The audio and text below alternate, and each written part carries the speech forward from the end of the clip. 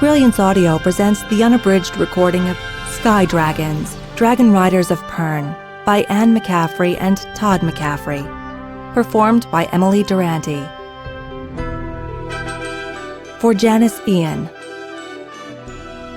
Acknowledgements. Usually, I insist upon putting the acknowledgements at the end of the book. My thinking is that, like the credits of a film, they belong at the end. They're like taking a bow at the end of a play or other performance, where those who have made it all possible are singled out and honored. Sadly, the circumstances of this book are not usual. To some of you, and I'm so sorry, this news will come as a shock. After we had finished this book, but before it was copy-edited, my mother, Anne McCaffrey, passed away. She was 85. She died in the arms of a handsome man, her son-in-law, Jeffrey. She died at home, quickly. So, firstly, let me acknowledge Anne McCaffrey for her brilliant work as author, mother, cook, equestrian, friend to famous singers, astronauts, and everyone in between. Speaking on her behalf as well as my own, I would also like to thank our editor at Del Rey, Shelley Shapiro, for all her brilliant efforts over too many decades to count in keeping the Dragon Riders of Pern alive. She followed gamely in the footsteps of Betty Ballantine and Judy Lynn Del Rey and never stopped challenging us to create the best possible books we could. Additionally, Martha Trachtenberg has followed up with the copy editing for too many years to count, keeping our numbers accurate, asking great questions, offering brilliant suggestions. I'd also like to thank Judith Welsh of Transworld Publishers, our UK publisher, for all her support in this and all the other books we've published together. Diana Tyler, Mum's literary agent, was a bastion of support through this very difficult time, as was my agent, Donald Moss. Thank you both. Anne McCaffrey's long years and peaceful passing would not have been possible without the loving care and support of her daughter, my sister, Georgianne Gigi Kennedy. She's been a brick throughout everything and continues so even now. And, again speaking on Mum's behalf, we would like to thank you all for journeying with us to that amazing place that is Pern. Book 1. Sky Weir. 1. A Dark Dream in Blue. This was not how it happened. For one, the two moons were not in the sky. Belior and Timor had set long ago, and it was early morning. But here, now, in her dream, the moons bathed the plain with their eerie light and awkward double shadows. In her dream, she could see under the ground. She could see tunnels and hives, teeming with life as the six-legged, slithering tunnel snakes dug their way to their prize, the dragon eggs nestled on the surface in sand-filled beds that were not nearly as safe as their guardians had believed, the dragon eggs that were the hope of Pern. She wanted to shout, to scream a warning, but she was ghost-like, standing horrified sentinel over her sleeping form. Above in the night sky, the red star pulsed malignantly far beyond the two pale moons. When the red star drew closer, thread would fall. Thread, voracious, all-consuming. A touch of it burnt through flesh and clothing, even tough dragon hide. It could drain a lush valley of all life in a day. Unchecked, it would consume all life on Pern. It drowned in water, froze on ice, and perished by flaming dragon's breath.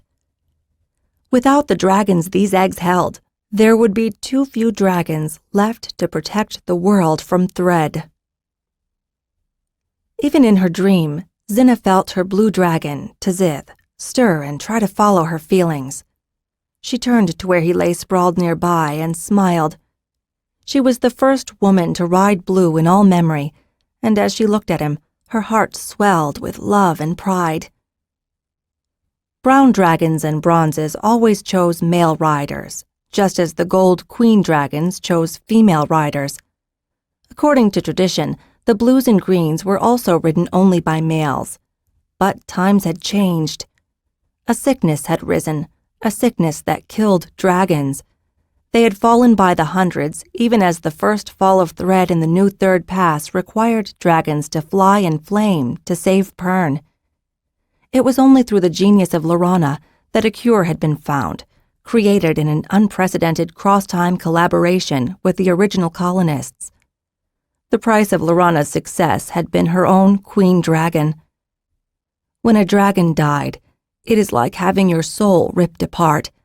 The thought was so terrible that Xhinna whimpered.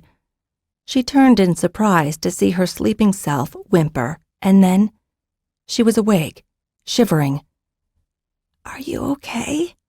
Taria asked sleepily. "You were having a nightmare." "I'm okay," Xhinna said. Taria wrapped her arms around her and pulled her close. "You're freezing. Just a bad dream." In the morning, the eggs were gone. Their shattered remains had been dumped in the sea, empty. Only 23 of the 253 eggs had hatched. The rest had been ruptured, their contents devoured by tunnel snakes burrowing up from the ground. This never would have happened in the high rocky weirs where the dragons usually lived. But here, on the uncharted plains of the Eastern Isle, the ground was too soft, the way too easy, and the tunnel snakes were too greedy. The sun warmed her as she scanned the now empty plain, but Xhinna shivered as she saw once again, in her memory, cluster after cluster of lifeless dead eggs, their vitals destroyed by the voracious tunnel snakes. She remembered the desperate fight, the cries, the screams of agony, and the few, very, very few, triumphs in this one-sided disaster. She turned as a baby dragonette gave a plaintive cry that was instantly answered by a consoling voice. Kinth, the only green to hatch, had been severely mauled by the tunnel snakes before it was freed by Jeriz, now that he'd impressed the grievously wounded dragon.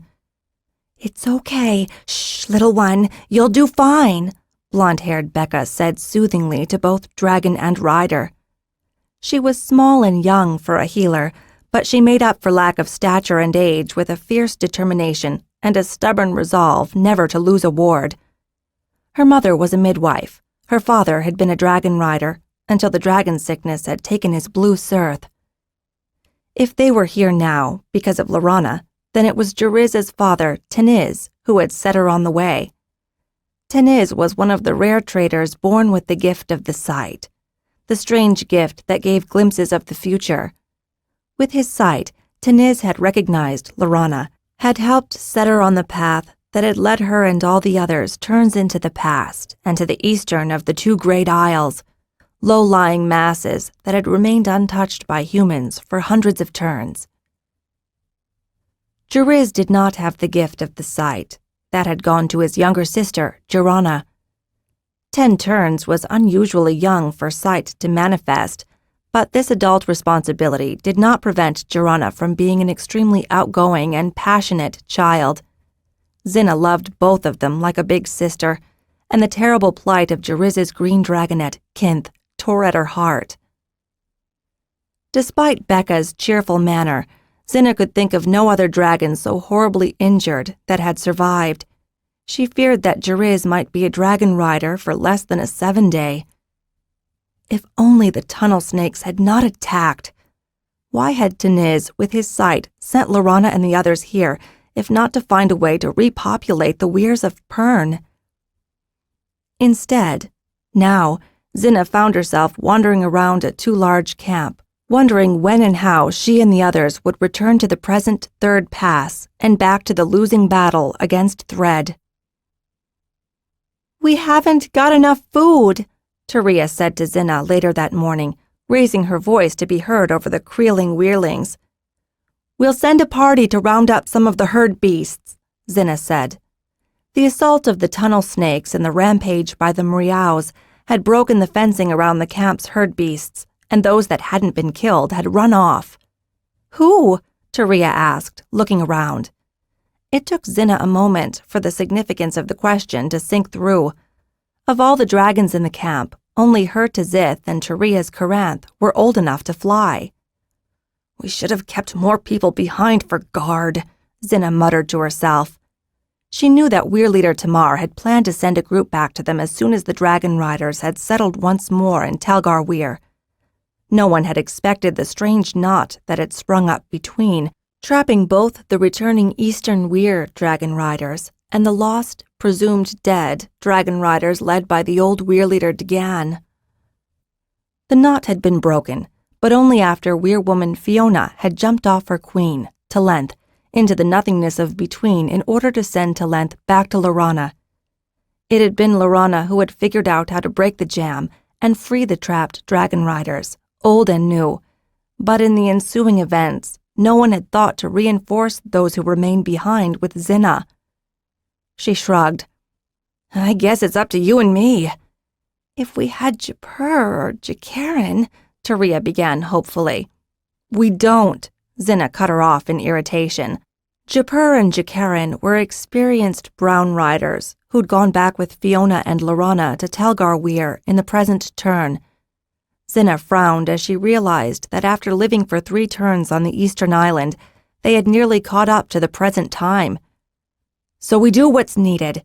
She managed a smile for her friend. "As always." Taria heaved an aggrieved sigh, but said nothing else, instead turning toward her green.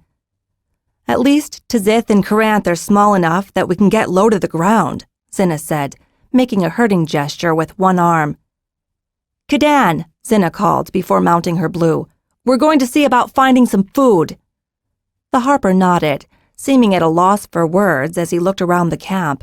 Xhinna guessed at the worries in his mind, saw the way he pulled little Tiona and Kimar toward him, while at the same time consoling his bronze Lorenth. It took them the better part of an hour to round up a measly half-dozen herd beasts. They had scarcely got them back into the half-repaired corral before Kadan and Renee started the butchering necessary to feed the ravenous weirlings. A line formed of anxious riders, eagerly looking for anything to carry back to their dragonettes. As soon as there was a free moment, Xhinna approached Kadan. "We're going to need you to take charge of the weirlings." "Weirling master, dragon rider, father, harper," Kadan said with a grin. "I think I'm being underworked." Xhinna smiled at the first expression of humor the older man had shown all day. "I could take a skiff out fishing," Colfit offered. The white-haired seaman had wandered the camp in the aftermath of the tunnel snake and Mriau attack, offering what help he could where he could. He knew nothing of dragons and less of weirlings, but he was an inveterate scrounger, and he had the knack for organizing that Xhinna adored in anyone. His age alone was a source of comfort to the many younger, disconcerted new dragon riders.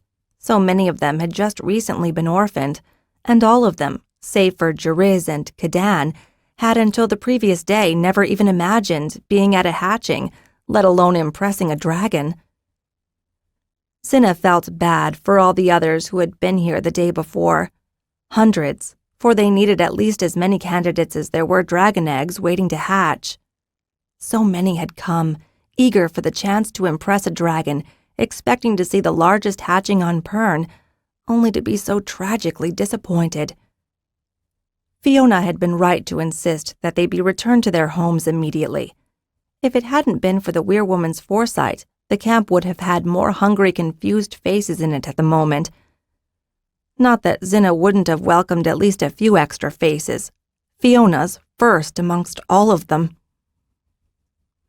As the problems of setting up a camp and recovering from the disaster of the day before settled upon Xhinna's shoulders, she had only greater respect for the heavy burdens that Fiona had borne uncomplainingly, despite being thrust so young into the role of weirwoman.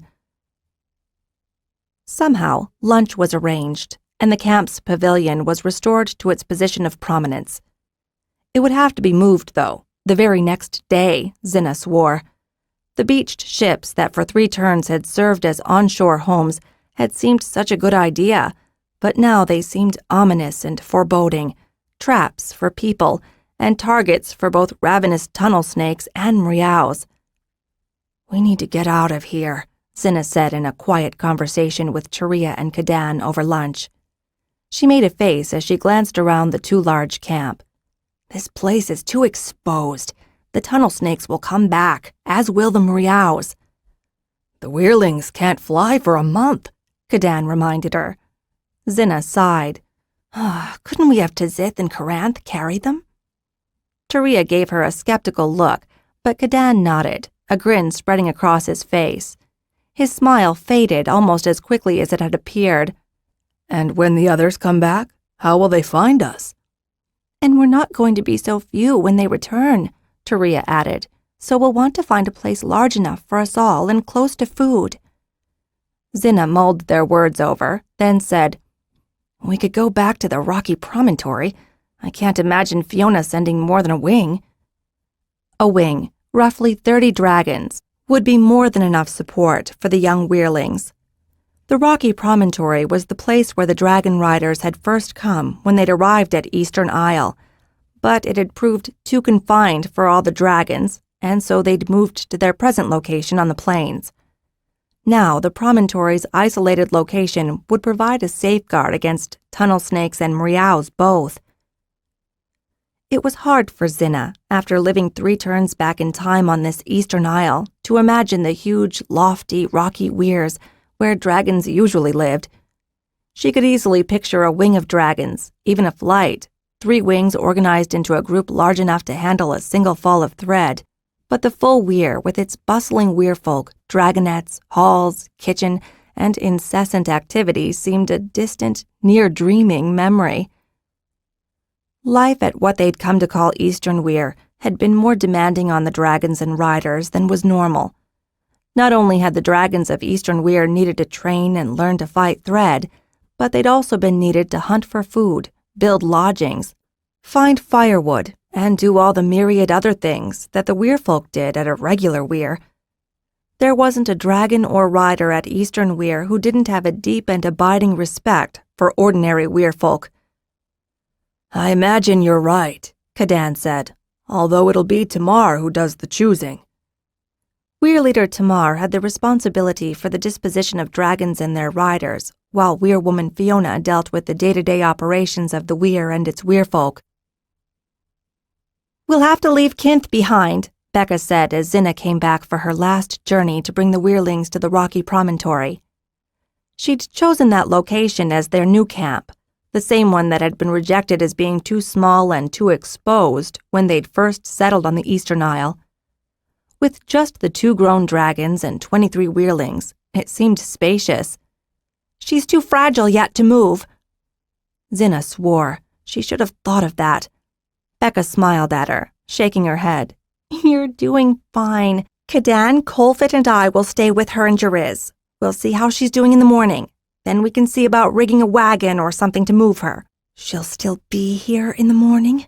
Xhinna asked, pitching her voice for Becca's ears alone. We'll do our best, the young healer told her earnestly. The night on the promontory was colder than Xhinna had feared. She, Taria, and Renee kept watch in rotation. Xhinna jumped at every untoward sound. When the sun finally broke through the cloud layer at dawn, her eyes had dark circles under them from fatigue. I'm going to check on the others, she said as soon as she was certain that Taria was awake. She jumped up onto Tzith, and in a moment she was fighting off the bracing cold of between. And then, just as quickly, she emerged in the air over their old camp. The fire had gone out. There was no sign of Kadan, Jeriz, Becca, and Colfit. They were gone. Desperation mounting, she had Tzith fly in a widening circle. She checked every one of their old ship dwellings. Tzith called for Penorth, for Lorenth, for Kinth, but got no response. Xhinna directed Tzith to fly out to the sea where she searched for a sail, but found none. Finally, in response to Karanth's increasingly nervous queries, she returned to the Coldstone Promontory. Kadan had insisted that she take the twins with her, and now, as she burst out over the small camp, she saw the 2 of them looking up, scanning the skies wildly, and her heart sank. What do I tell them? She asked herself forlornly. What do I say to Fiona? She thought of her friend, of her incandescent cheer, and decided that she'd do what Fiona would do in the same situation. She'd lie for all she was worth. Your father has gone on, Xhinna told Tiona when she asked. "He said that you'll get to stay with us for a while until he's ready." "Okay," Tiona said easily enough. The little toddler was very much her mother's daughter. Fiona would likely have said the same, and just as easily. Even though he had his mother's blonde hair and sea-green eyes, in temperament, Kimar was more like his father. The toddler was quiet, preferring to watch and absorb. As he grew older, he had begun to spend more time caring for his twin, keeping her from the worst of her own excesses. Tiona accepted this as just another part of the world she lived in, neither fighting nor accepting too much her brother's restraining behaviors. Both were just coming up to the third turn of their young lives. Because they had grown up in the constant company of adults, they were more mature than their age suggested, seeming more a steady 3 or a young 4. Kimar gave Xhinna a probing look, then turned to Tiona and hit her hard. "Kimar!" Taria exclaimed. "Why did you do that?" Kimar shrugged just as Tiona went for his hair. Before another blow could be exchanged, Xhinna grabbed him and pulled him away from his furious sister, who had begun to growl in near-perfect imitation of a meow. No, it was a meow. The tawny, long-furred thing came charging straight for Tiona, only to find itself blocked by Taria's swinging leg and pummeled by the fist of her free hand. Renee came charging in with a poker from the fire, and the meow, deprived of easy prey, veered off and loped away.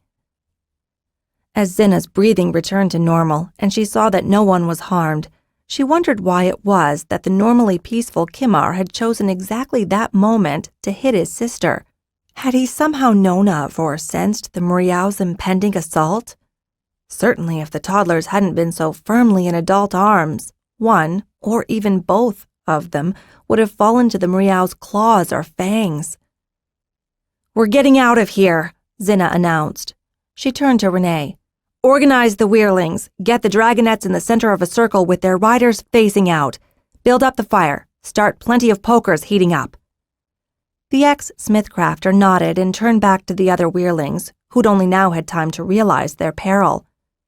"Taria, can you and Caranth fly guard?" Xhinna asked.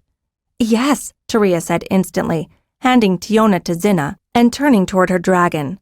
Then she paused to call over her shoulder, "What about you?" "I'm going to take these two," Xhinna jounced the toddlers in her arms, "and scout us a new home." Taria waved and was aloft on Caranth before Xhinna had reached to Xith. "Can you carry us all?" Xhinna asked, as she hoisted first Tiona and then Kimar up onto the Blue's neck. She couldn't have managed that if Tzith had even been a small brown, but the Blue was of a size that, on tiptoe and with a bounce, she could just reach his neck. "Certainly," Tzith replied, and again Xhinna marveled at just how right his voice was to her, how perfect his blue hide was, how marvelous his whirling eyes were, how steady he made her feel. She might be a girl, but she was built to ride Tzith, just as he had been born to carry her. Deftly, she tied the twins one in front of the other on the narrowest part of Tzith's neck. The Blue lifted them effortlessly and, at Xhinna's direction, started south toward the end of the western half of the great island. The twins, lulled by the steady beat of Tzith's wings, were soon asleep, leaving Xhinna to scan for likely places without distraction. She found nothing worthy of note. She hadn't expected to. Lorana and Kindan, before he'd impressed and become Kadan, had scoured the whole island. She came to the great sea-filled rift that separated the two islands, Eastern Isle and Western Isle. Why had Fiona warned them to stay away from the western one? Was that strange note that had been found mysteriously at Eastern Weir because Fiona somehow knew that they would need to use the Western Isle now? How had she known? Xhinna wondered. Clearly it was a Fiona from a different time, and that could only mean from the future, because if it had come from Fiona in the past, she would have known and told them. Had that future come? Was Fiona on the Western Island already? "Caranth is worried about us," Tzith relayed. "We're coming back," Xhinna said. She shook the two toddlers back out of their drowsiness. long enough to tell them that they would be going between back to the camp so that they wouldn't wake terrified in the cold darkness that was between. Kimar nodded sleepily and closed his eyes once more. Tiona perked up and took several deep breaths in anticipation. "Can we do that again?" she asked when they'd returned from between and spiraled down to the camp. "We'll see," Xhinna temporized, her eyes on the distant horizon. She had Tzith check his turn as she peered into the distance. Something was falling, streaming down. Thread! 2. Flight to the Past. Taria looked up as she heard Xhinna shout. "Thread?" Renee repeated in surprise. "We've got to get out of here," Xhinna said as she came running toward them. 2 dragons alone with no firestone were no match for a fall of thread, which was normally met by no less than 90 well-trained fighting dragons. "Where?" Taria asked. "Are you sure it's thread?" Renee asked. "Sure enough that we've got to leave." "Very well," Renee said, glancing nervously around the small camp. "I trust you to be right, Blue Rider." "Where?" Taria repeated. "When?" Xhinna corrected her with a shake of her head. "How many hatchlings can Coranth carry?" 2 or 3. "Make it 2. Can you carry the riders as well?" "Yes," Taria said. Turning to Renee, she added, "Can you help us rig the slings again?" Tzith carried 3 dragonettes and their riders, Coranth 2. They were airborne before Xhinna had an answer to the question of where. "Tzith, go here," she said, picturing a night sky over the channel between the eastern and western isles. She examined the image carefully to be certain that it was 3 turns in the past, carefully placing the stars to their positions back in time. "I can go there," Tzith told her, and in an instant they were between. 5 coughs later, a blue and a green hovered, motionless over the big channel. "There," Xhinna said, directing Tzith toward a spot on the western isle midway up the length of the channel. The eastern isle had proved unusable. At least there was a chance that the western isle was more viable. "Land there." They unloaded their passengers and returned between for the next load. On their 4th journey, they had only 3 hatchlings to carry back, which was just as well, as both Xhinna and Taria were bone-weary, though both dragons insisted they still had energy to spare. After settling his reworth into the sling carried by Tzith, Renee handed Tiona and Kimar up to Xhinna and then climbed on himself. The sound of thread hissing could be heard nearby. A mriau suddenly burst from the undergrowth, driven by fear, and charged toward them. "Now!" Xhinna cried to her blue. Tzith strained to get airborne. Behind them, she heard Taria cry out and Coranth bellow in pain. And then they were airborne and between. Coranth bellowed again when they broke out in the starlit sky above the big channel.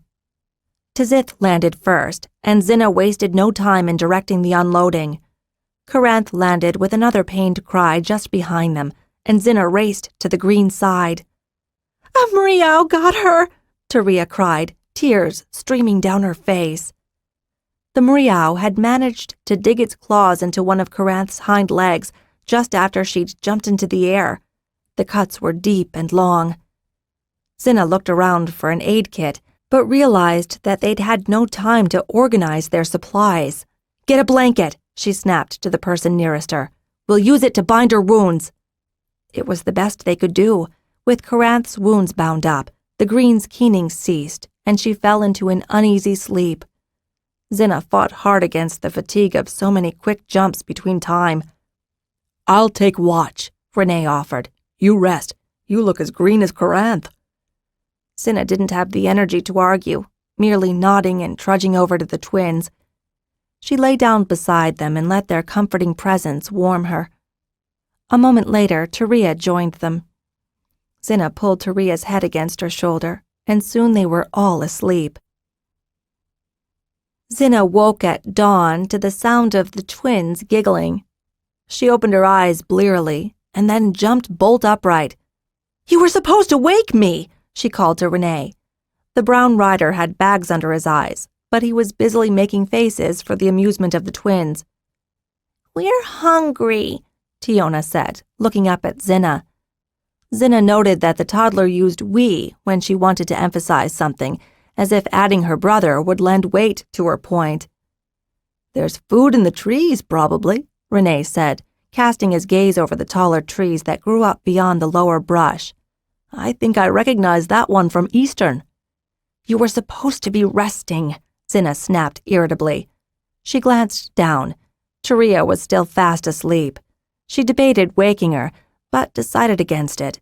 Tzith was sleeping with Coranth, curled around her protectively. The green seemed comfortable. Waking her rider might wake her.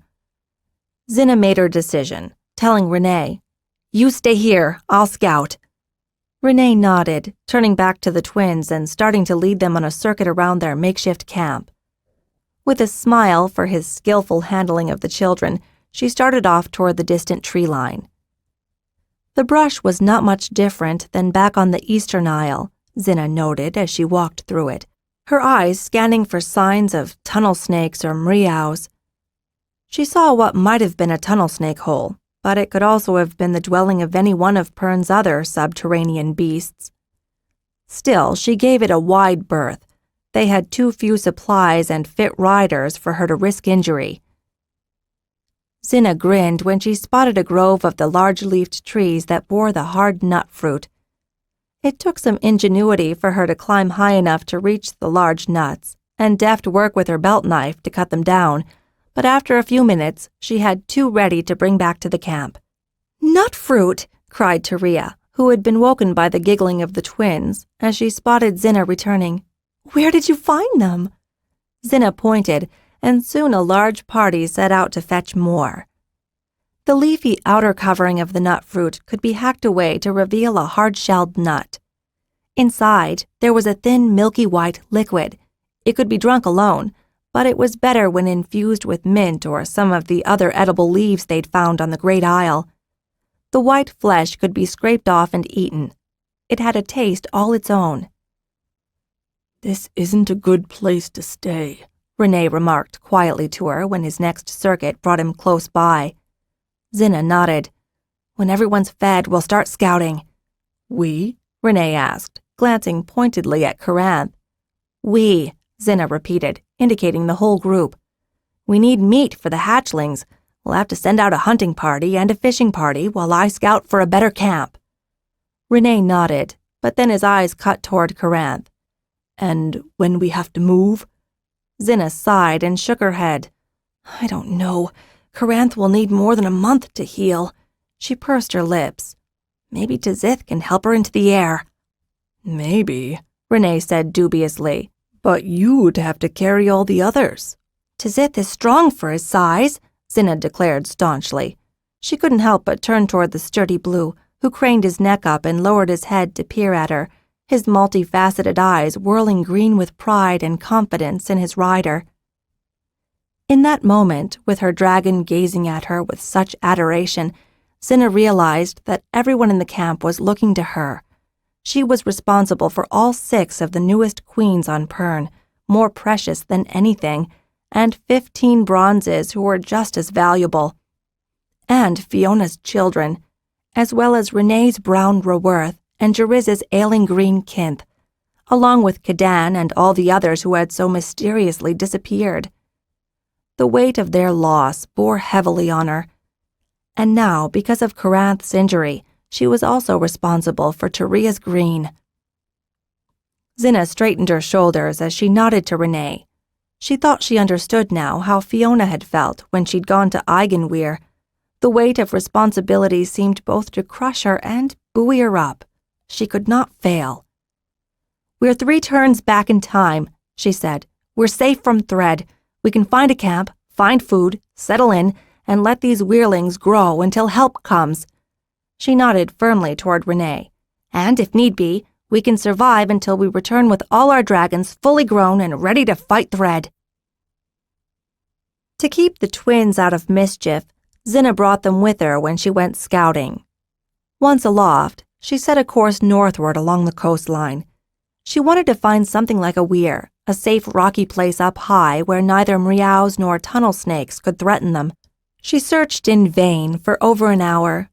Xhinna had fallen asleep only to be pinched awake by her brother and was now presently bawling quietly to herself.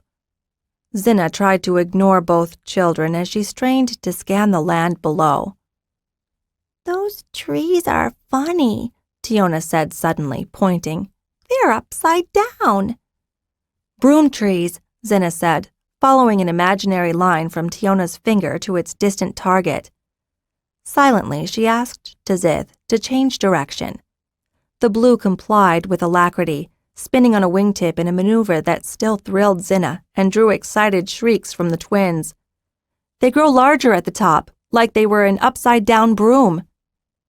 "There are more branches at the top than the bottom," Xhinna agreed.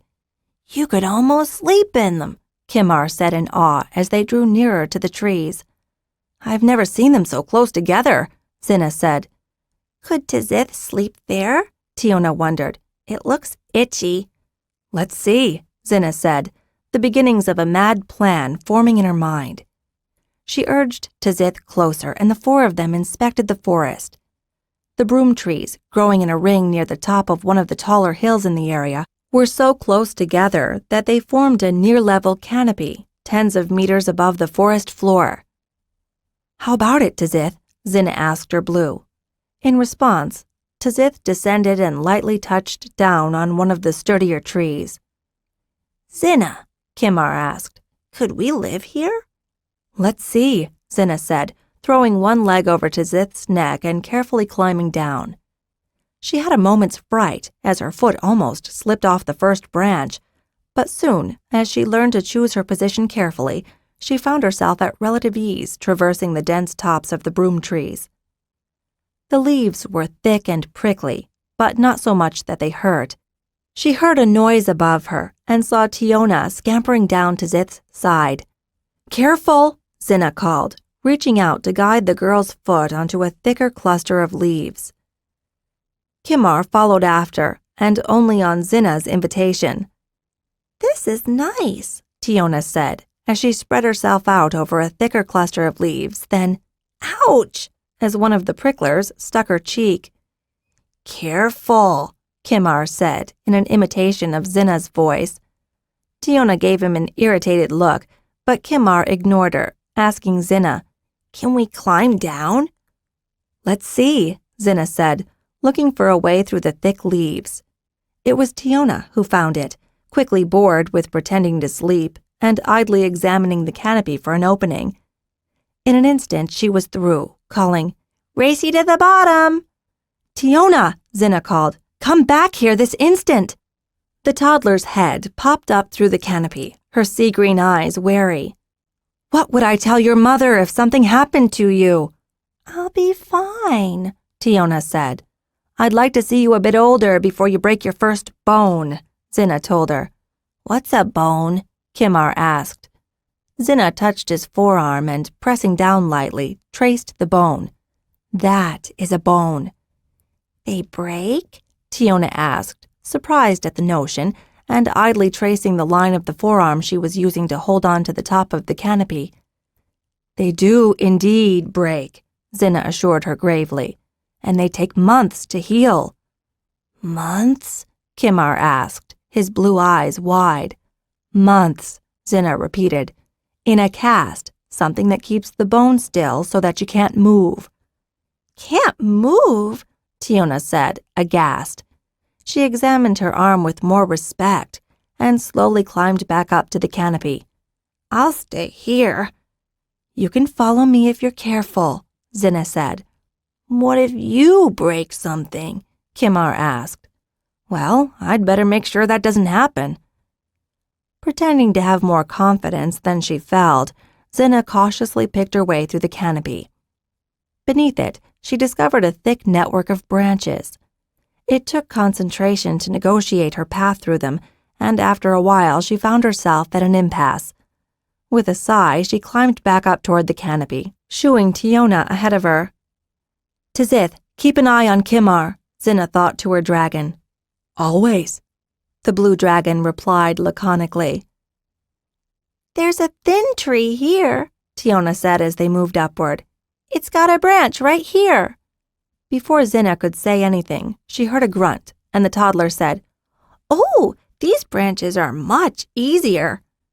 Xhinna saw Tiona scamper on down beside her and wave from the other tree. I can go all the way down, the little girl exclaimed. Wait, Xhinna called. Let me get over there too. Aw.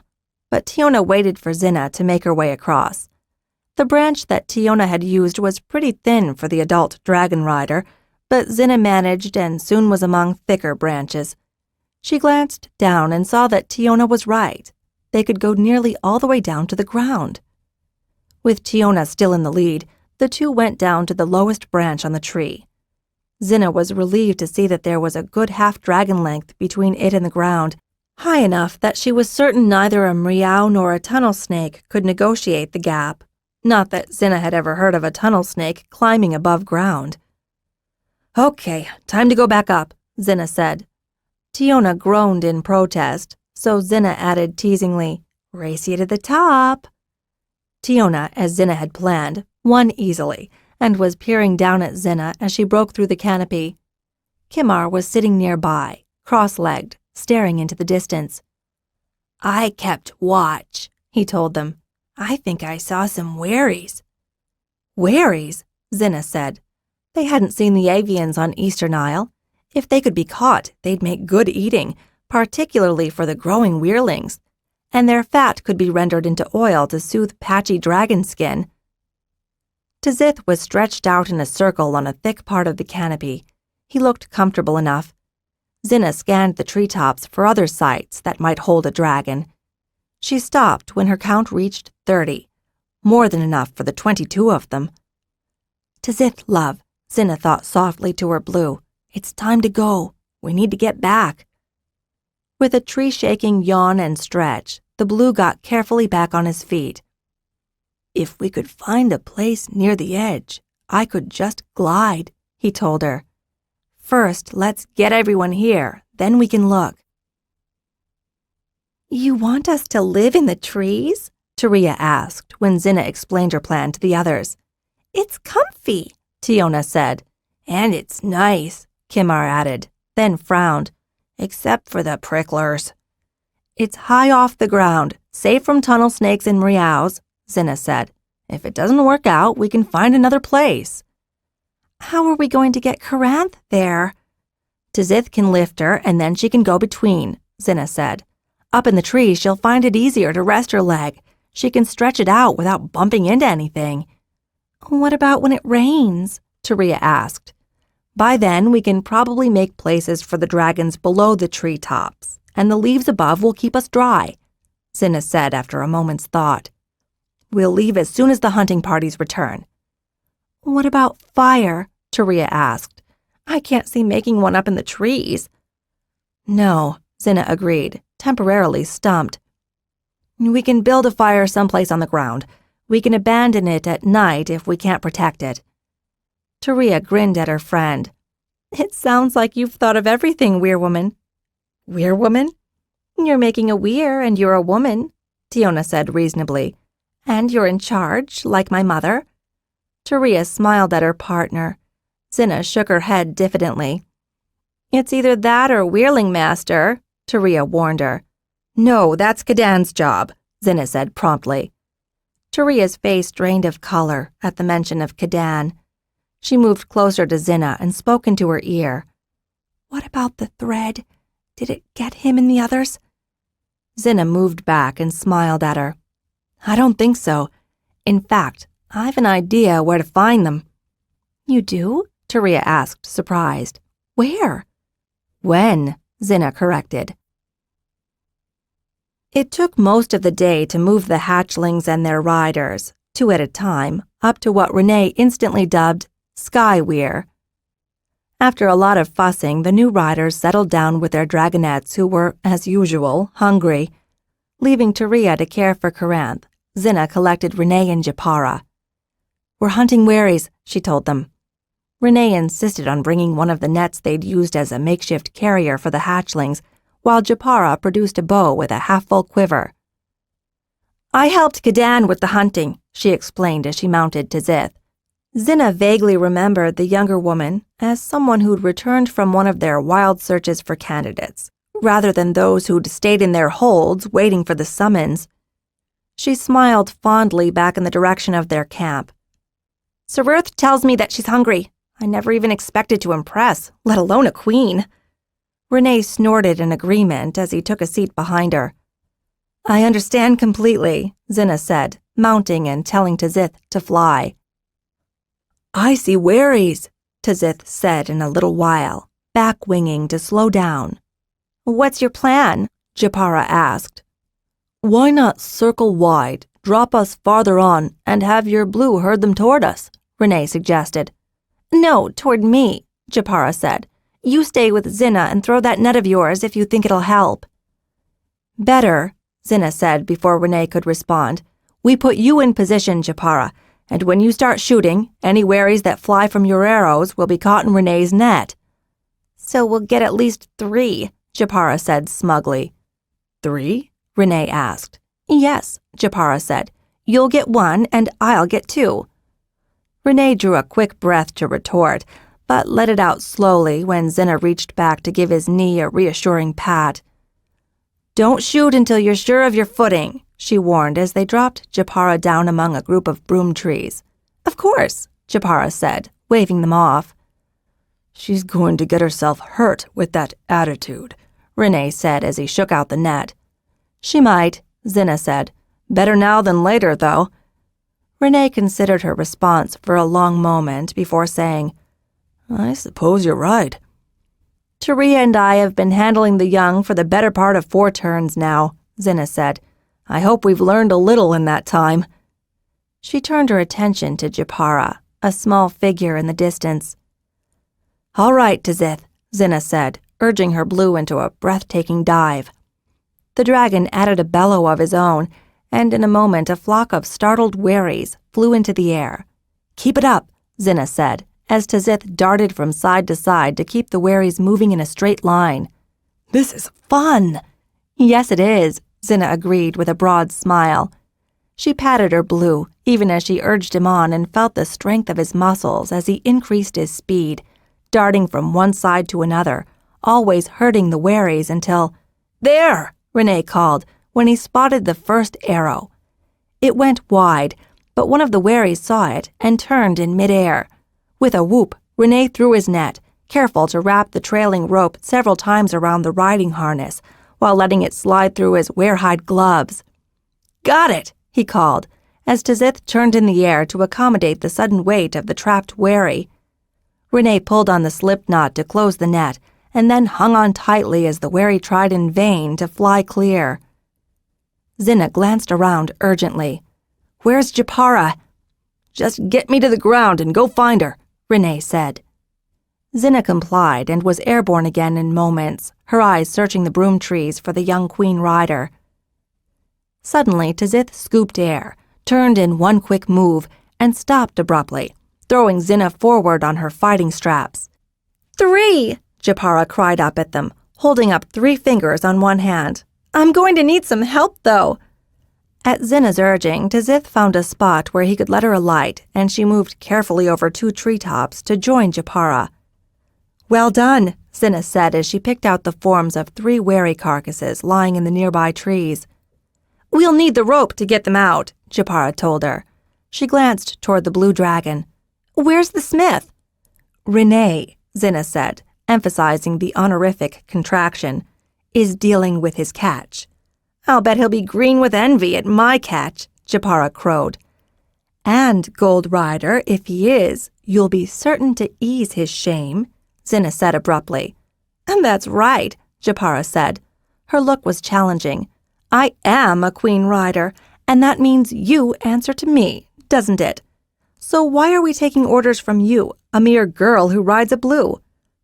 Because my blue is the only dragon who can fly right now, Xhinna said, and because it's wise for youngsters to listen to their elders so that they might one day become elders themselves. Japara's eyes flashed in rebellion for a moment, but Xhinna met them unflinchingly. A moment later, Japara said, Saruth's hungry. We need to get back. We'll get back when we've got this straight between us, Xhinna said, not moving. My queen is hungry, Blue Rider. Will you let her starve? No, Xhinna said. Will you? Japara's jaw dropped in amazement. Xhinna had heard only good things about Pelar and Hala from Kadan and Katav, so she couldn't quite understand why their daughter would be such a wary-faced brat. But with that thought came the answer. It was because her parents had such a reputation. She could do no wrong because they could do no wrong. Xhinna guessed that, devoted though they might be, Pelar and Hala had so many duties running Firehold, where they mined the precious firestone, that they'd lost track of this child, assuming that she could easily adapt to their unconventional ways. Impressing a queen is a great honor, Xhinna said softly. Impressing any dragon is equally a great honor. She turned wistfully toward Tzith, assuring him that she would not have any other than him, no matter what. But with honor comes responsibility. She saw Japara flinch. So, Gold Rider of a hungry queen, she continued, what are you going to do? Are you going to learn manners and have your hatchling fed, or are you going to put on airs? I'm sorry, Japara said, lowering her eyes to the ground. It's just that... I know. How can you know? Japara shrieked. You've been in the weir your whole life. You know everything about dragons, and you act like you ride a queen yourself. Xhinna turned back to face her and shook her head. I was an orphan. When I came to Fort Weir, the head woman took a disliking to me because I like girls more than boys. I had to keep quiet, keep out of sight, got the worst jobs, and had no one to... She found the word hard to say, even now. No one to love me, even when I felt like I would die. Japara's eyes widened. And then I tried to impress the queen, only she went to Fiona, so I hated her too, Xhinna said.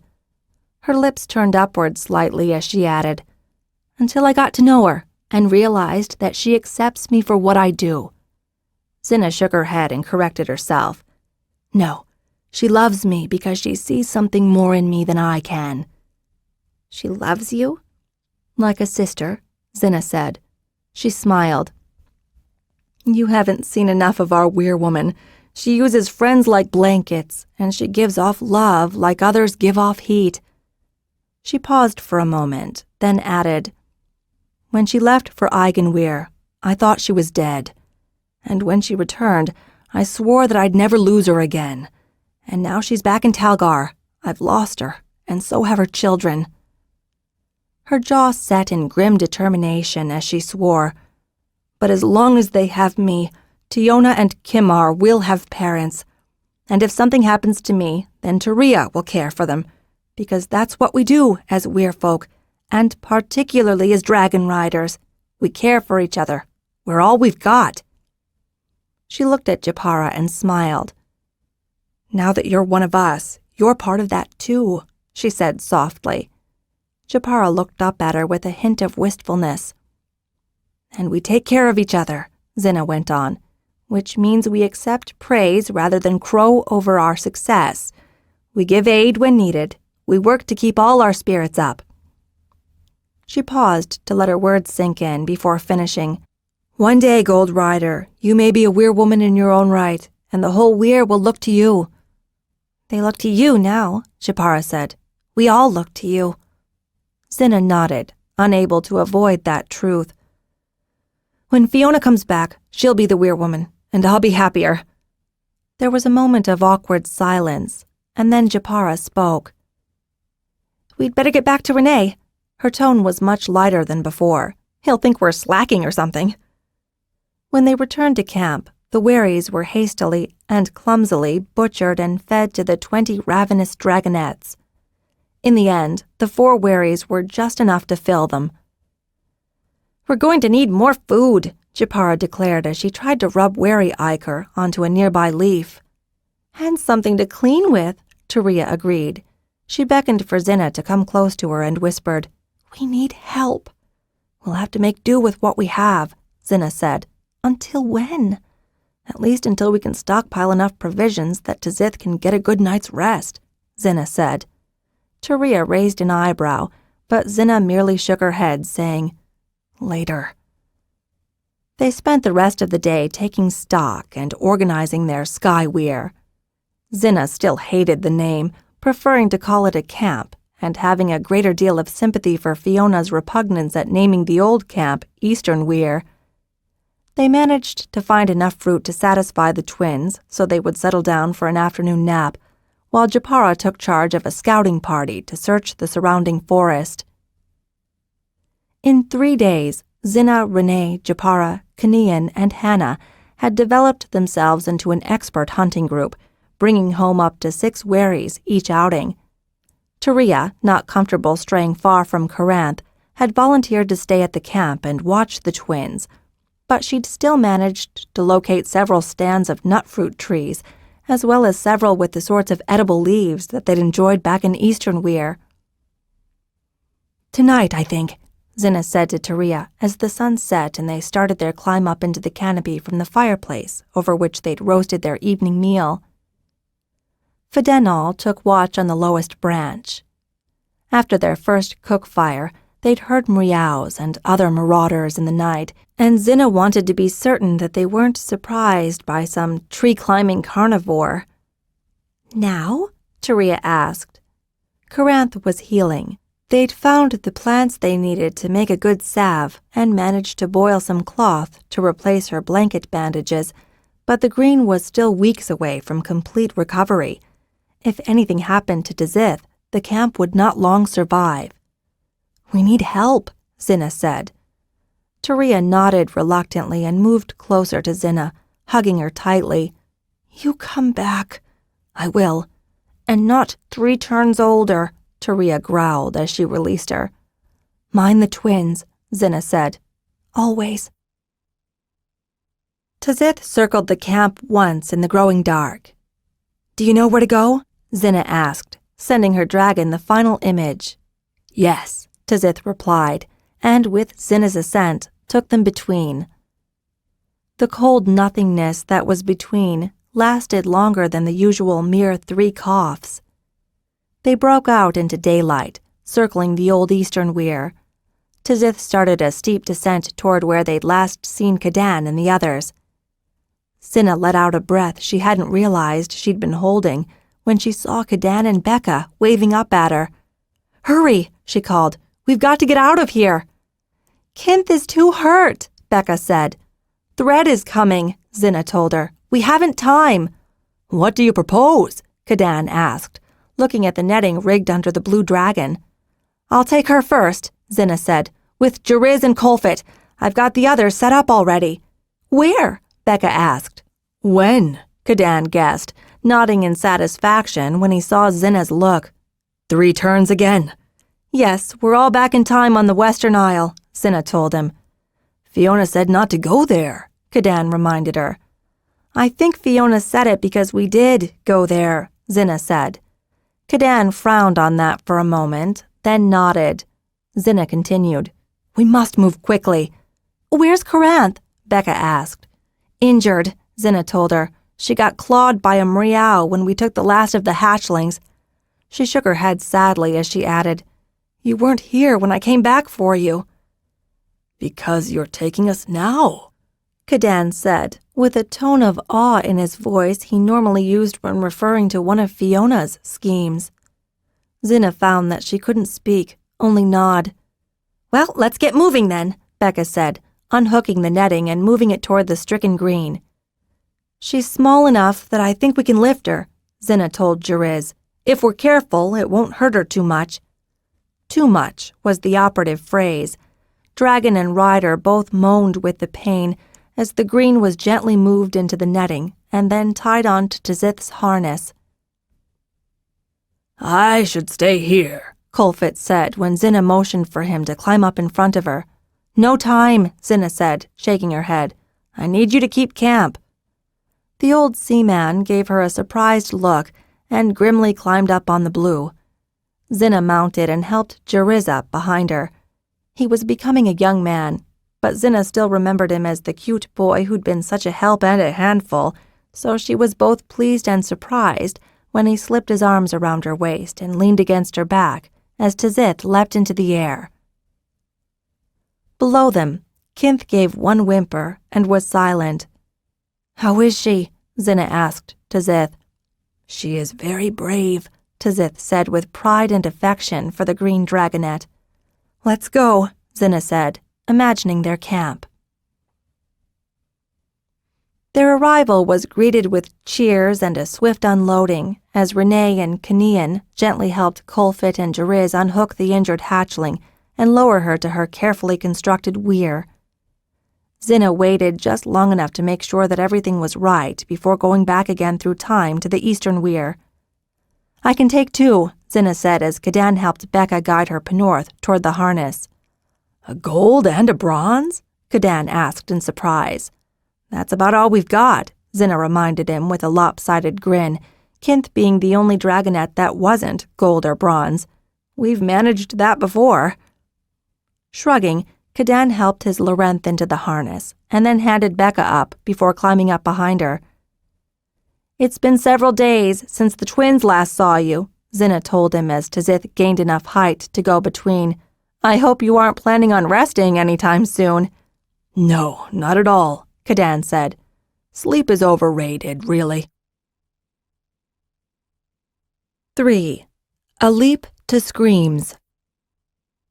"It's only temporary," Xhinna said as she explained the camp layout to Colfit and Cadan the next morning. Becca had turned a shade of green at their strange height and, too unnerved to speak to anyone, had gone quickly to sleep as soon as her queen was fed. "I see," Cadan said drolly. "And after this?" "We didn't have time to scout with Coranth being injured," Xhinna said.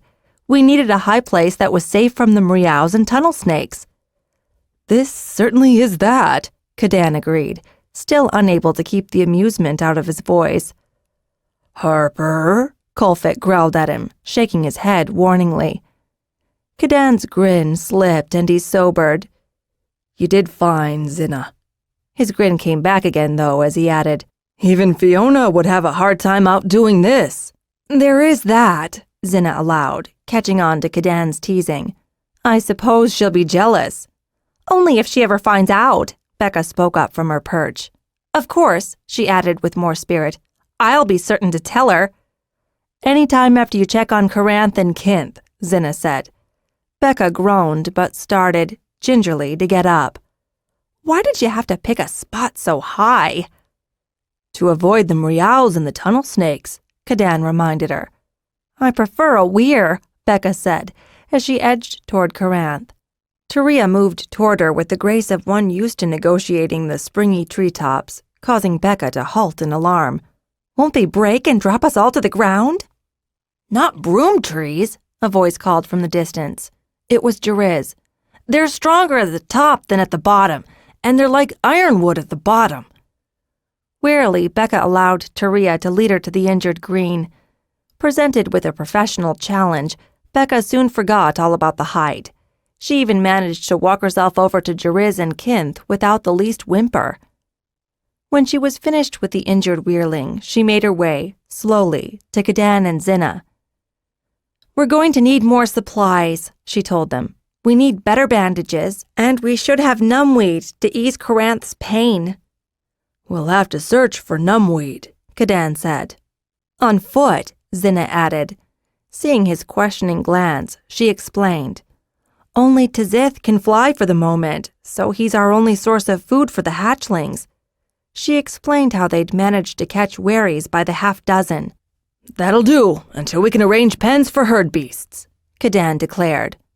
"No," Xhinna said, shaking her head. "If we pen the herd beasts, we'll attract the Mriaus." Cadan started to protest, but she raised a hand. "We don't know if the Mriaus can climb." "Oh." Cadan's brows furrowed in thought. "So we're stuck up here until Coranth can fly." "At least," Xhinna agreed. "Or if we can find enough fruit or vegetables to tide us over and build a supply of wherry meat that'll last long enough to let me scout." "Doesn't Tizith need a rest?" Becca asked, eyeing the blue with a frown. "His color isn't too good." "He says he's all right," Xhinna lied. Becca took one long look at her and snorted derisively. Xhinna blew out a sigh and admitted, "Oh, he's managing." "We should find a way to give him a rest," Taria spoke up, joining the group. Xhinna nervously noticed several of the weirlings looking in their direction. "We could organize ground parties," Japara said. "We could go in groups, looking for herd beasts or wherries." "And, Queen Rider, if anything were to happen to you," Xhinna prompted. "Then it'd be the same as in Threadfall," Japara said. "We've got to take risks, Xhinna." She paused, meeting Xhinna's eyes. "You know that." Taria closed the distance between them and stood on her toes to mutter into Xhinna's ear, "Delegate, you know you can." Xhinna gave her a half-hearted glare, which Taria shrugged off with ease, returning the challenge with raised eyebrows. "Let me go," Colfit spoke up. "I know something of nets and spears." "Actually," Xhinna said in surprise, "why don't we go fishing?" "Because we're on land, Xhinna?" Becca reminded her. Xhinna mimicked 2 hands holding a pole, and Colfit chortled. "Fishing for herd beasts or wherries?" the seaman asked. "Wherries, probably," Japara said, catching on. "They usually stick to clearings, but if we were to hang the proper lure, I'm sure we could catch several." Japara, Colfit, and Kadan took charge, setting up 4 parties of 3 riders each, leaving the rest to guard the camp. Xhinna was given strict orders by Becca, Taria, Kadan, and, surprisingly, Japara, to rest herself and her blue. Kadan sweetened the order by saddling her with 2 well-stuffed children and orders not to let them miss their nap. As it was impossible for Xhinna to keep sleepy children awake, she soon found herself resting her head against her blue with 1 sleeping twin on either side. Xhinna woke to the sound of excited voices and rose to see the twins beside her talking animatedly, eyes shining. "No, it's too early!" Taria cried in the distance. Xhinna looked around in alarm. What was too early? A cry, half rage, half pain, came from Corinth, and Xhinna spun to see the green fling herself awkwardly into the air, bellowing a challenge to all around. Corinth was rising to mate. "Kadan!" Xhinna called, beckoning to the harper to come get his children. Tzith woke, hot and hungry. He was in the air after Corinth before Xhinna could say a word. She hasn't had Firestone, a part of Xhinna thought quietly. The part that was with her blue relished that thought, seeking only to catch the green. No, Xhinna thought, exerting her will on her dragon. She must eat first. "Herd beasts here?" Tzith called to Corinth, punctuating his thought with a bellow, even as he veered toward the open plain. "Xhinna!" Taria's voice was full of worry, fear, and excitement. Xhinna grabbed her tightly, whispering hoarsely, "Don't let her gorge." "She's injured," Taria said. "So we make this quick," Xhinna replied as she felt Tzith guide a buck toward Corinth. "Tzith will help." "He's the only one," Taria said tremulously. Tzith was the only blue anywhere nearby, and the only male dragon old enough to be interested in a mating flight. "He'll do," Xhinna promised, even as a squawk told of Corinth's first kill. "Don't let her gorge." Taria closed her eyes and leaned into her breath coming fast as she grappled with her lust-enraged green. Xhinna closed her eyes and felt soaring, flying, tearing through space. Tzith watched as Corinth downed another herd beast, giving an awkward cry as the beast's death throes brushed her injured leg, but she was full of the heat, the passion. She wanted to tear, rend, chew, and— "No, only the blood!" Taria called to her. Corinth fought her, but her rider's will was adamantine, unbreakable. With a shriek of rage, Corinth plunged her fangs into the dying beast and sucked furiously on the blood that poured out. Tzith sent another buck her way, and she dispatched it too, sucking the hot, flowing blood greedily.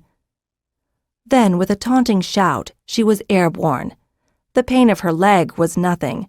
She was a green, and below her was only a puny blue. Well, it was Tzith, and he was strong and quick. Corinth dipped back down temptingly and swooped up again, but before she got far, she felt something grab her. Tazith, how did he do that? And then, there was no thought, only feeling, bliss, joy, ecstasy.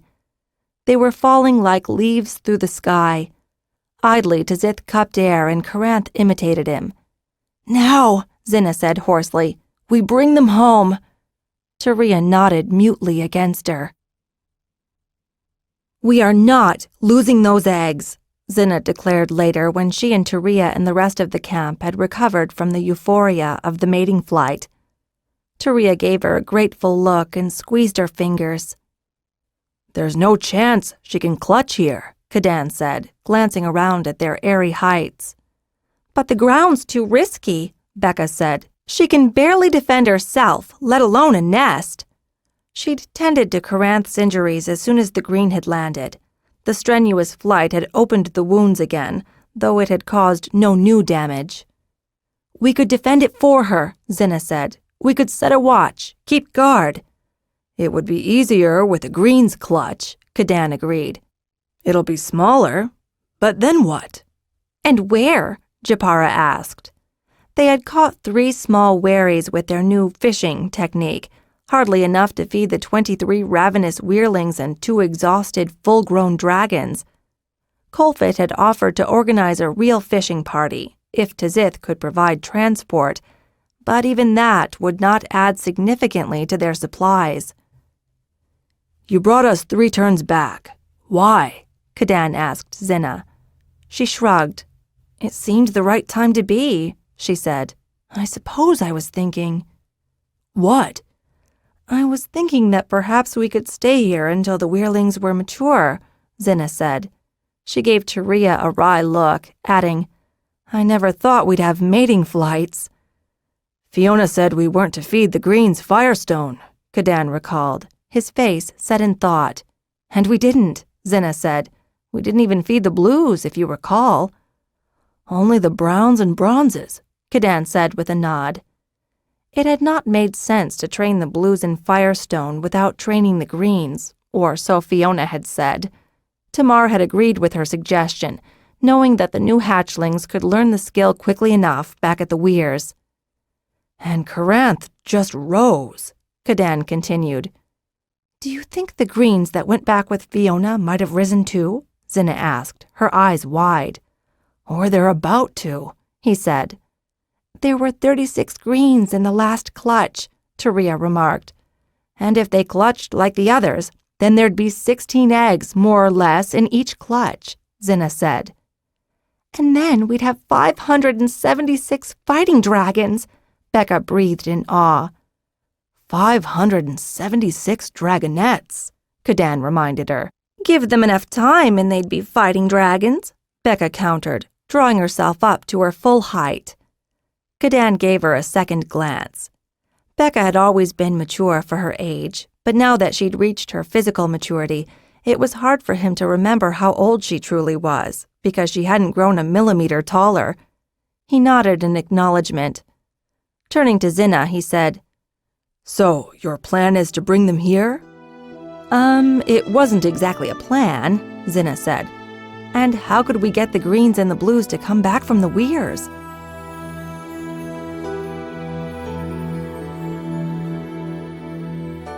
This is the end of disc number 1. Please insert disc number 2.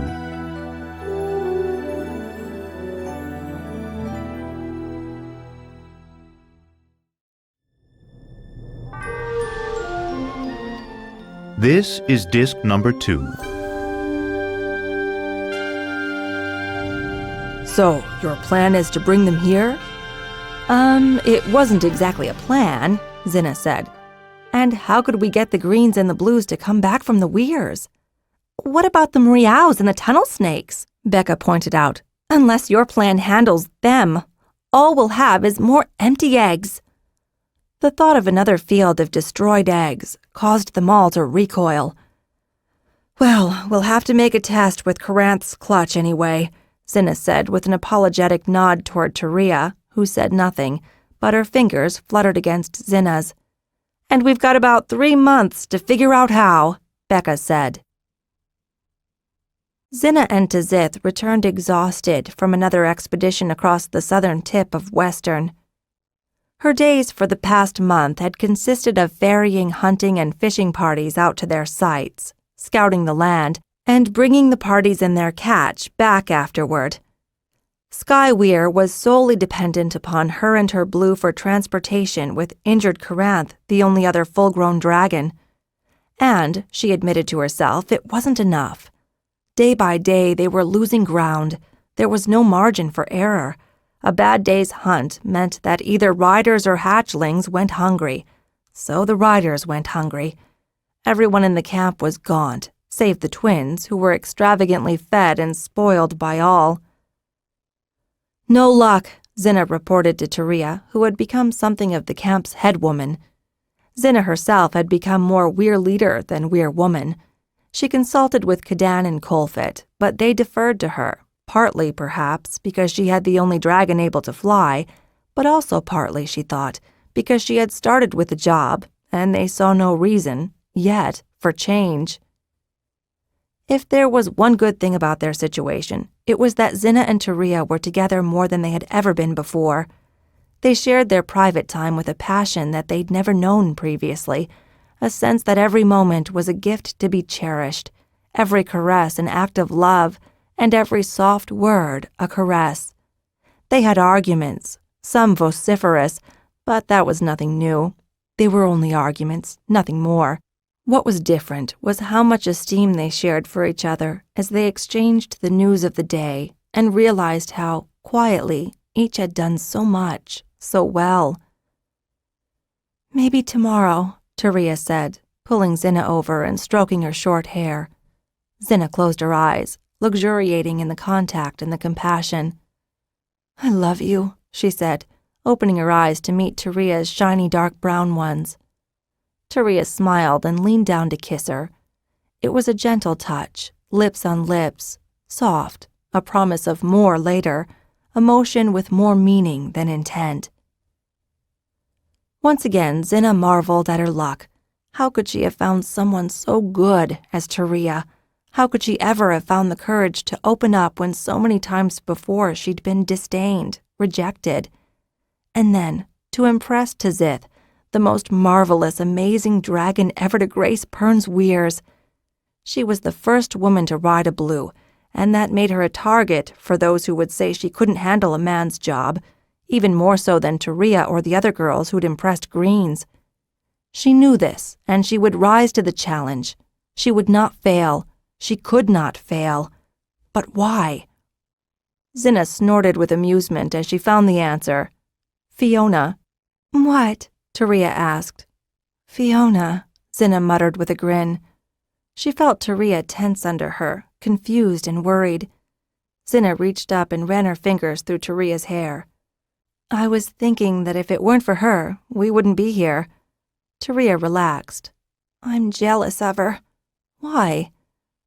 "The way you talk about her," Taria said with some reluctance. Xhinna murmured, opening her eyes once more to look into Taria's face. I don't know." Taria shook her head. "It's like you idolize her." "I do," Xhinna agreed quietly, moving her hand down to stroke Taria's cheek. "I love you." She caught Taria's eyes. "See the difference?" "But you can't be a queen rider like her," Taria protested. "I'm not," Xhinna said. "You act like one," Taria said, "or a weir leader." "I do what needs doing." "Precisely," Taria replied. "That's what makes you a weir leader." "Well, if so, you'll always be my weir woman," Xhinna promised. Taria giggled, shaking her head, and then, shyly, pressed her cheek into Xhinna's hand. "We need more food," Becca said a 7-day later as she met with Xhinna, Cadan, and Colfit. Taria was keeping the twins occupied, but she sat nearby with one ear to the discussion. "We're wasting away." Twice in the past 7 days, when fierce rains and thunderstorms had driven all prey to ground, the hunters and fishers had returned without enough to feed even half rations to the humans. On the last occasion, the hatchlings had gone hungry. "We may stunt the dragonette's growth," Becca added, glancing longingly toward her Penorth. Only Kinth is thriving. That's because we're giving her the best of all the pickings, Cadan said. We need to move to someplace where we can gather a herd, plant crops, fish, Xhinna agreed, shaking her head dejectedly. I haven't found that yet. She had taken to bringing at least one other rider with her on her forays. Night after night they'd return with a blues color nearly matching the dawn sky. He was so tired. If we go to ground, the Mriaus will get us, Cadan said. If we stay here, we could go back to the Weirs, Colfit suggested. I don't think so, Cadan said. His lips pursed tightly. Xhinna gave him a questioning look. I have to wonder why no one's come yet, he said. They would have to time it, Becca said. Maybe they don't know where we are, Cadan suggested. Or maybe they're afraid to time it after what happened to Fiona and the others. It doesn't matter. At this rate, we'll lose everything, Becca said. She glanced at Xhinna. What are you going to do? What are we going to do? Xhinna corrected her. Becca's eyes flashed angrily. Xhinna ignored her and glanced questioningly to Colfit and Cadan. We've got 1 flying dragon, 2 injured dragons, and 22 other hatchlings, Cadan said, ticking off the numbers on his fingers. His eyes suddenly lit as he said, who are now old enough to go between. Just, Xhinna agreed, but they're not old enough to fly. Didn't the Weirlings from Fort go between with their riders? Becca asked, her eyes animated with excitement. Could we do that? Maybe, Cadan said, but it's dangerous, and all those times they had Lorana or Fiona leading them. Becca gave him an inquiring look, and he explained. Even Tamar had to admit that Lorana has an uncanny sense of time and place. Fiona seems to have inherited it. Inherited? Becca asked. Well, inherited isn't exactly the right word, but Fiona might have gotten the ability from Lorana, Cadan said. They can talk to each other sometimes. Like dragons? Becca asked, eyes aglow as she reached out to her own queen. An instant later, her eyes narrowed and she studied Cadan. Can you do it too? No, I've tried, he admitted. Well, Becca said, what are we going to do? Dragons can do anything, Taria said. If they've the strength, Xhinna said. She shrugged as she added jokingly, and the Firestone. Her grin died on her lips as her words gave her an idea. What? Taria prompted. Firestone, Xhinna said. We can use Firestone. How? Cadan asked. We could set a fire, burn a section of the forest, clear a space where we could keep a herd. Wouldn't that make things easier for the Mriaus? Becca asked. Not if we chose a high place, a plateau somewhere, Xhinna said. I'd thought of it before, but clearing all the trees and undergrowth. But with Firestone, we could do it in a day or less. Xhinna, Taria began slowly, do you remember that fire we saw the other night? When it was raining? Becca asked, frowning. I thought it was lightning. But we didn't hear any thunder, Xhinna allowed, and if we set a fire during a downpour, it wouldn't last long, and the rain would sink the ash into the soil, preparing the ground for new growth, Cadan added, his eyebrows lifting in admiration. But we don't have any Firestone, Becca objected. Yet, Xhinna agreed with a smile. They had to wait 2 more days before they had enough food to allow Tzith the time to go between back to Eastern Weir and collect the Firestone needed. She wasn't timing it because she was going to Eastern Weir in the same time, 3 turns in the past from that terrible day when the tunnel snakes had destroyed the clutches. And because no one in the future had ever mentioned this trip, she knew that she would not and must not be discovered. She came in the dark of the night and only took 4 sacks, Tzith silencing the watch dragon with a quick thought. She ensured that the other sacks were disarranged so that the loss would not be apparent.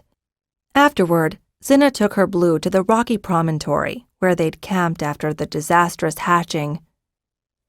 You're supposed to think of your second stomach, Xhinna said. Tzith opened his jaws to let Xhinna toss a small stone into his mouth. The blue started chewing loudly, his molars crunching hard on the rock, splintering it. "Second stomach," Xhinna reminded him. She felt Tzith agree, his outer eyelids closing as he concentrated on his chewing. He swallowed. They waited and waited. "Do you need more?" Xhinna finally asked when nothing happened. "No," Tzith said. Then urgently, "Stand back!" Xhinna jumped aside as the blue opened his mouth and a short spurt of flame came out. "You did it!" Xhinna cried, jumping up and down. "You did it, Tzith!" "More," Tzith said, opening his jaws. "Now, I need more."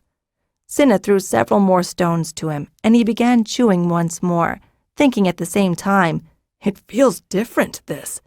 "That's because you've never flamed before," Xhinna thought back. "I like it," Tzith said. Xhinna could feel the sense of power coursing through him, and she moved around to his side to pat him on the neck. But when she reached up toward his eye ridges, he flinched away. "I need to concentrate." "Sorry." Tzith concentrated. This time he made a respectable flame, which Xhinna admired from her position just behind his head. "Try burning that," she said, directing his attention to a stubborn bit of grass growing up through the stone.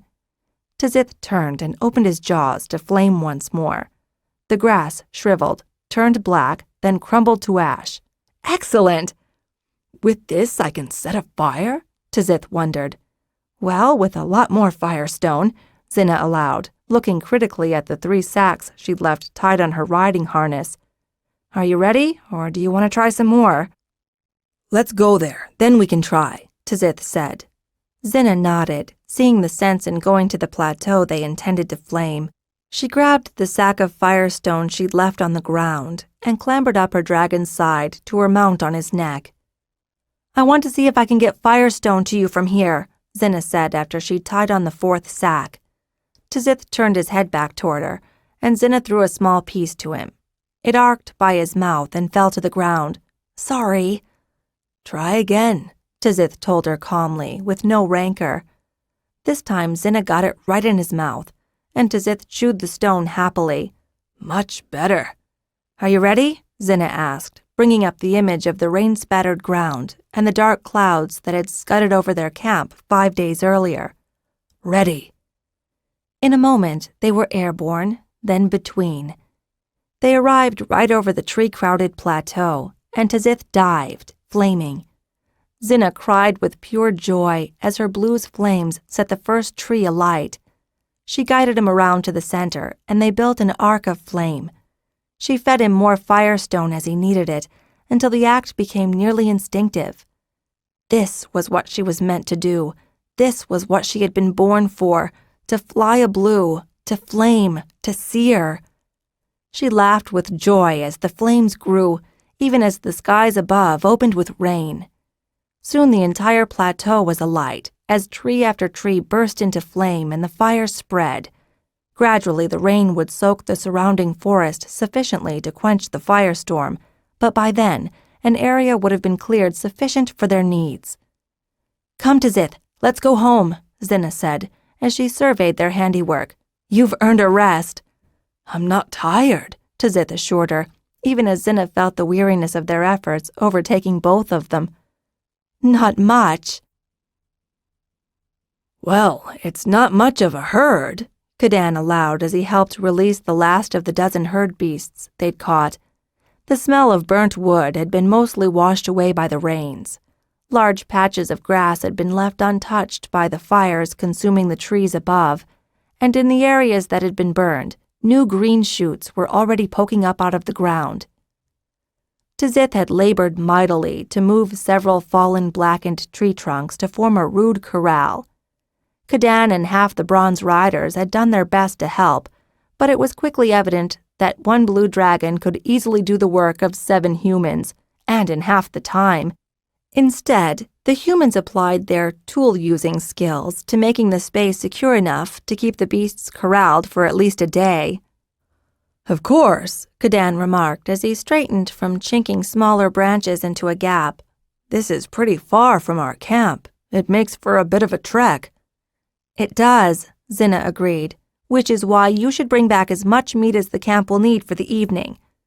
You're not thinking of going now? Kadan asked, eyes narrowed as he took in Tizith, lying where he'd collapsed from his last load.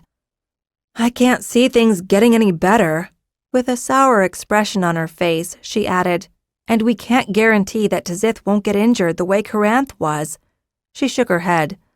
I'm afraid if we don't go now, we'll never be able to. Kadan moved closer to pitch his voice only for her. We don't know what happened to snare Fiona. What if you don't come back? What if I don't go? Xhinna asked. Kadan met her eyes, shook his head, and spread his hands in surrender. I'll be back, Xhinna said. We'll be waiting, Kadan promised. He managed a small nod. We'll start a fire here so you'll have warm food when you return. We're going to get help, Xhinna said as the Blue raised his head. Wearily, he rose to his feet and Xhinna climbed to her seat on his shoulders. Are you ready? Yes, came the reply, and to match it, Tizith took a few lumbering steps and leapt into the sky. Where are we going? Talgar, Xhinna said, calling the vision up in her mind, even as she registered surprise that she hadn't called it home. The Blue rumbled beneath her, and then they were between in the place of no sight, no sound, no feeling. She counted to herself. 1, 2, 3, 4. She knew it would be a longer jump than normal as she was moving forward through time as well as halfway around the planet. Suddenly she tensed. Did she hear something? Can't lose the babies! Can't lose the babies! Fiona? Xhinna thought, hearing the woman's fear and panic, feeling it grip her just as she heard another voice, a man's. The Weirs! They must be warned! But they were saved. They were warned, Xhinna thought desperately. This time made no sense. It was a pocket of fear and panic, and it threatened to overwhelm her. Her fear for the Weirlings, for injured Kinth, her fear of losing Tizith, of losing... Go back, a voice said, breaking through the others. Go back now! Fiona, Xhinna cried in fear and hope. Go back! Beneath Fiona's voice, Xhinna felt an echo, another voice. Lorana's. Go back! Free yourself! I can't, Xhinna wailed, as the sounds of the panicked voices seemed to grow louder. Can't lose the babies! Can't lose the babies! The Weirs must be warned! It is an echo, a glimmer of an instant, Fiona told her. Push back! You must go back now while Tizith still has the strength. But if Xhinna couldn't get through, she wondered, how would they know at Talgar where to find the Weirlings in the Western Isle? Red Butte, Lorana's voice came to her. Leave us a message at Red Butte and we'll find you. Tizith, Xhinna thought with a whimper. She could feel his strength fading, feel the fatigue biting into him, compounded by the cold of between, by the fear and panic of the voices around them. I will not lose you, Xhinna thought to herself. I will not lose you. I will not lose you. Her determination burned fierce, hot, like a bonfire.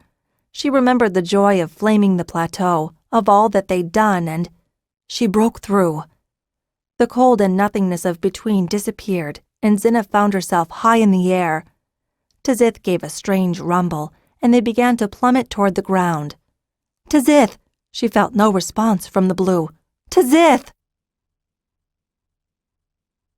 4. The Growl of a Mother. Xhinna woke with a start. Careful, a man's voice warned her. It's not every day dragon and rider fall from the sky, another man added with a chuckle. Xhinna's brows furrowed. She knew that voice. Chikaran? The same, the brown rider told her agreeably. You are quite hard to catch, I'll have you know. It took a bronze and a brown both, the other man added. Xhinna opened her eyes as she realized the identity of the other man, Zalarin, rider of Bronze Kivith. Is this Talgar? No, Zalarin replied, chuckling. We're here in your aptly named Skyweir. He turned away from her and called out, She's awake. She's all right. As if I didn't tell you that an hour ago, Becca's voice came back, dripping with irritation. A hand gripped hers, and Xhinna turned to see Taria's tear-stained face. I was worried, the Green Rider told her. And well, you should have been, Jakarin rumbled. It's not every day someone tries a fool stunt like that. The stunt worked, didn't it, seeing as we're here? Zalarin reminded him. Indeed, here, Jakarin agreed, his voice sounding less than pleased. Fiona? Xhinna asked. Jakarin barked a bitter laugh, even as Zalarin shook his head. She sent us. We volunteered, Jakarin said, his voice a mixture of pride and bitterness. We're all Tamar could spare, Zalarin said by way of agreement. 2 browns, 5 blues, 4 greens, and of course, Zalarin's bronze, Jakarin enumerated. With your blue and your friend's green, that gives us just 14, barely half a proper wing. Well, there'll be no thread to fight, Zalarin said jauntily. Tell us the rest, then, Kadan spoke up from behind Xhinna's side. Jakarin started to answer, but stopped at a glare from the younger Zalarin. Instead, with ill grace, he gestured for the Bronze Rider to explain. I've notes from Fiona, Lorana, Tamar, and Shanice, Zalarin said, gesturing toward his dragon in the distance. Tamar told me that we would have to stay here until the danger of jumping into the time knot, Jakarin snorted, until the danger is past. He glanced over at Xhinna. So that means we're here for the next 3 turns or so. Xhinna looked stricken. It was the right choice, Kadan told her. Under the circumstances, it was the only choice. We saw thread, Xhinna said. So we understand, Zalarin said. Did you remember what Fiona said to you? About Red Butte? Xhinna asked. What about Red Butte? Kadan echoed. Fiona said that we could leave a message at Red Butte and they'd get it, Xhinna told him. She frowned at Zalarin. You got a note? I can't say, Zalarin replied, his eyes twinkling. Lorana was rather firm on the notion of not breaking time. Xhinna, you're not dead, so your stomach's going to start grumbling any moment now, Becca put in. Mine already has, so why don't we show our new riders some sky hospitality and feed them? Xhinna sat up, was pleased to discover that she felt fine if, as Becca had guessed, a little hungry, and with one swift movement rose to her feet. She felt Tzith's presence and sent him a quick mental caress. It's really springy up here, isn't it? Zalarin commented. It takes a bit of getting used to, Kadan agreed. But it's not bad. Not bad at all. I hope you brought supplies, Xhinna said as she led the way through a tight gap in the upper branches of the broom trees and down toward their dining area. We've enough herd beasts and about the same sorts of fruits, but we've no grain or other such. Fiona made sure we carried as much as was possible, Zalarin assured her, but that won't be enough for 3 turns. Does it really have to be that long? Taria asked, trailing along at the rear of the group. Tamar said that Kadan would probably know best, Zalarin said, pausing in his efforts to follow the path Xhinna blazed through the branches as they descended. He glanced around. I don't think I've ever been up this high in a broom tree before. It is unusual, isn't it? Kadan responded. Apparently Xhinna's Tzith first tried it. Is Kavith too heavy? Xhinna wondered suddenly. We hadn't really planned on making it permanent, just until we could find a better location. The hatchlings, including Kadan's Lorenth, all seem to enjoy the height. Kavith assures me that he is quite pleased at the moment, Zalarin said. Something to do with a whole flight of queens and he the only mature bronze, Jakarin quipped. I think it's too early to consider such things, Jakarin, Kadan told him evenly. Better too early than too late, Jakarin replied, not at all repentant. He leered at Zalarin as he added, I'm sure there'll be a proper bronze to attend to the matter. Jakarin, Zalarin said, perhaps you'd best get back to the rest of the wing and help with the offloading of supplies. Check with Javissa. She'll find some place to put them, Kadan added frostily. I do hope that Fiona thought to send coverings, something we could use to cover the supplies and for tents in the rain. Javissa's here? Xhinna asked in surprise. She insisted, Jakarin said with a note of respect in his voice. She didn't want Jariz to... Jariz's kinth is recovering, Kadan said. The brown and bronze riders looked amazed. Becca doesn't like losing a patient, Xhinna said dryly. She is some healer, Zalaran said. Shaking his head, he added, I wouldn't have given the little green more than a day. How did you know about it? Kadan asked, eyes narrowing suspiciously. Zalaran gave him a wry grin. I believe Fiona mentioned something about a note left at Red Butte? So we know something that has to go into this note we've yet to write, Kadan commented sardonically. Zalaran looked alarmed. Fiona said we weren't supposed to tell you anything. He sighed, then in an effort to change the topic, asked, And how is this Kinth?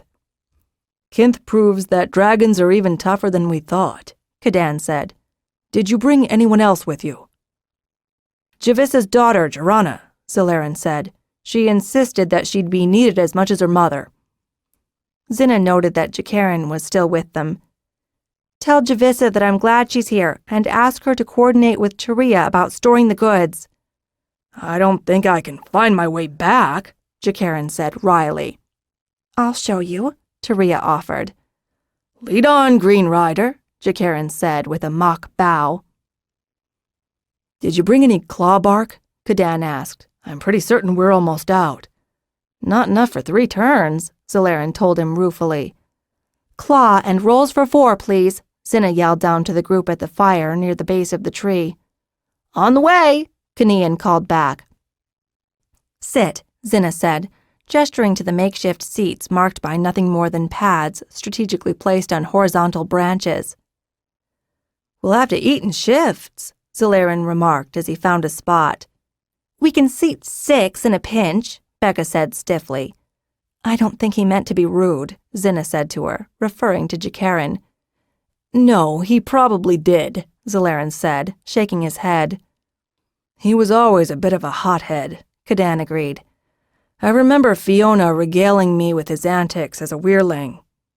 And the knot between really shook him, Zalaran added. Not only him, Kadan declared, giving the younger man a probing look. No, not only him, Zalaran agreed. Tell us. Zalaran sighed. As I said, I've got notes from Fiona, Lorana, Shanice, and Tamar. We can read them later, Kadan said. Zalaran gave Kadan a pained look, but before he could start his account, Kanian's voice called up from below. Ready? Thanks, Xhinna called back. They had rigged a platform and rope that served to carry items up and down between ground and treetop camp.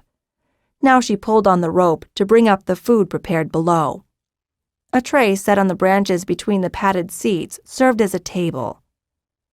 I'll serve, Kadan told her agreeably. Just sit. There was a pitcher of claw, mugs for all, and a basket of warm rolls. There's no butter, nor sweetening, Xhinna said. If you want cold meat. This is fine, Zalaran assured her. They sat in companionable silence for several moments as they ate and sipped their claw. Finally, Zalaran nodded to Kadan. As I said, being stuck between shook many people. Fiona in particular, Kadan guessed. Fiona in particular, Zalaran said, nodding. She was lost all alone in between, and abandoned until Lorana came back for her. And when she did, Fiona wasn't breathing. But she recovered, Kadan asked. She did, Zalaran assured him. We were only back a few days before she woke up in the middle of the night, convinced that she'd heard Xhinna. Well, I'm glad Tamar was wise enough to listen to her, Kadan said, thinking back to a time when he had doubted Fiona's intuition. Her, Lorana, and Talent, Zalaran said. Even so, Dagan was totally... Dagan? Kadan broke in. He's alive? Yes, Zalaran said. I'm sorry, I should have explained better. He took a deep breath. No one at Talgar understands it completely, but when we tried to jump forward in time to Talgar, we crossed with the riders who'd tried to jump to fight Thread, the lost riders of Talgar Weir. Yes, I thought as much, Kadan said. And we got caught, part of us locked in Fiona's cry, and part locked in Dagan's cry. Can't lose the babies, Becca repeated. She turned to Kadan. She was talking about her babies. The weirs must be warned, was Degan's cry, Kadan remembered. He shuddered. I remember when I first heard that cry. The others looked at him. Lorana said it, echoing him. And now she's brought him, and all those lost riders, back to Telgar. Oh, Xhinna said with sudden understanding. That must be awkward, Kadan said. We'd only just started to see some of that awkwardness when Fiona heard Xhinna's cry, Zalaran said. Degan was opposed to your going, Kadan guessed. Degan doesn't know you went, Xhinna said. Zalaran raised his mug to her with a smile. Precisely. He'd hardly be noticed in the throng of all those old Telgar riders, Kadan said. He tipped his mug and took a hefty gulp of claw. I can't imagine him yielding his leadership to Tamar with any grace. And the problem won't necessarily be solved by the time we return, Becca noted. When the others looked at her, she explained. It might be 3 turns for us, but it may be less than a day for them. Indeed, Kadan said. There was a tone of worry in his voice that made the others glance away from him until Xhinna reached across the table to put a hand on his arm. She'll be fine, Kadan. The harper looked over to her. They'll all be fine. What matters for us now is what we're going to do, Becca declared. Xhinna dropped her arm and turned to Zalaran. So, Weir Leader, what should we do? Me? Zalaran gasped, sitting bolt upright. He threw a hand beseechingly toward Kadan. You're oldest. By the first egg, you were my wheeling master. You should be Weir Leader. I'm already wheeling master, father and harper, Kadan said, shaking off the offer. And my dragon's just out of the shell. He jerked his head toward the bronze rider with a smile. No, Zalaran, I'd say your position is clear. Zalaran said, glancing around the table. Who managed everything before? Becca cocked her head toward Xhinna. She was in charge. I ride a blue, Xhinna protested. I was just doing what was needed. Fine, Zalaran said firmly. What's needed now is for you to brief me. His lips quirked upward. After that, we'll see. The first priority was stowing the goods the others had brought. After that, Xhinna found herself introducing the rest of the group to the bronze rider and, strangely, in charge of the evening hunt, at least coordinating it, as Zalaran insisted that her Tzith had strained himself too much to do more work that day. Even so, Xhinna managed to get aloft on Tzith because she had to show the new riders some of the tricks they'd learned in driving game to hunters, and also because she was the only one who knew how to find the various spots that Renee, Japara, and the other hunters preferred for their traps. What do you know of Jakaran? Renee asked softly as he rode behind Xhinna on their way back to camp with 2 large wherries, his catch slung beneath Tzith's belly. He was one of the ones who went back in time with Fiona to Eigenweir, Xhinna replied noncommittally, her senses alerted by the lack of tone in the other's voice. Renee said. He seems rather abrasive. He's been through a lot, and the loss of Fijian affected him more than some, Xhinna said. She shrugged. To be honest, I didn't pay much attention to the riders at Eastern because I spent so much time with Fiona and the babies. He seemed to be making an effort to be sociable with Taria, Renee said. There was a green rider, Valex, who looked upset. Well, things will sort themselves out soon enough, Xhinna said, trying to keep any sense of misgiving from her voice. I'm sure they will, Renee agreed. Tzith descended to the clearing nearest the cooking area, and then, getting busy unloading the wherry carcasses, they had no opportunity to continue the conversation. Among other things that Zalaran's wing brought with them was a decent supply of herbs and seeds, Becca cried in triumph when she first saw them. She rapidly pawed through the small packets and quickly stuffed a few into her pockets, saying to a perplexed Javissa, "These'll grow here. We can start a garden." "Jorana can help," Javissa said, "but for now I need to find some of the peppers and a few other herbs to spice the meat tonight." "Did anyone think to get red fruit?" "And bitter bulbs," Javissa assured her with a smile. We'll have spiced wherry tonight. That and the bread. I'm sorry, the bread won't be ready until the morning, Xhinna said. We haven't started the dough yet. That evening, a great feast was prepared on a roaring fire in the clearing nearest the treetop weir. There was claw, fruit juice, fresh hard nut, a smattering of greens, and plenty of roast wherry for all. If I'd known what the cooking was going to be like, I would have volunteered quicker, Felix exclaimed as he came back for another helping. Well, you should have known, dim glow, as you had much the same in Eastern, Xhinna snarled, pulling him out of the line. And if you think you're going to gorge yourself to sleep. Xhinna, Zelarin cut in smoothly. I think tonight is a night when we can all eat our fill. A jump between times is tiring and uses a lot of energy, Kadan added. Well, at least wait until the others have all had theirs then, Xhinna grumpily told the Green Rider. Felix flushed, but turned away and moved to the back of the line. You should let the weir folk here eat first, Xhinna continued, raising his voice to make it carry. He glanced toward Taria and winked. After all, they've been on short rations for too long. Seeing Xhinna tense, Kadan said quickly, Xhinna did her best. I'm sure, Xhinna said in a tone that belied his words. It's hard enough for a blue, but given its rider. He let his words trail off. He cut a quick glance in Xhinna's direction, smirking when he caught the expression on her face.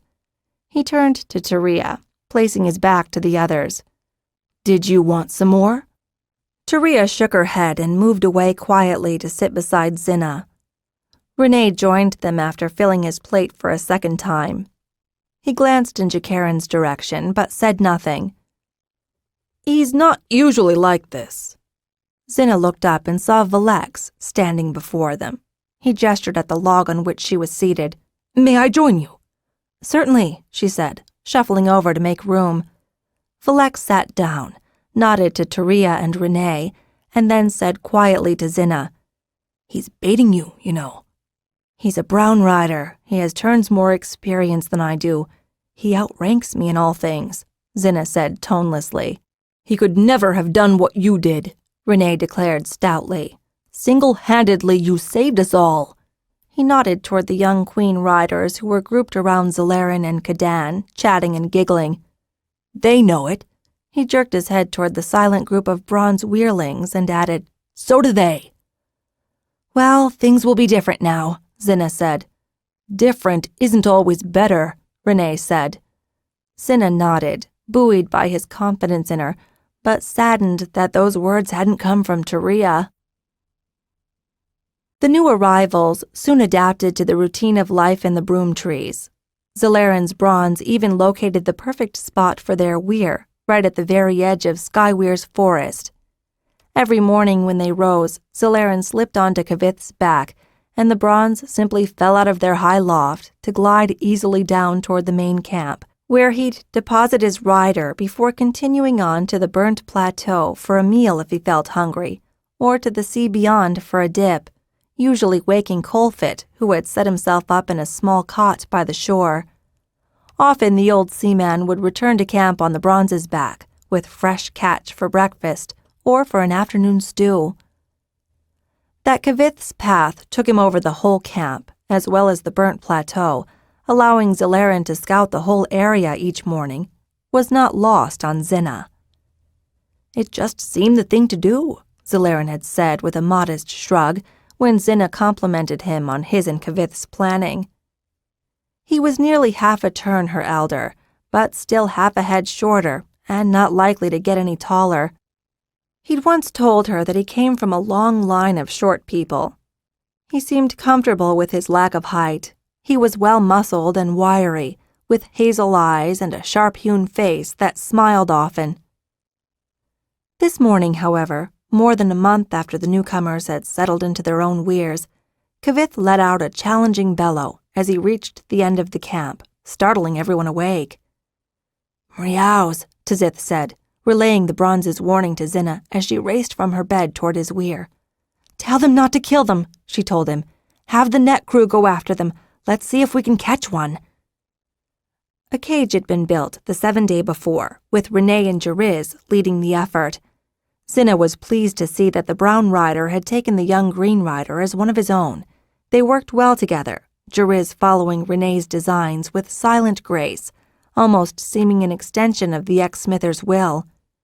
Renee seemed a natural father. He enjoyed the presence of the lad, and didn't mind when his sister and their mother, Javissa, occasionally accompanied them on their various construction projects. For her part, Javissa, who had taken over from Taria the role of head woman of Sky Weir, was spending more and more time with the old seaman, Colfit. Sometimes Zalaran had his bronze carry Javissa down to Colfit's hut before breakfast.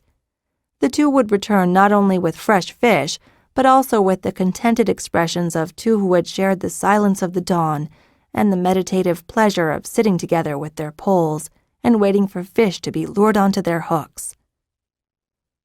Taria had put her finger on the value of the seaman when she'd said, "He's got the calm of the sea." It had been Javissa and Colfit who had come up with the idea of capturing a Mriau so they could study it. Taria had blanched at the notion, still remembering the pain her Coranth had felt when the Mriau had scored her leg with its claws. Xhinna was tempted to side with her, but the tantalizing possibility of being able to control the tawny-furred beasts was too important. If they could prevent the Mriaus from attacking, then no other dragon would be mauled like Coranth. Now Tzith relayed Xhinna's order as she climbed onto his neck. Out of the corner of her eye, she caught a flash of green rising into the sky. "Tell Coranth to stay back," she said. The green was heavy with egg, and Xhinna didn't want anything to happen to her. "She'll stick with us," Tzith replied. Xhinna grinned at Taria's tactic.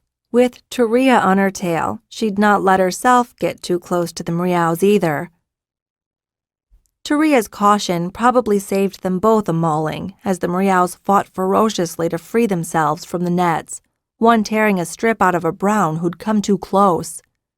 "Kill it," Xhinna ordered, waving at the group of blues she'd assigned to just this duty. One of them swooped low enough to let the rider fire an arrow deep into the Mriau's head, killing it instantly. The brown, Jakaran's Perinth, dropped the net with the dead Mriau in it, wheeling away back toward the weir. "Tell Becca," Xhinna said to Tzith. "She knows," the blue replied a moment later. "She's ready." The blue had a fierce tone in his thoughts. Xhinna could feel a matching rage for revenge rising within her, but she fought it back down, sending him a calming thought. "We should kill them all," Tzith thought, rumbling low in his chest. Around him, the other dragons rumbled their agreement. "But not that one," Xhinna thought, referring to the one that lay wriggling in the net below brown Jorth. "Have Wavin bring it to the cage, and have Zalaran get the cover." The cover was constructed just like the walls of the cage, tree trunks spaced closely together. It was large and heavy enough that it took all of Kavith's strength to lift it. As Xhinna watched, Wavin released the catch on the net just above the cage, and the Mriau slipped out of it onto the ground below. Xhinna was amazed at the big creature's speed and agility. It had scarcely landed before it was back on its feet and leaping toward the top of the cage. Zalaran and Kavith were quick with the cover and had it down before the Mriau could escape, but the creature had come much closer to freedom than Xhinna had expected. "Take us in," Xhinna said to Tzith. They landed close by the cage, and the Mriau leapt toward them, growling angrily in its raspy voice. Tzith bellowed to quiet it, but instead, the Mriau batted a claw through the gap in the cage and roared back. "Careful!" Taria cried, yanking Xhinna back. Xhinna had been so engrossed in watching the Mriau that she hadn't even noticed Coranth land. The Mriau gave another low growl and turned away from them, pacing around the perimeter of the cage, looking for a way out. "She seems smart," Taria noted, easing up on Xhinna's arm and taking a step closer to the cage. She stepped back immediately as the Mriau turned her tawny eyes in their direction. "Very smart," Xhinna agreed. She turned as she felt the wind from dragon wings landing behind them. It was Zalaran's Kavith, and behind him was Wavin on Jorth. "Keep back," Xhinna warned them, as the Mriau turned toward the new arrivals and leapt, growling. "What's wrong with her belly?" Wavin asked, pointing. "She's pregnant," Taria exclaimed. To Xhinna she muttered, "Boys." "She doesn't look well," Zalaran said thoughtfully as he studied her. Xhinna squinted for a better look. Yes, the Mriau didn't look well at all. There was blood dripping from her mouth. "The fall hurt her," Taria said. She sounded sad. "Do you think she'll die before she delivers?" "The other one was a male," Zalaran said, gesturing behind them toward a tawny carcass that lay tangled in a net, an arrow protruding from its skull. "Perhaps they were a pair." "Looking for a safe place for their den," Taria said with a sympathetic catch in her voice. Xhinna understood. Corinth was due to clutch any day now, and they were no closer to finding a safe place for the eggs. "We should kill it," Zalaran said, glancing toward the Mriau as it made a pained sound, a high-pitched whine. "Shall I have Penalo land?" he asked, referring to their best bowman. "Look, she's birthing," Taria said urgently, pointing. The Mriau had flopped over onto the ground, sides heaving even as more blood spilled from her snout. "We can't kill her." "And what will we do with her get?" Xhinna asked. "They won't survive without her." Taria grimaced, torn between her wish to let them be born and the prospect of their early death. "We could feed them scraps," she said. "They drink milk," Xhinna said, pointing to one of the teats poking out of the Mriau's flank. "They won't be able to eat." "Well, we've got milch beasts in our herd. Maybe they'd drink that," Wavin suggested. "Babies do and like it." He ignored Xhinna's look of surprise. "If we raised them, maybe we could tame them. If we could train them, maybe we could use them to keep other Mriaus from attacking us." "These are nothing like dogs," Xhinna said distractedly. Already the first baby Mriau was emerging from its mother. Xhinna stood, transfixed, as the dying Mriau, with a faint growl of pain, turned to lick the sack from the baby, cleaning it. The baby made a soft sound, nuzzled toward its mother's belly, found a teat, and started suckling. A moment later, Zalaran asked, "What's that noise?" The baby Mriau was making a buzzing, rumbling sort of noise, but it didn't sound like distress. "It's happy," Taria said, smiling. "It's with its mother and it's drinking." "Just like the herd beasts. They don't make that sound, but you can see how happy their calves are when nursing on their mothers," Wavin agreed. He moved a step closer toward the cage. The Mriau raised her head and gave a low growl. Then her flank rippled and she gave a piteous cry as her muscles pushed out another baby. Blood flowed freely from her nose, and she laid her head back on the ground, making a smaller noise like a dog's whimper. Taria started forward, pulling her dirk. "What are you doing?" Xhinna asked, grabbing her free arm and tugging her back. "She can't lick the sack. The baby will suffocate," Taria declared. "I've got to help." "She'll kill you," Xhinna cried. Taria turned back to her, her eyes spangled with tears. "We can't just let it die like that." The Mriau gave another whimper of pain as her flanks heaved again, and she pushed out a third baby. "Tzith," Xhinna called, picturing what she wanted, even as she told the others. "Get back!" She pushed Taria behind her and pulled her own knife, even as Tzith leapt into the air and spun quickly, slamming his tail smack into the middle of one of the trunks that formed the cage. Then she forced her way through the gap and crouched, knife poised in front of her. The Mriau lifted its head and growled low, but it couldn't move to defend itself as yet another contraction started the delivery of a fourth baby.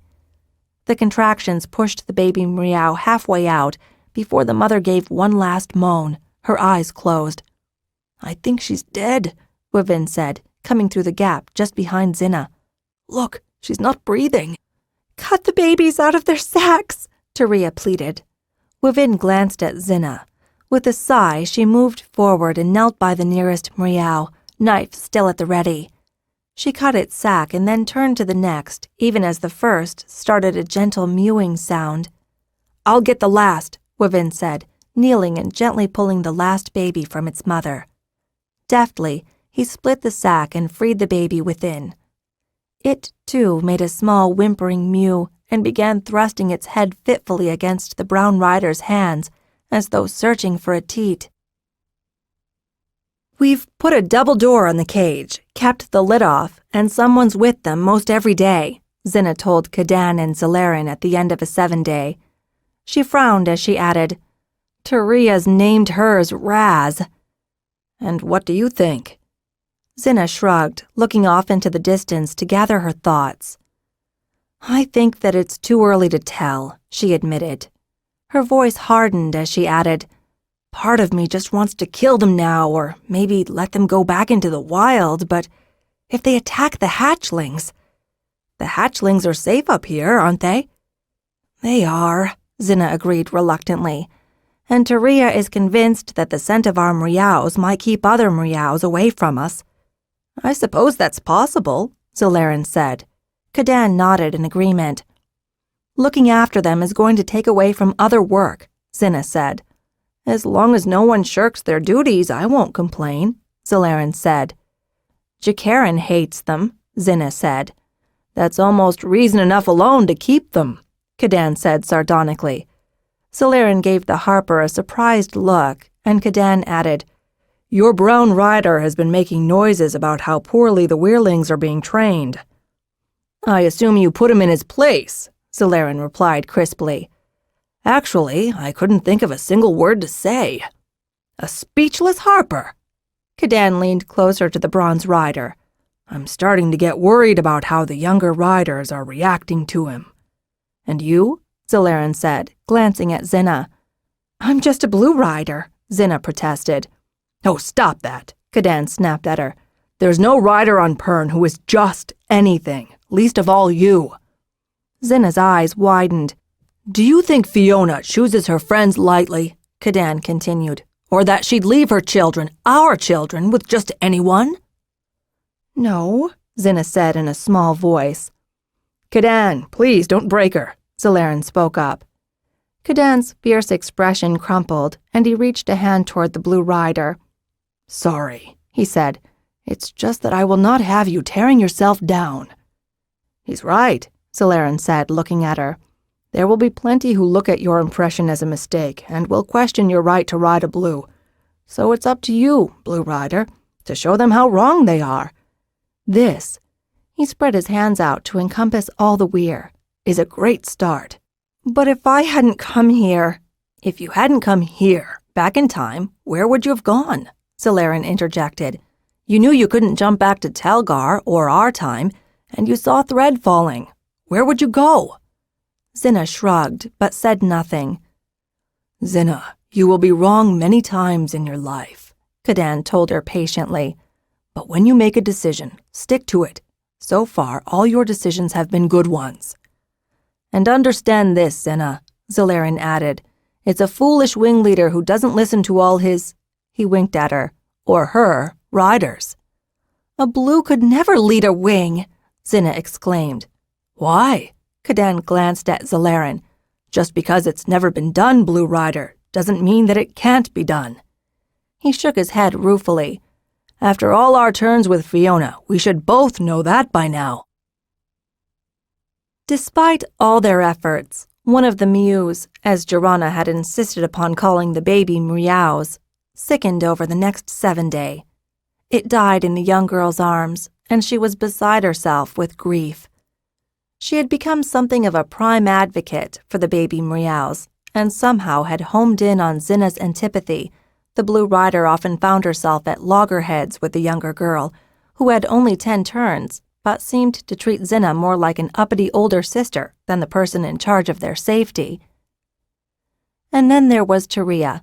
Not only did she seem more intent on the mews and their survival than on finding a suitable place for Karanth's imminent clutch, but it also seemed that watching the baby mriaus as they grew and made their, admittedly cute, baby noises was arousing a desire for something else in the Green Rider, something that Xhinna could never give her: children. That Taria was passionate for and delighted by children was something that Xhinna had known and acknowledged since they'd first met. Indeed, Xhinna shared that love, She enjoyed snuggling with the small twins, cheering on the efforts of toddlers, the looks of awe she'd get from the older children. She wanted a child of her own someday, maybe more than one, and when the time was right, she'd have one. But the time wasn't right, no more than the time was right for Taria. And yet, Xhinna frowned as she recalled the number of times she'd heard Taria's delightful laugh punctuating the speech of some deep-voiced male. Sometimes it was Renee, other times Wavin, and even Jakarin. Well, she thought, mentally rubbing her hands to shake off her line of thinking, this isn't getting anything done. Tzith veered eastward, leaving the burnt plateau and the mew's cage behind as they continued their search for a safe hatching ground for Coranth. They reached the coastline and she waved as she passed over Colfit's ship. It was nothing more than a wide dugout with a small sail, but the seaman had a crew in training and was working with a small group to build another hull. They'd gotten much better at fishing and had been returning decent catches of bright fish and the prized redfish. Xhinna considered for a moment whether it would make sense to establish trade once more with the northern continent, but shelved the idea for later as she had Tzith turn due south to follow the shoreline. Here and there were sandy patches, but none that looked large enough to accommodate Coranth and an entire clutch of eggs, or defensible. Perhaps a small island? Something not too far away, but nice and sandy, lying in the warm sun? She decided to try that later, if nothing turned up in her current search.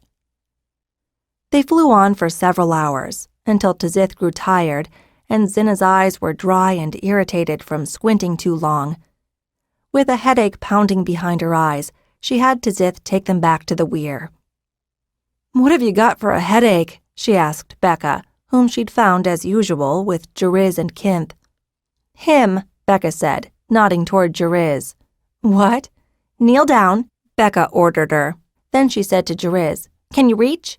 "I can reach," the boy said, moving up behind Xhinna. As the Blue Rider started to turn her head to see what he was up to, Becca snapped, "Stay still," adding, "unless you want to keep that headache."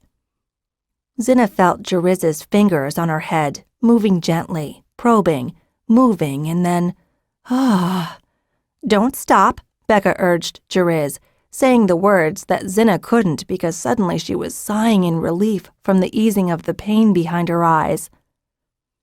Jariz's small hands, with their thin fingers, found knots in her neck and eased them, found tension behind her ears and eased that, rubbed her temples gloriously, and Xhinna found herself sighing once more, eyes closed in bliss. "She's really tight," Jariz said to Becca. To Xhinna, he added, "You're like one giant knot." "Sorry," Xhinna apologized. Becca snorted. "Lie down," she ordered. "Jariz, do that thing with your feet." "She's pretty big," Jariz said consideringly. He moved around in front of Xhinna. "If you'd lie over there," he said, pointing, "I think it'll work." A moment later, he added, "Otherwise, we'll have to go to solid ground before it'd be safe to walk on her back." "Walk on my back?" Xhinna asked Becca. "Just be quiet and do what I say for once," Becca told her with the same tone of exasperation that Xhinna herself often used when her orders were questioned by the younger riders. "Okay," she said, throwing her hands up in surrender and moving to the indicated location. She lay down, aware of but barely feeling the broom tree leaves underneath the thick canvas they'd spread over them. A moment later, she felt Jariz sit on her butt. The boy was light. He started running his hands down her back, on either side of her spine, and then under the shoulder blades, finding knots and easing them, soothing bunched muscles. A while later, she felt him rise and suppressed a sigh of disappointment. "Don't move," Becca growled. This time her tone held a clear reminder that this girl was not just a healer but a queen rider, and Xhinna obeyed. Lying as still as she could, she felt Jariz stand carefully on her back, one foot on either side of the base of her spine. Gently he walked up, careful to keep his feet close to her spine. She heard a crack, and then felt an odd sensation, as though someone had suddenly stopped making an irritating noise, or the world was suddenly clearer, cleaner, less painful. "Oh," Xhinna breathed in contentment. "Shh," Becca said. "Breathe normally." As Jeriz continued his work, Xhinna found it easier to relax, slipping almost into sleep. Becca spoke. "I've been looking for someone like him for ages now," she said. "He's small enough that he can massage babies without us having to worry, but compact enough that he can move your spine when needs be." "Move my spine?" "A body gets out of kilter. Some muscles work harder than others, and soon enough your spine's out of whack," Becca said. "I didn't know all about this until I was at the healer hall." She paused. "But my mother knew enough about massage to help the babies get to sleep. You know they're all out of sorts when they're born, squished as they are, so the massage helps them relax enough to get their spines and their skulls back in alignment." "Skulls? Only in babies," Becca said. Xhinna could hear her shrug echoed in the tone of her voice. Jeriz got another crack out of her, and then Xhinna realized what Becca had been saying. "You're training him to be a healer?" "Can never have too many," Becca said, agreeing. "And a journeyman's allowed an apprentice?" "A helper," Jeriz corrected, stepping off Xhinna's back. "A master's allowed an apprentice." "Means nothing to a midwife," Becca said dismissively. To Xhinna, she said, "You can get up now." "That was wonderful, Green Rider," Xhinna said, glancing down at the boy's brilliant green eyes. He truly was beautiful, and he was growing quickly into an incredibly handsome young man. In many respects, he reminded her of Fiona. They both thrived on attention. That was probably just as well, Xhinna thought, for a boy, nearly man, as pretty as he was, would garner lots of attention, whether he wanted it or not. And, Xhinna realized, with Becca to watch out for him, he'd be safe. She realized that he needed to be safe, that he needed someone who was like Becca, not just big sister, but something more. "Thank you," Jeriz said, unaware of her thinking. His voice cracked between the first word and the second, and Xhinna laughed, chucking a hand at his ribs as she said, "Now I know why Becca does the talking for you." "She's not that different," Jeriz said, again losing control of his voice, this time on the third word. "Her voice changed, too." "Of course," Xhinna agreed. "But she's not that bad," Jeriz said, glancing up at her, his green eyes flashing as he gave Becca a sideways look. "For a girl." "You're still ticklish, Green Rider," Becca said, raising her hands menacingly. "But I'm faster than you," Jeriz laughed and darted away. "I'll leave you to it," Xhinna said, smiling at Becca. Then she looked at Jeriz, who continued to keep just out of Becca's reach, and said with a nod, "Thank you, Green Rider." "No problem," Jeriz squeaked, as Becca caught him with a tickling hand on the far end of her lunge. "Becca, you'll wake Kent and then we'll be oiling again." Xhinna left them even as she heard Becca's Penorth rouse from her nap and send a demanding plea toward the two riders. "Oh no, see what you did?" Becca cried. "You woke the bigger dragon, you fool!" That evening, Xhinna was surprised when she didn't see Taria at the cooking fires for dinner. "She's eating by the mews," an exhausted-looking Xhinna said. She yawned widely. "I was watching them all day, and Taria and Jakarin volunteered to relieve me." "Actually, only Taria volunteered," Zalarin put in as he moved over to seat himself by Xhinna. "Jakarin has extra duties." "Extra duties?" Kadan asked, joining them. "Does this have anything to do with our missing supplies?" "Missing supplies?" Javissa turned her sharp eyes to the group and moved briskly toward them. She gave her daughter a sharp look. "Go to bed." "I'm not tired." Xhinna protested, her exclamation belied by the huge yawn that followed. "Now," Javissa said, waving toward the rope ladder that led to the tops of the broom trees. "And mind you go carefully." "Taria says that she's been excellent with the mews," Zalarin said approvingly as Xhinna headed up the rope ladder.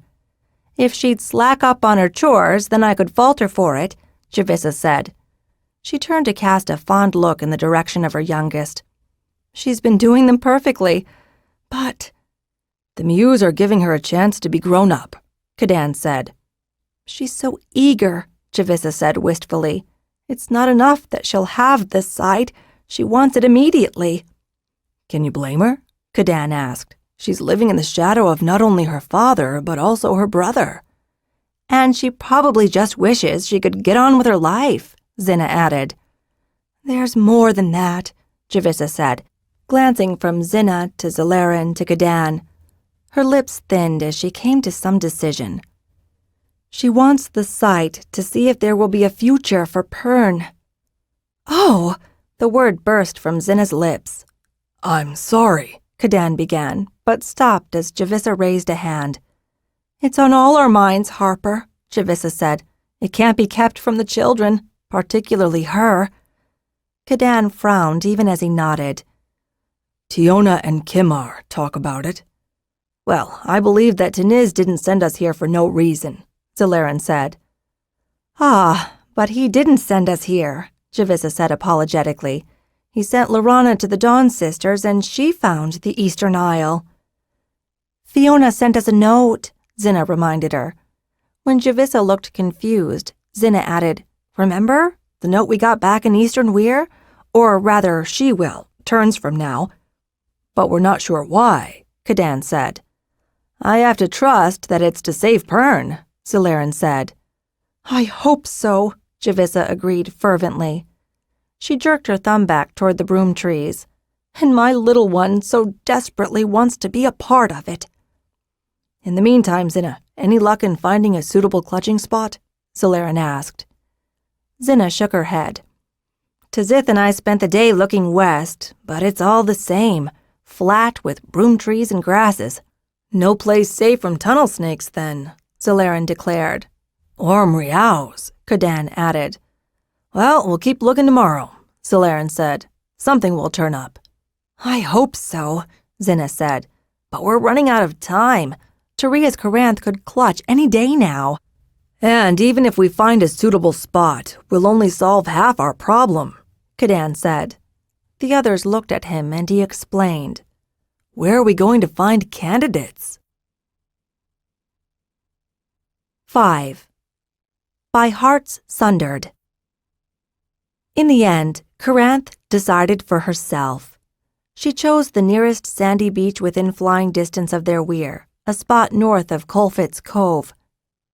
Xhinna was furious with Taria for not getting instructions from her, furious with Coranth for her choice, and hurt that neither thought to tell her or to Zith so that they could return rather than continue their long scouting. Instead, the first Xhinna learned of it was when she arrived back at the weir and was congratulated by a smiling Zalaran. "Where's Taria?" Xhinna asked, looking around.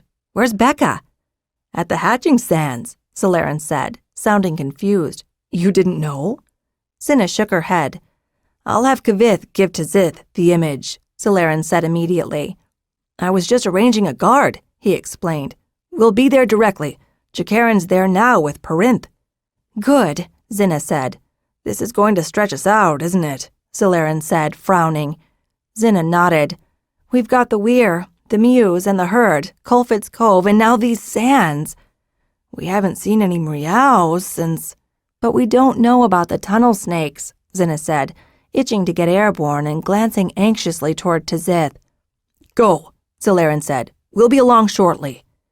Xhinna gave him a grateful nod and took off. "Are you ready?" she asked Tazith, realizing how tired and sore she was, and guessing how tired her steady blue must be, although he would never admit it to her. She radiated love to him. He was amazing. He was tireless. He was the best blue on all Pern. "I am," Tazith agreed, neither modest nor boasting, merely accepting her word at full value. "Shall we go?" Xhinna clenched her jaw as she circled down over the sandy beach and picked out Taria among the others. The Green Rider looked up at her and then quickly to her side, where Renee stood. He offered her his hand and she took it before looking back up toward Xhinna and waving. Why did Taria feel she needed Renee's support? Xhinna wondered. By the time Xhinna landed, she'd worked herself up into a near fury, ready to lash out at Taria, at Coranth, at Renee. "Shh, there is nothing wrong," Tzith told her. His tone was as matter-of-fact as his earlier acceptance of her praise. "Unless I make it wrong," Xhinna thought to herself, taking a deep breath and letting it out slowly. She ran toward Taria, grabbed her and scooped her up, spinning with her in her arms as she planted a great kiss on her partner's lips. "How many did she have?" she asked excitedly, waving an acknowledgement toward Renee as she let Taria back down to the ground. 18, Taria said proudly, glancing toward her proud but exhausted Green. "Talent only had 3 more when she first clutched," Xhinna told her. Taria's face fell. "Talent is a queen. You can't expect that from a Green." "I don't," Xhinna said, suddenly feeling defensive. "I meant it as a compliment." "Oh." Taria sounded like she didn't give that much credence. Xhinna moved toward the nearest egg and touched it lightly. It was warm. "It's soft." "It'll harden," Taria declared, glancing toward her Green. "She chose this place all by herself." Xhinna glanced around critically. "Is it far enough from the sea?" "It's high tide now," Taria said, pursing her lips tightly. She gestured at the gap between the edge of the sea foam and the nearest egg. "And there's a whole dragon-length's distance." "What if we get rough weather?" Xhinna muttered. "How will we protect the eggs then?" Taria flushed angrily. "This is the best she could do," she shouted, and Coranth raised her head, eyes whirling toward red as she reflected Taria's anger. "Who are you to judge? You didn't find anything better." "I'm not judging," Xhinna said, confused at how the conversation was spinning out of control. "I'm merely thinking, planning." "You shouldn't have let Tzith chew Firestone," Taria said. Xhinna did a double-take at this abrupt change of topic. "This'll be the last time they clutch," Taria said, shifting her body in Renee's direction. "So you'd better hope they all hatch."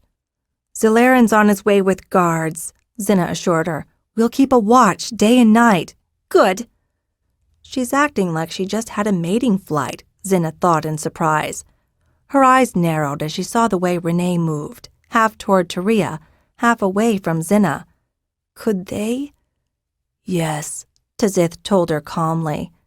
Xhinna's face blanched as she looked from Renee to Taria and back. "Zelaran's coming," she said abruptly, turning back to her blue. She jumped up onto him and urged him skyward. Airborne, with her back to everyone and everything, Xhinna let her tears flow.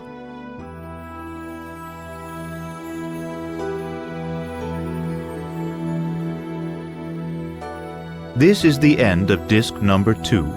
Please insert disc number 3.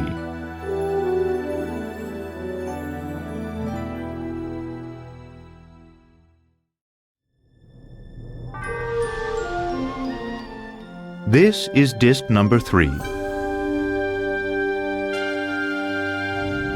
"Zelaran's coming," she said abruptly, turning back to her blue. She jumped up onto him and urged him skyward. Airborne, with her back to everyone and everything, Xhinna let her tears flow. "Xhinna?" Becca asked cautiously when she saw the rider dismount onto the broom trees of Skyweir. "Why aren't you at the beach?" "Headache," Xhinna said, glancing hopefully toward Jariz. The boy was fast asleep, lying next to where Becca sat, propped up on one arm. Becca glanced toward Jariz, a smile playing on her lips, then back to Xhinna. Her face darkened. "Oh dear," she said. She turned toward her queen. "Tell you what, help me oil Penorth and I'll see what I can do to massage you myself if Jariz isn't awake when we're done." "Thanks," Xhinna said. Becca motioned toward her queen and Xhinna led the way. At barely 3 months old, Penorth was still a good bit smaller than Tzith. Oiling her was an easy task, mind-numbing, thoughtless work that allowed Xhinna to distract herself completely with the familiar motions and quiet joy of a job well done. "When she rises," Xhinna began, looking at the well-formed queen and seeing her full-grown, rampant, a force in the sky. "That's turns to come," Becca said, shaking her head with a fond look at her queen.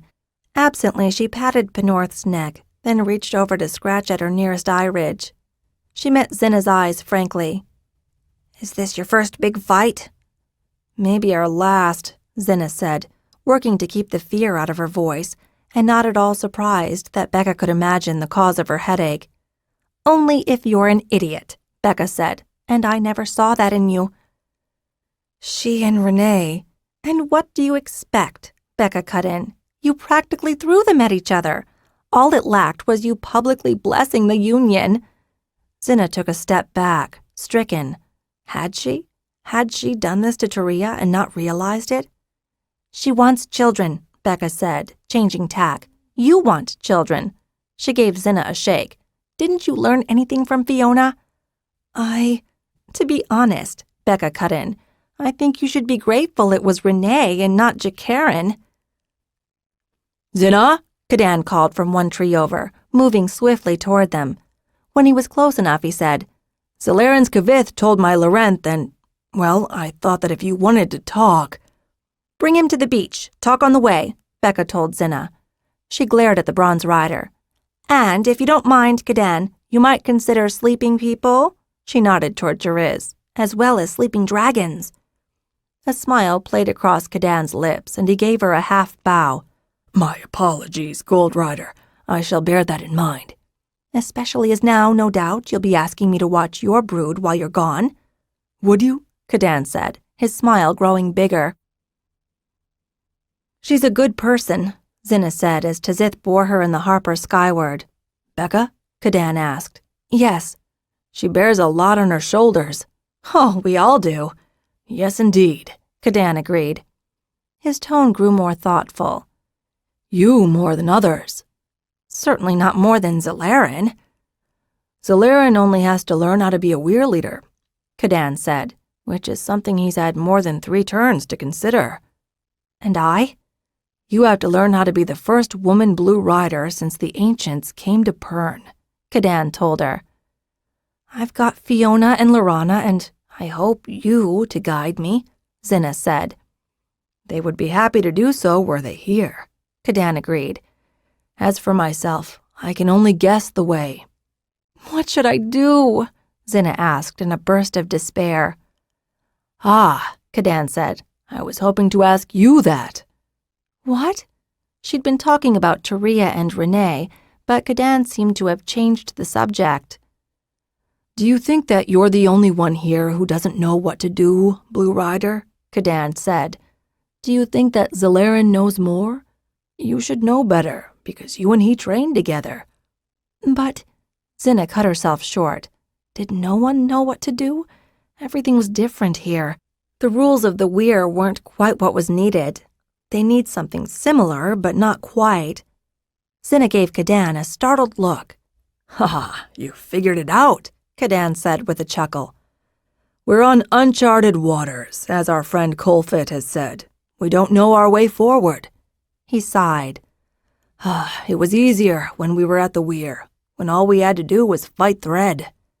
"And we can't even do that. We don't have enough dragons," Xhinna said with a sigh. "Yes, we have to solve that problem too," Cadan agreed. "But for now, Xhinna, the question is, what are you going to say to them?" He jerked his finger to the riders on the beach below. "I don't know." "Well, we can't stay up here all day," Cadan told her.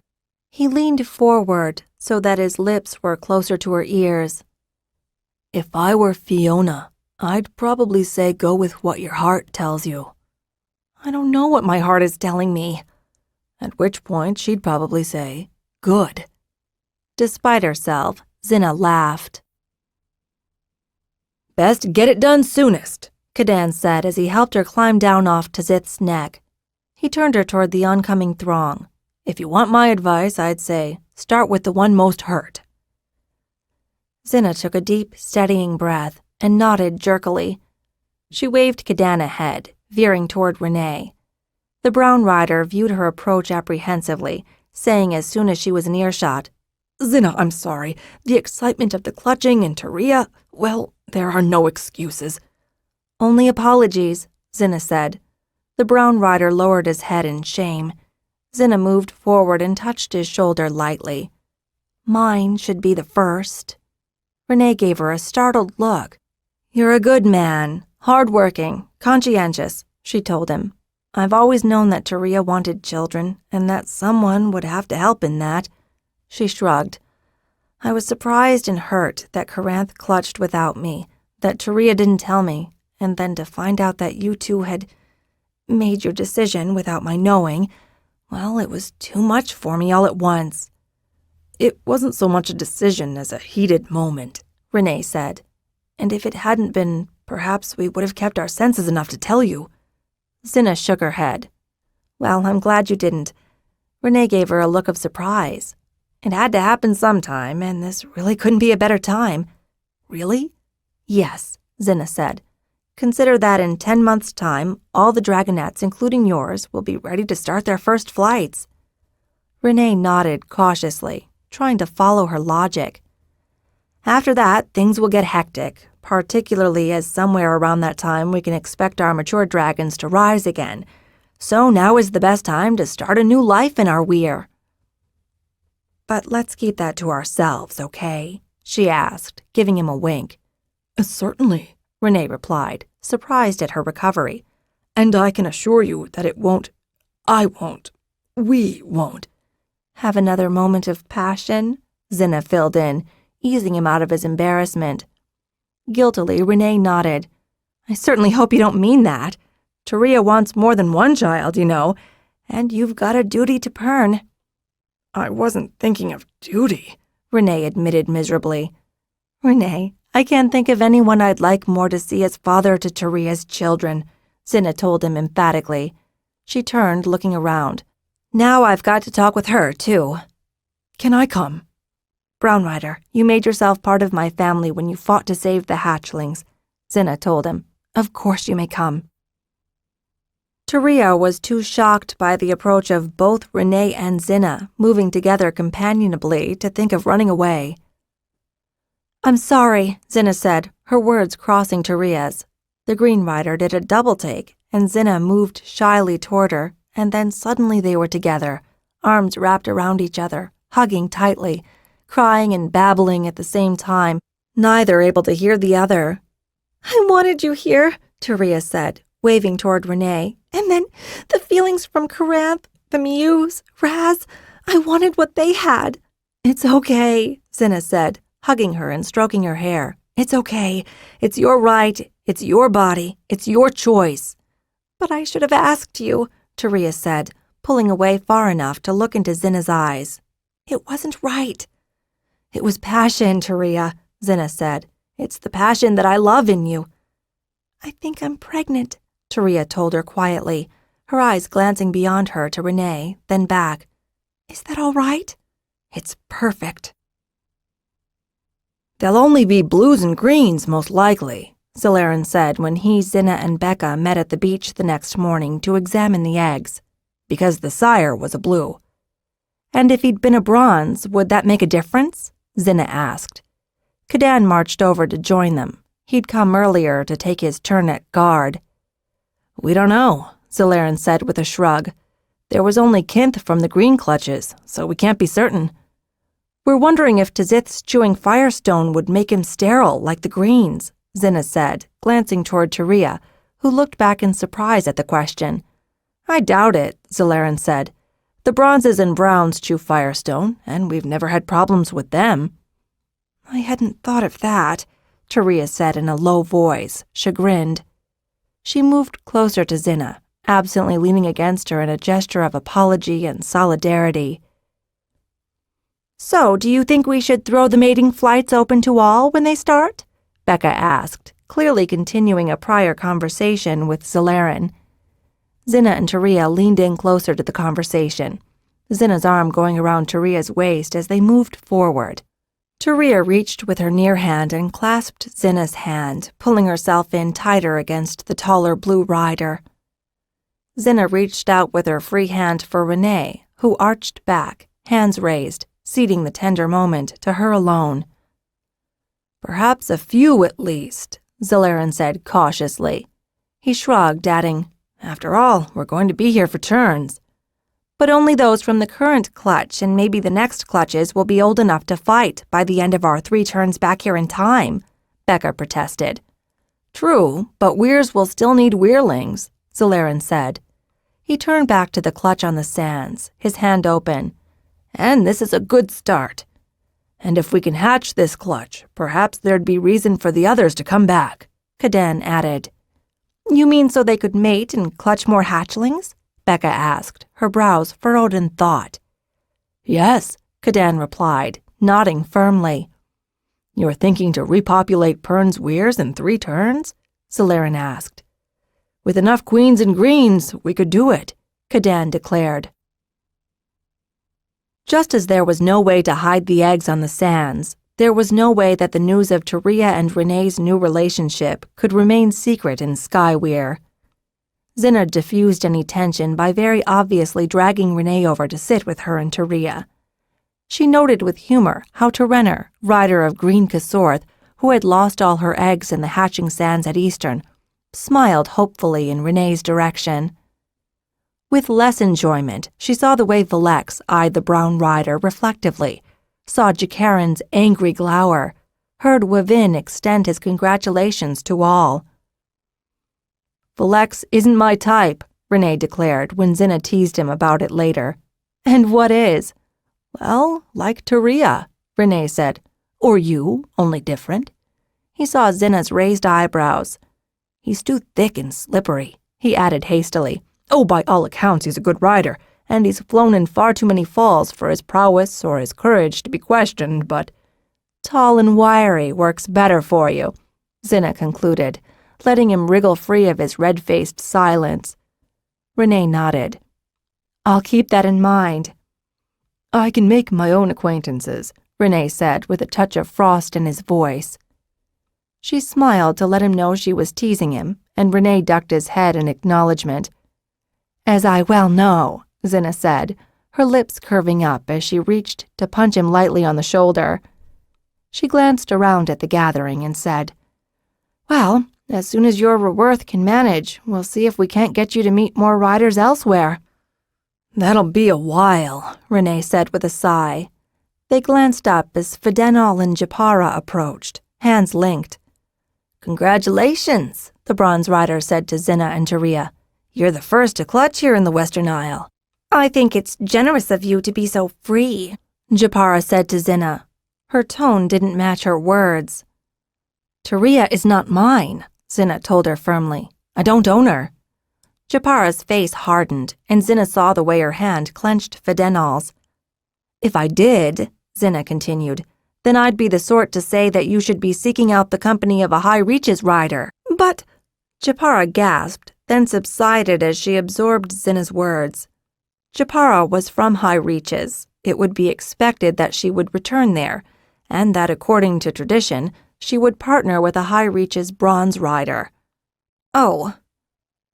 Fidenol reddened, looking embarrassed at the Queen Rider's discomfort. Xhinna gave him a grin to ease his worries, saying, I'm not like that.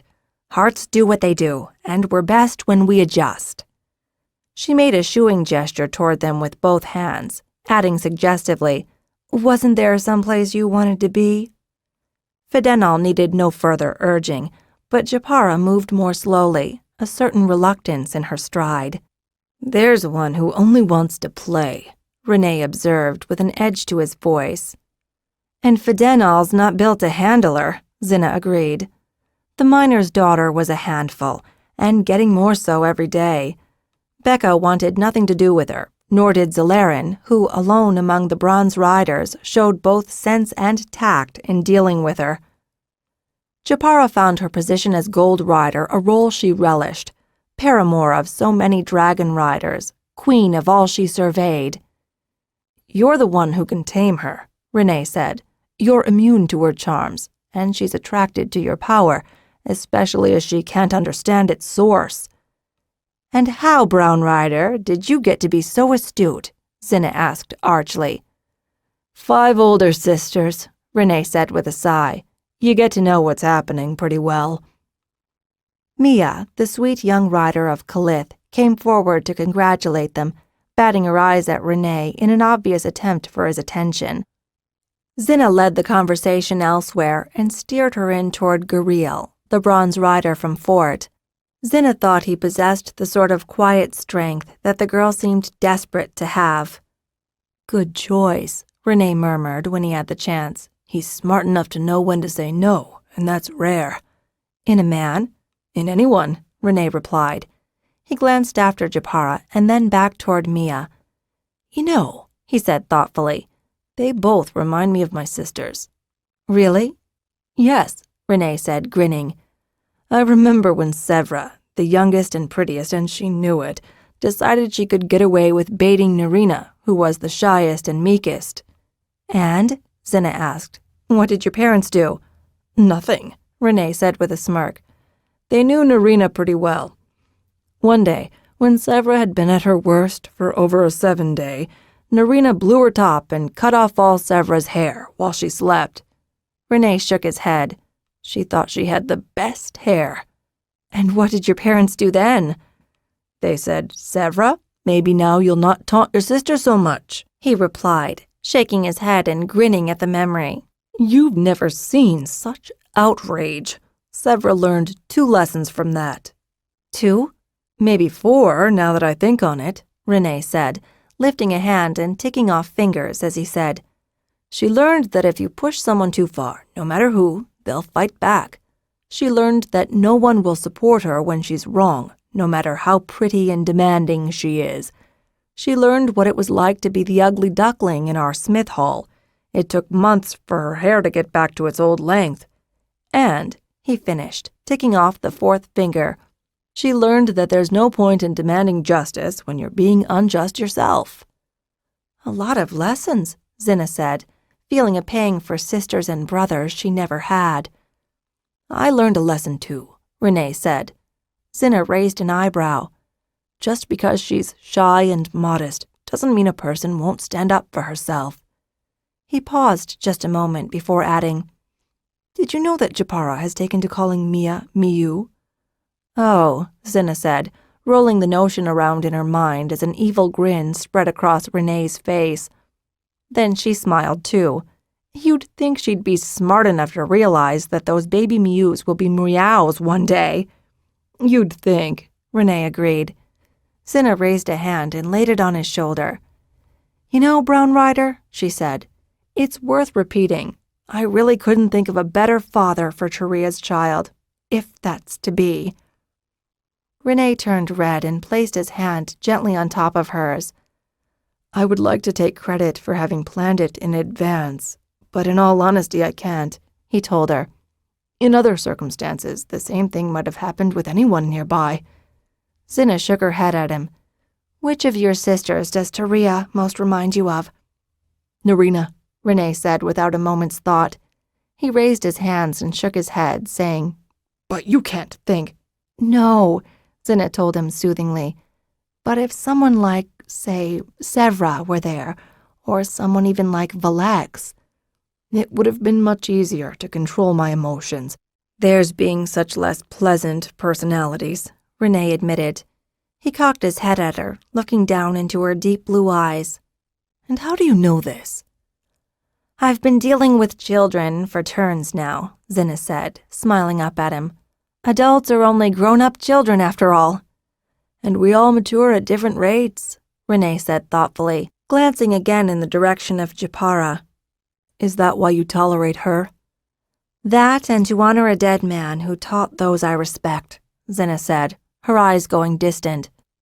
"Mikal of the Harper Hall?" Renee guessed. Xhinna shook her head. "Weir leader Matal of Bendon?" Again, Xhinna shook her head. Renee spread his hands in surrender. "No one important," Xhinna said, thinking back to her conversation with Fiona. "Just a man who made a mistake and was never allowed to recover from it." "Dagan of Telgar?" Renee asked, then shook his head. "But they say he's still alive, so he's got a chance."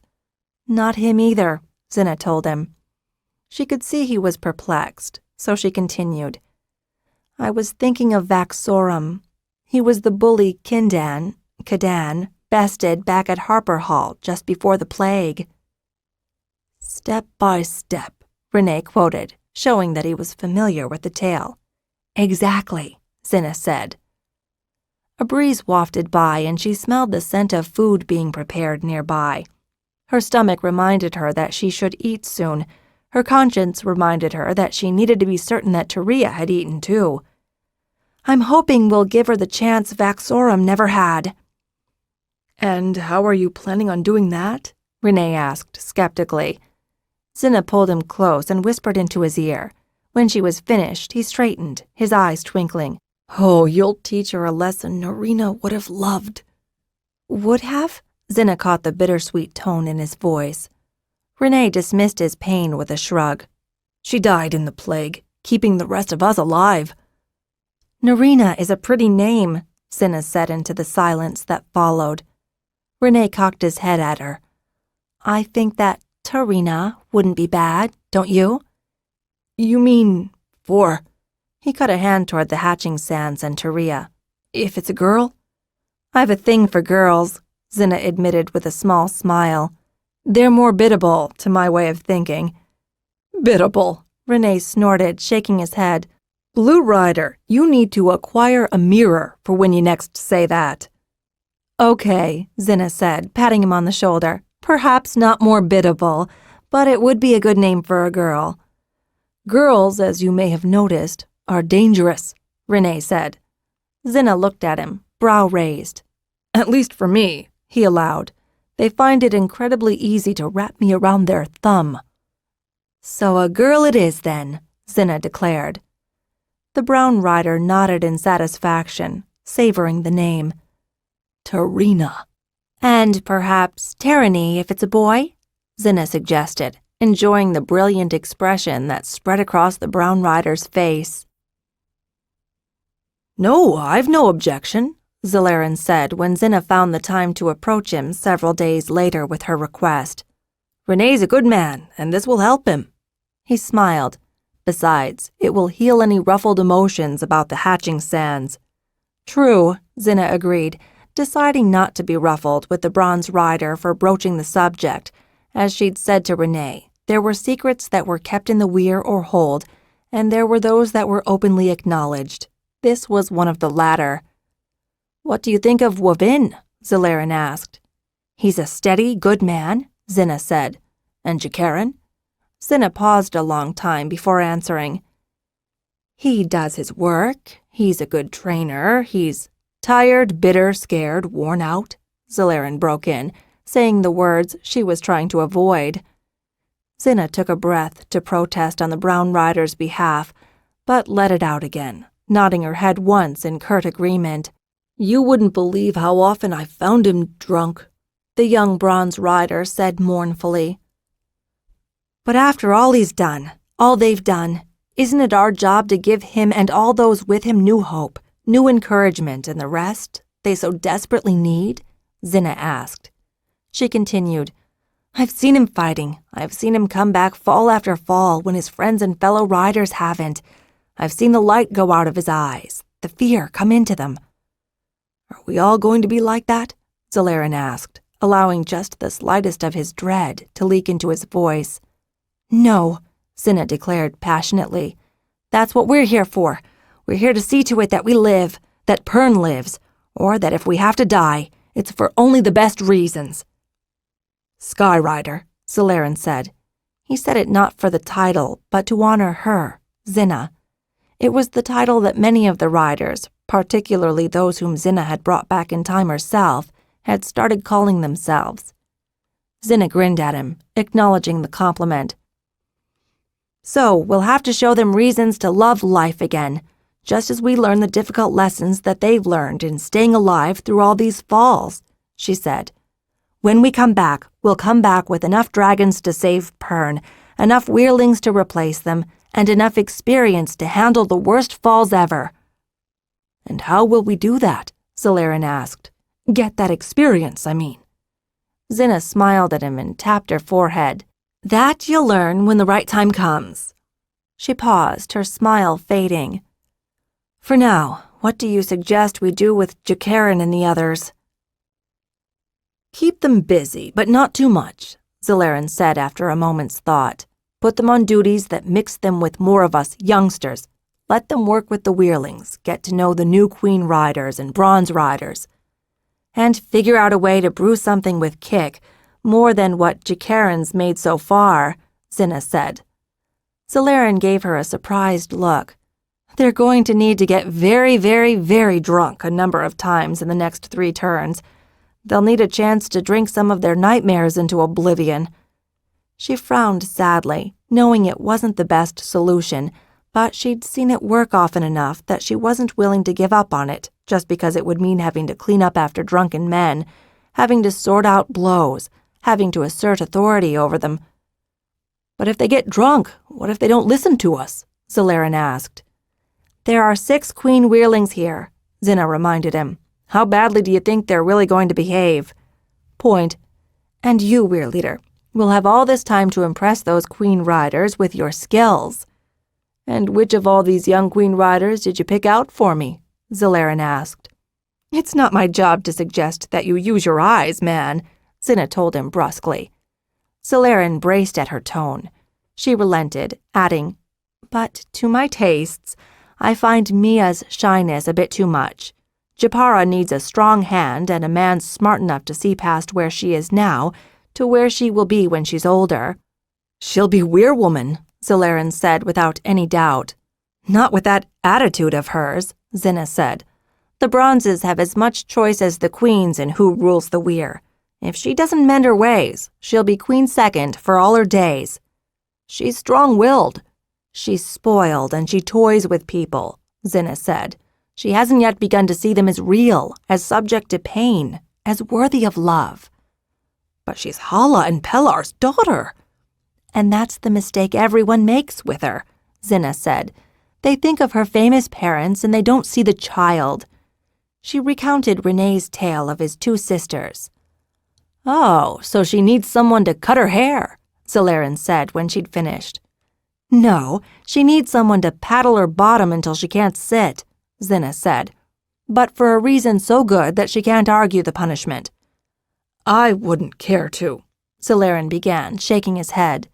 And that is why she's so spoiled, Xhinna cut him off, because no one cares to. In all honesty, Xhilaran told her in a quiet, sincere voice, I'd really prefer if you wrote a queen. Why, thank you, Xhinna said, truly flattered. She changed her tone and smiled devilishly as she said, And if I did, I'm sure that my queen would be happy to outfly you. Probably, Xhilaran agreed. There certainly is one thing you've taught me already. One thing?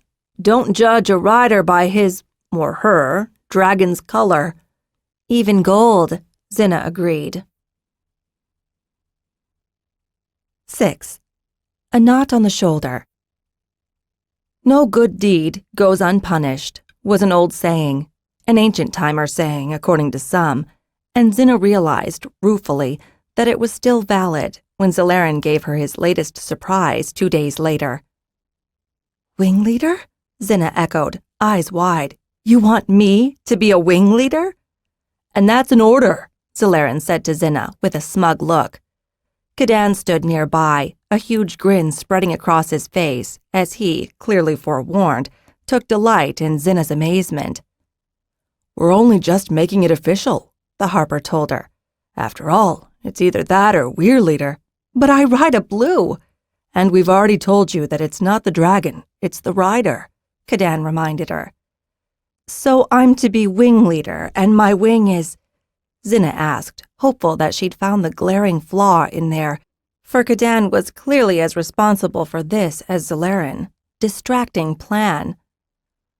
Well, mostly you, Taria, and the Queen Weirlings, Xhilaran said diffidently.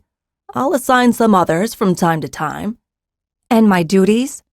Not different from what you've already been doing, Xhilaran said. He eyed her shoulder. But I want your rank knot on by nightfall. In a smaller voice, he added, And we want you to lead the queens. You're serious? Xhinna said. You want me to lead the queens? Deadly, Xhilaran told her. What about Kadan? He's the Weirling master. I'll have my hands full with the others, Kadan said. Not that I won't be drilling the queens when the time comes, but we felt that they needed someone like you," Zalaran interjected. "What?" Xhinna asked, brows high. "A girl?" "No, a leader," Zalaran retorted. "I've got my hands full with my wing, and the queens are too much on their own for any bronze rider." He cut his eyes slyly toward Kadan as he added, "Even a harper." "We're merely recognizing your authority in a way that can't be argued," Kadan added. Xhinna turned to look at him. So they expected her to be challenged. Her thoughts turned immediately to Japara. Apparently, Zalaran had come up with a solution to her intransigence that kept him away from it. It was, she realized, not such a bad solution, especially given that Zalaran's dragon was the only mature bronze in the small weir, which sometimes required him, as the authority of last resort, to delegate difficult tasks and distance himself from painful decisions. "Wing leader?" Xhinna repeated. "So I'll be leading the queens and what?" "You're going to be scouting a lot, and you'll need help. This will make it easier all around." "Some won't like it," Xhinna pointed out. "Do you mean Jakaran?" Zalaran asked, raising an eyebrow. "I'll manage him." Actually, she'd been thinking of Japara and the other young queen riders, but Xhinna could think of nothing else to say, glancing from young bronze rider to older harper, until Kadan burst out in laughter. "You should see your face." Xhinna glared at him. "Check with Javissa. I'm sure she can find you something from our stores to make a suitable rank knot," Zalaran told her, his eyes twinkling with delight. She started to move off, but stopped and turned back. "If I'm to be a wing leader, shouldn't I have a wing second?" "Of course," Kadan said at once. "Who do you have in mind?" Zalaran asked. "I'm afraid that I'll need all the older dragons. And Coranth is guarding her eggs," Kadan noted. "I was thinking of someone else," Xhinna said. "Someone with his own authority." "Oh," Zalaran said, suddenly enlightened. "Excellent. A marvelous choice." He nodded firmly. "Go for it." Xhinna was already annoyed when she caught up to Renee a 7-day later. She'd spent most of the past week dealing with various moans, groans, and whines from the young queen riders, not to mention no small amount of time dealing with the obstreperous Japara. But when his brown weirling threw clumps of dirt all over her clean clothes, her anger overheated. "Stop! Stop!" she yelled. "By the first egg, Renee! What do you think you're doing?" "Xhinna!" Renee cried, rushing around Roworth's hind legs and briskly brushing the damp soil off of her. In his haste, he only succeeded in grinding more in. "I didn't hear you come. I'm sorry." Xhinna let out a deep sigh, telling herself that, as Kadan had recently reminded her, the first duty of a leader is to control herself, particularly her temper. Xhinna's protest that she wasn't a leader, merely a blue rider, had been met by contemptuous snorts from both Zalaran and Kadan. "It isn't the color of the dragon, but the force of your personality," Kadan had told her. Zalaran had nodded in firm agreement. They'd gone on to talk about what it meant to be a leader, and how some, regardless of their dragons, were better suited than others. Jakaran was the counterexample. Now Xhinna forced herself to ask more reasonably, "What are you doing?" "Digging." "Digging? Why?" Xhinna asked, tamping down more firmly on her temper. "To see how deep we need to go," he replied, in a tone that implied that his answer should have been obvious. "How deep?" Xhinna repeated, wondering if the smither was entertaining some wild notion of making tunnels. If so, she'd remind him right quick about the tunnel snakes. "To the rock, of course," Renee replied. His enthusiasm faded enough for him to gauge the level of her confusion, and he flushed. "I'm sorry. I was thinking that perhaps we could level the dirt off the top of the plateau and make our weir here." "Take all the dirt off the plateau?" Xhinna asked in surprise. She thought for a moment. "How long would that take?" "That's what I'm trying to find out," Renee told her. "I have to know how far down we need to go and how quickly a dragon can dig before I can do the calculations." He smiled as if expecting praise for his resolution of 2 problems in the same operation. "And where are you supposed to be right now?" Xhinna asked. Renee's face fell. Taria's with Raz and Xhinna. You left a pregnant mother and a child together with a Mriau? Xhinna roared, unable to contain herself. Becca had only needed one quick inspection of Taria before pronouncing her officially pregnant. Renee wilted for a moment, then said mulishly, The Mew is sleeping, and they're on the outside of the cage. Oh, Xhinna said in an apologetic tone. Sorry. In an attempt at further apology, she waved her hand at the hole that had provided the dirt still festooning her best riding gear, and asked, So, what did you find? I'd only just started, Blue Rider, Renee replied. He was too gentle, mostly, to roar back at her. The few times he had, though, she'd thoroughly deserved it and had, as soon as she'd cooled down, been grateful for his criticism. One of the duties of a second, Renee had said as he dismissed her apology back then, is to have the courage to tell his leader when she's wrong. Keep doing that, please, Xhinna had told him. Is this another of those times when I'm wrong and need to apologize? She asked now, feeling humbled. Renee thought about it for a moment and then shook his head. No, he said. This is one of the times when you should bite my head off and feed it to the Mriaus for endangering our young. Okay, Xhinna said. By my count, then, we're about even. I don't keep count, Renee told her. But if I did, I'd say that I was in your debt from the first. Well then, I'd say that now we're even because I was keeping count, Xhinna told him drolly. The brown rider gave her a steady look, then snorted and shrugged, shaking his head. But digging out all the dirt, is that really possible? She asked. It's certainly possible. It's only a question of digging. But how much and for how long? I was trying to find out, Renee reminded her. Xhinna shrugged an apology and gestured for them to move to the front of the small brown dragon. How'd you get Raworth here, anyway? Xhinna asked. Caranth? Taria offered to ferry him in exchange for my supervision of her and Xhinna when they were with the Mews, Renee said. Raworth wanted some exercise, and Cadan had mentioned that the dragons use their back legs to launch themselves, so I thought digging. It might be a good idea for the hatchlings to get out more, Xhinna said. And we've enough dragons now that we could bring them to the shore. They like prancing in the water. I hadn't thought of that, Renee confessed. I planned to ask Taria to have Caranth bring Raworth to bathe when we were done. I figured we'd get dirty. He glanced down at his own tunic and flicked a clod of dirt off it. Could Tizith help dig? He'd be faster, Xhinna asked. Renee shook his head. Not that I don't appreciate the offer, but... He paused as Raworth began furiously scooping out more dirt with his hind legs. The little brown, not quite so little anymore, was clearly thrilled with the play he'd been asked to do. I'd already calculated the baseline for Raworth, and I'd have to recalibrate for Tizith, Renee said. Xhinna raised one eyebrow at him and shook her head slowly, and the way she'd come to realize made the smith remember that she hadn't his smithcraft training. Renee sighed. It's easier this way, he said simply. She shrugged and stood back, watching until she got bored. I'll check on the others, she told him, heading off to the Mriau cage. Tizith begged to stay behind, entranced by the little brown's play.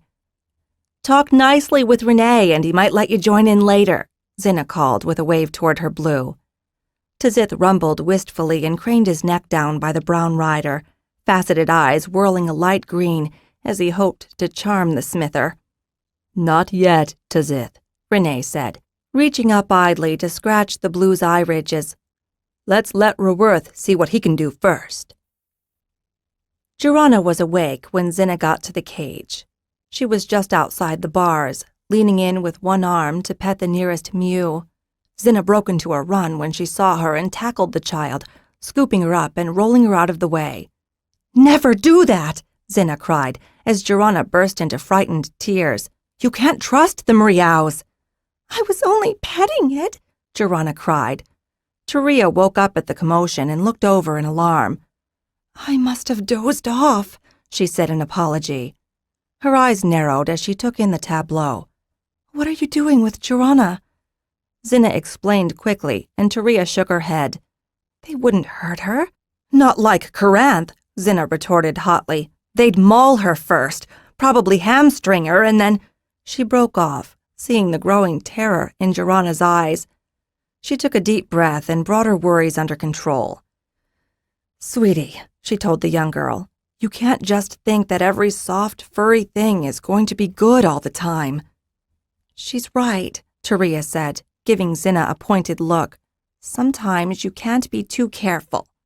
No, Xhinna corrected, you can never be too careful. Taria had grown moodier and more worried as her pregnancy really took hold and the hatching neared. Shouldn't you be off finding candidates? Taria asked. The eggs were due to hatch in another 3 weeks at most, as the old teaching ballads warned. Count 3 months and more, and 5 heated weeks, a day of glory, and in a month, who seeks? The 3 months were the time from mating to clutching. The 5 heated weeks, the time on the usually warm hatching grounds at the great weirs. The day of glory was the hatching and impression itself. And then, as they'd recently discovered, in a month who seeks meant that the month-old dragonettes could actually go between from one place to another, even though they usually took between 2 and 3 turns to reach their full growth. Are you two fighting again? Xhinna asked, having recovered from her fright. She looked at Xhinna and then Taria. I thought you loved each other. We do, Xhinna told her, but we can love each other and still disagree. Taria snorted. And people, even dragon riders, can be wrong, she said. The smart ones are those who admit it. I was coming to tell you that I've arranged to go search, Xhinna said as she released Xhinna. She was surprised when the girl grabbed her hands and began to rub them.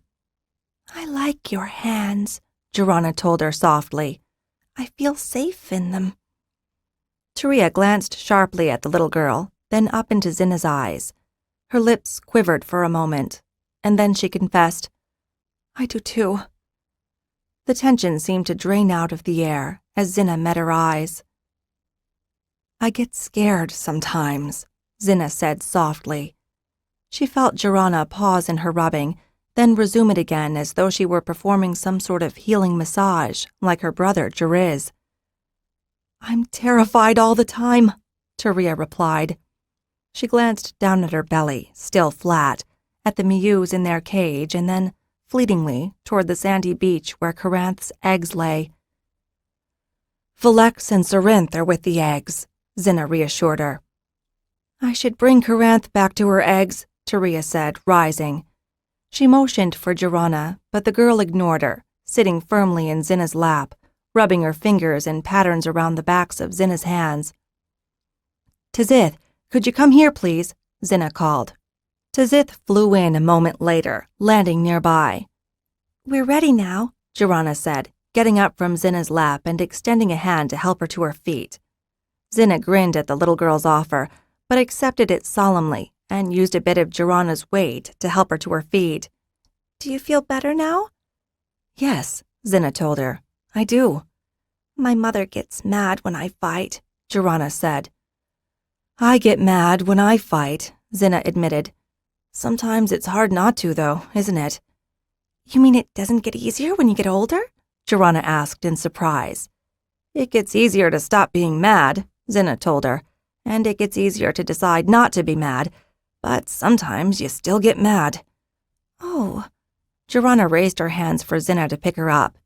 Even at 10, the child was small enough that she was nothing to carry, and Xhinna slung her on one hip with the practice of a childminder and walked toward Tzith. Xhinna leaned in suddenly and kissed Xhinna's cheek. I love you. I love you too, Xhinna said, returning the kiss with a big loud smack. Xhinna giggled, then gestured for her to raise her up to Tzith. Xhinna complied and climbed up behind her, rigging the riding straps for the two of them before urging Tzith into the sky. Once they were airborne, Xhinna leaned back and tilted her head so that her words could carry to Xhinna's ears. Can I come with you? I'm bringing you back to your mother, Xhinna said. Isn't that enough? I want to come with you, Xhinna said. I don't think your mother would like that, Xhinna said. It might be dangerous. Not with you, Xhinna replied confidently. If my mother says it's all right, will you let me? Xhinna smiled. We'll see. It seems they can swim just fine, Cadan said as he watched Larenth prance in the waves. It had been an unanswered question as to whether the Weirlings could swim until Cadan had asked his bronze to try the water. Watching Larenth cautiously approach and then just as anxiously retreat from the waves that lapped the shore had brought a smile to everyone's lips. Larenth had turned back to woof at his rider before sternly braving his way into the waves and then out beyond them. "I'm floating," Larenth had declared, gamely turning onto his back and stretching his wings, sculling his way forward with his hind legs. "Yes, you are," Cadan had called back, laughing at his dragon's joy. "Don't go too far, or Tzith will have to bring you back." "I won't," the little bronze affirmed. "Well, that's excellent," Xhinna said, sending a thought to Tzith instructing the blue to keep a close eye just the same. "We can get them all down and exercising." "That'll help with their muscles and growth," Cadan said, "but it'll make them hungrier." "I think better hungrier than flabby," Zalaran said as he moved down the sands to approach them.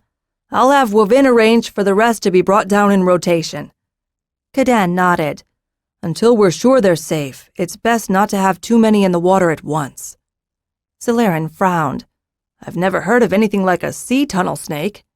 "No," Cadan agreed, "and I checked with Colfit. He says that he's never heard of anything in the sea that would attack a dragonette." Zalaran nodded, turning around to glance at the distant eggs that lay on the sands. "It's nothing like the weirs," Cadan said as he followed the other bronze rider's gaze. "We're going to need candidates soon," Xhinna said.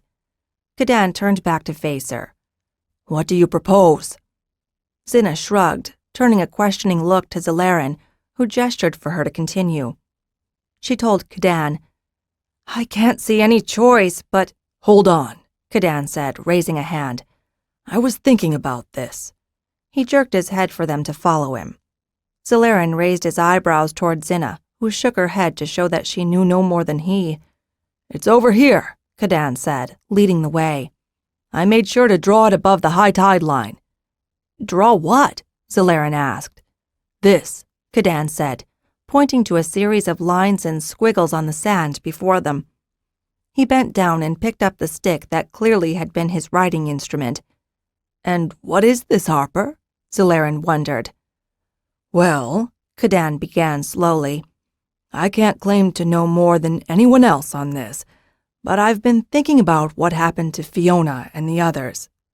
"That's why you've been asking me," Zalaran exclaimed. Cadan nodded.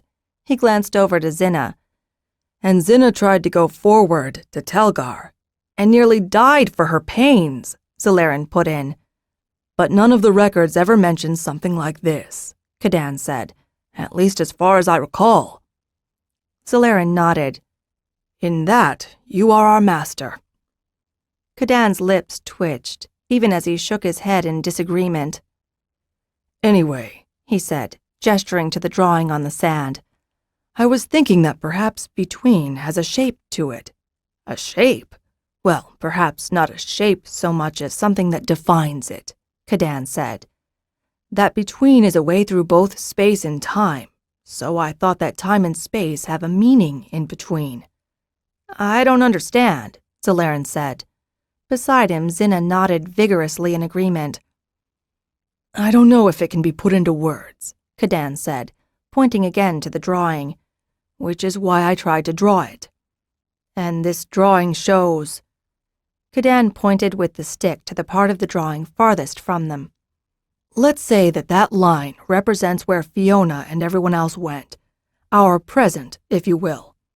"About 3 turns from now," Zalaran said by way of agreement.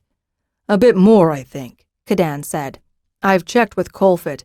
He's been looking at the stars, and he thinks we're back in the summer 3 turns before the 3rd pass." He pointed to a spot on the drawing. "That dotted line represents the time when Dagan and the old Telgars jumped between." "And that other line?" Zalaran said, pointing to the line that ran from some point in the future to the top line of the drawing, the present line. "That's the line representing Fiona's jump between times," Xhinna said. He pointed at the big hole where the two lines met. And that hole is the knot that formed when they crossed paths. And? Xhilaran prompted. We know from Xhinna that the knot was still there when she tried to jump, Xhinna said. And we know from your arrival that the knot doesn't prevent people from jumping back in time, only from jumping forward. Or we were just lucky, Xhilaran said. Did you feel like you were stuck, unable to move? Xhinna asked him, a shiver going down her spine as the memory of that horrible moment flowed once again in her mind. No, Xhilaran said. As I told you, it was like a normal jump between times. Nothing like when you were caught going forward with Fiona, Xhinna observed. No, not at all, Xhilaran said. You know how relieved we were. He pursed his lips tightly and turned to Xhinna. We were all afraid. Shh, Xhinna snapped. Xhilaran gave him a surprised look. You're referring to the message Xhinna sent but hasn't written yet. Yes, Xhilaran admitted, his shoulders slumping. I can leave that message when I go in search, Xhinna said. Xhinna raised his stick and drew a new line close to them. I think you'd be safest if you went back in time from here and then came forward once more. He drew connecting lines from the now position to someplace back in time and then back again. Yes, Xhinna said, frowning at the drawing. That could work. It would be safest if you didn't change times at all, Xhilaran protested. Safest, but we're going to have to time it at some point, Xhinna said. Xhilaran raised an eyebrow. We're leader. In the next 3 turns, we're going to need Firestone, and the only place we can get that is back in time. At the Eigen Mine? Xhinna asked. Yes, Xhinna agreed. It's the only place that's large enough where our presence might be kept a secret. And we need to keep it a secret, because no one back in time knew about us, Xhilaran guessed. Perhaps because we didn't go back in time? Xhinna suggested. If we didn't go back in time, then we don't get Firestone, Xhilaran reminded her. And we'll need it if we have to stay here until we're beyond the time of the knot between. And if you go back in time, maybe some of those who were missing after the plague could be saved, Xhinna added. But Xhinna, aren't they already dead? Not if you rescued them. I should come with you. You're werebred. You won't know what to say, Japara said when Xhinna explained her plans to her gold riders. Xhinna couldn't hide her surprise at the other's offer. Japara pressed on. As a Lord Holder's daughter, it's my right. We don't know if this will work, Xhinna told her, shaking her head. If we fail... Her words trailed off as she heard Taria gasp. She nodded toward her, then continued. If we fail, we don't need to lose 2 dragons. Yours would not survive your loss. 2? Japara repeated in confusion, and then she caught Xhinna's meaning, and her eyes turned involuntarily toward where her Serurth lay sleeping. Well, then who's going to take over if you don't come back?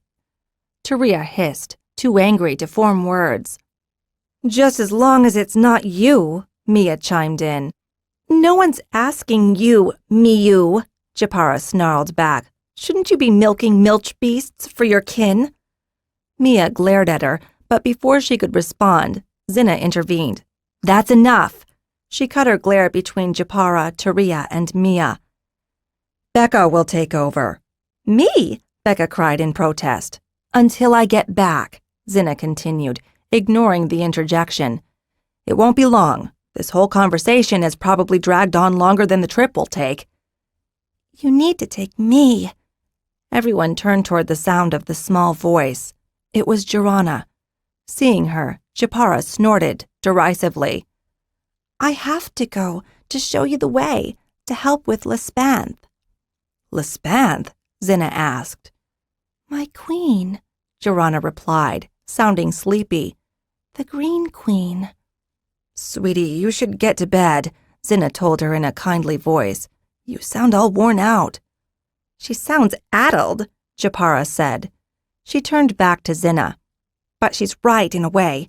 There are 18 eggs on the beach. How are you going to carry enough candidates on one tiny blue? Xhinna ignored the jab implied in tiny and started to answer when Xhinna responded dreamily. Only 5 are needed. 5 will hatch. 3 greens and 2 blues. Xhinna shook her head, stood up from where she sat, and moved toward Xhinna. Come on, little one, I'm taking you to your mother. When Xhinna picked her up, the little girl shook, and her eyes opened wide. Xhinna? She seemed surprised. Did I really say all that? About a queen and 5 hatchlings? What, don't you remember? Japara called. It was like a dream, Xhinna said. I thought maybe I was just sleeping. Let's get you to your mother, Xhinna repeated, not surprised to find that Taria had joined her. Taria leaned closer to Xhinna and said for her ears alone, Was that the sight? Yes, Xhinna replied, having better ears than Taria had imagined. The little girl yawned and leaned against Xhinna's chest. That was the sight. It's early, Javissa said when Xhinna recounted the events to her later. She glanced down at Xhinna, who was deep in sleep. She'd nodded off during the short walk from the meeting and couldn't be stirred, even when Javissa bundled her up in a blanket. The first sight usually comes with adolescence. So do you believe it? I don't know. Javissa shook her head. It's possible, but it's also possible that she's imagining it. I need to go soon, Xhinna said. There's danger? Yes, Xhinna said, recalling her conversation with Kadan and Zalarin. We can't be sure if timing it won't get us trapped. She said she'd get a queen, and that only 5 candidates were needed for Karanth's clutch, Xhinna said. And what of the others? She didn't say, Xhinna told her. Javissa looked up to the stars that were just peeping through the night sky. When she lowered her gaze, her eyes met Xhinna's. I never expected this. You say she's too young? I do, Javissa agreed, her lips pinching together in a quick frown. But the way you described her, she behaved just like her father when he saw the future. Could she be pretending? No, she never saw her father when he had a sight, Javissa replied. A smile touched her lips briefly. And she's an honest child, mostly. I don't think she'd scheme up something like this. So what do we do? If you can wait until morning, when she's awake, Javissa said, I'll ask her if she still wants to go. It doesn't so matter much when I go as when I go, too. Well then, Javissa said, turning to glance down tenderly at her only daughter. Let's see what the dawn brings. I can't believe you're going to listen to a little girl, Taria chided her the next morning when they met on the beach. There are 18 eggs on the sands, not 5.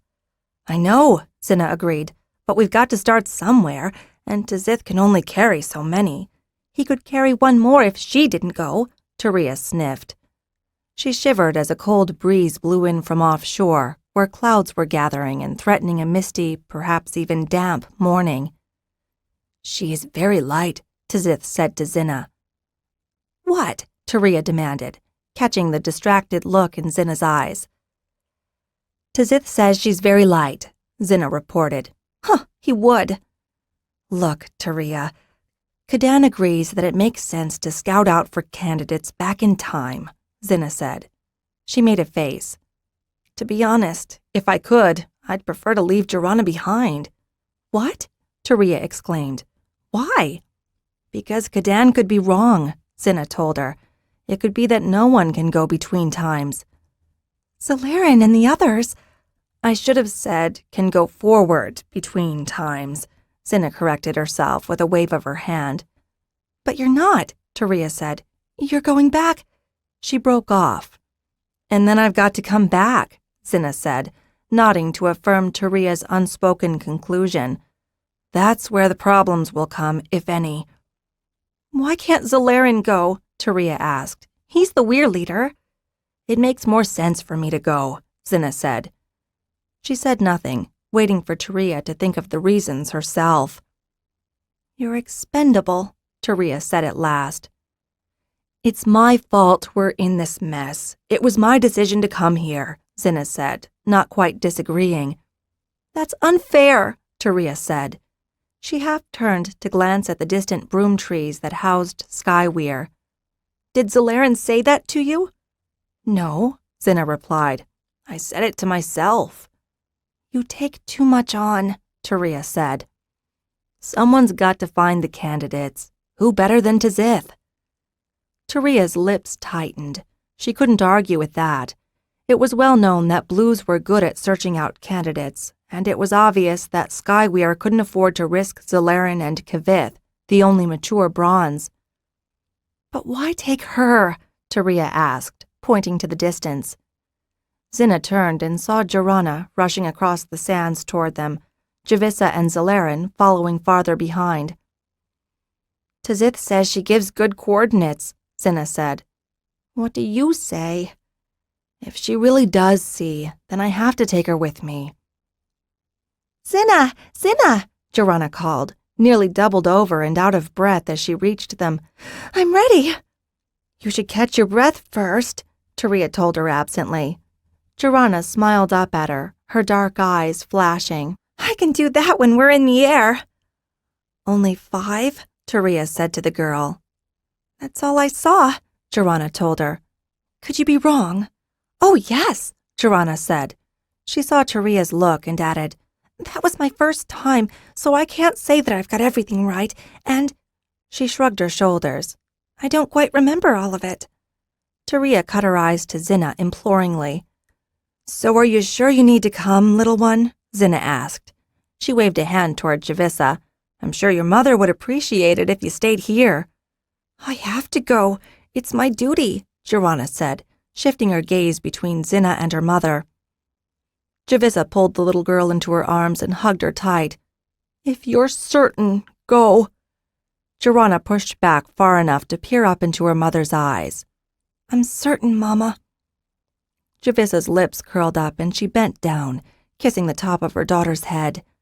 Gently, she turned her around and pushed her toward Xhinna.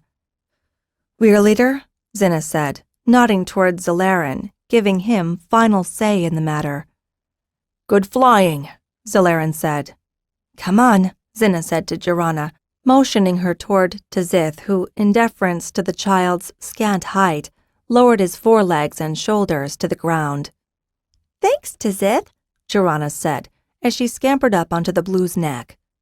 That was very kind, Xhinna added as she climbed up behind the little girl. She rigged the riding straps and gave Tzith a silent command. Hold on, Tzith cautioned as he righted himself. A moment later he took 2 steps forward, leapt with his back legs, and was airborne, clawing upward into the sky. In front of Xhinna, Xhinna let out a cry of pure joy. I have the image, Tzith said, relaying it to Xhinna. She caught a flag at half-mast, realized it was the Cromhold flag. Let's go, she said, even as she tried to puzzle out one niggling color in the image. They were between when she realized what it was. Beneath the Cromhold flag, she'd seen another, smaller flag. Yellow. The plague flag. 7. A deed redone. We need to go back, Xhinna said as soon as they burst into the sky above Cromhold. Dawn was just breaking. The sun had just crested the horizon, casting the inner walls of the hold in sharp relief. We've gone back too far. No, we haven't, Xhinna said. We're right where we need to be. She pointed down, behind them. Tzith, turn around and go behind that hill. Land there. No, Xhinna said. Xhinna, that yellow flag is the plague flag. We've gone back to the time of the plague. We've gone back too far. We've gone back only 7 turns, Tzith assured her. Then why is the plague flag still flying?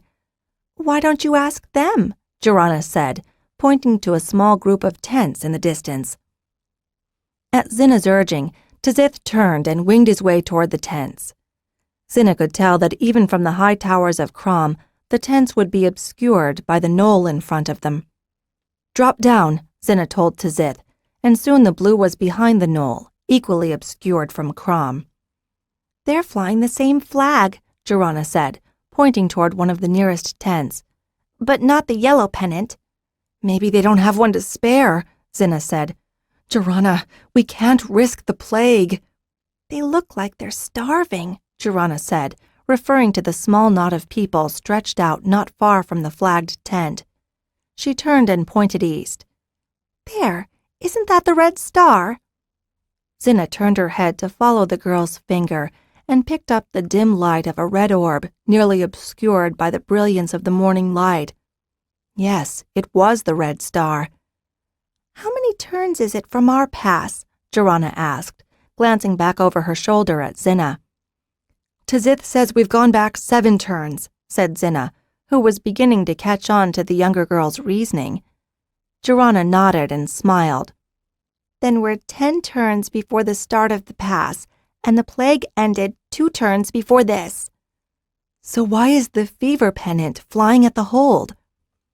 "Xhinna, this is where we need to be," Xhinna said. "You're going to have to trust me on this." Xhinna pursed her lips tightly, sending a different image to Tzith, even as she said, "Little one, I can't." A moment later, dragon and riders were gone from the morning sky. "Xhinna!" Xhinna cried as soon as they burst back from between. "What did you do?" "I have to leave a message," Xhinna said as Tzith, at her request, started a lazy downward spiral. Xhinna spotted what was below them. "That's the Red Butte, isn't it?" Xhinna nodded. "You brought us forward in time," Xhinna said in surprise. She gestured down to the plateau. "My father is buried there. You brought us here to the time after he died." "I know," Xhinna said. "I had to find out," she added, more to herself than to the child in front of her. "I had to know that we could make the jump forward again." "And you didn't tell me." "Little one, what good would it have done to tell you? At least I'd have known." "I thought that if you knew, your fear might help trap us," Xhinna told her. "But there was no trap, was there?" Xhinna said. "At least I didn't feel anything." "No, it was like a regular jump between times," Xhinna agreed. "So you know that Cadan's right, that the knot is only at that one time, when Dagan's weir jumped to fight Thread, and Fiona's weir jumped forward." "Yes," Xhinna said, not hiding the relief in her voice. "And I can leave a message for Fiona in the future." Deftly, Tzith landed on the wide plateau, and Xhinna jumped down. Immediately, she reached up for Xhinna, who objected. "I can get down by myself." "You'll take my help or you'll stay up there," Xhinna said.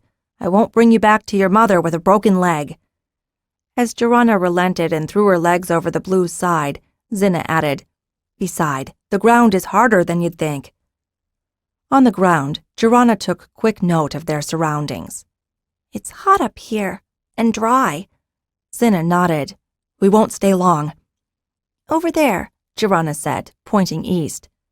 The plateau was large and riddled with crevices. Xhinna looked at her doubtfully. "How can you know?" "I was here, in my dreams," Xhinna said. She gave Xhinna a sad look. "I left an offering for my father."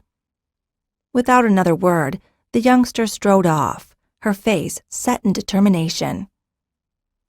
Xhinna followed her, raising a hand to her brow to better shield her eyes from the sun. "It's there!"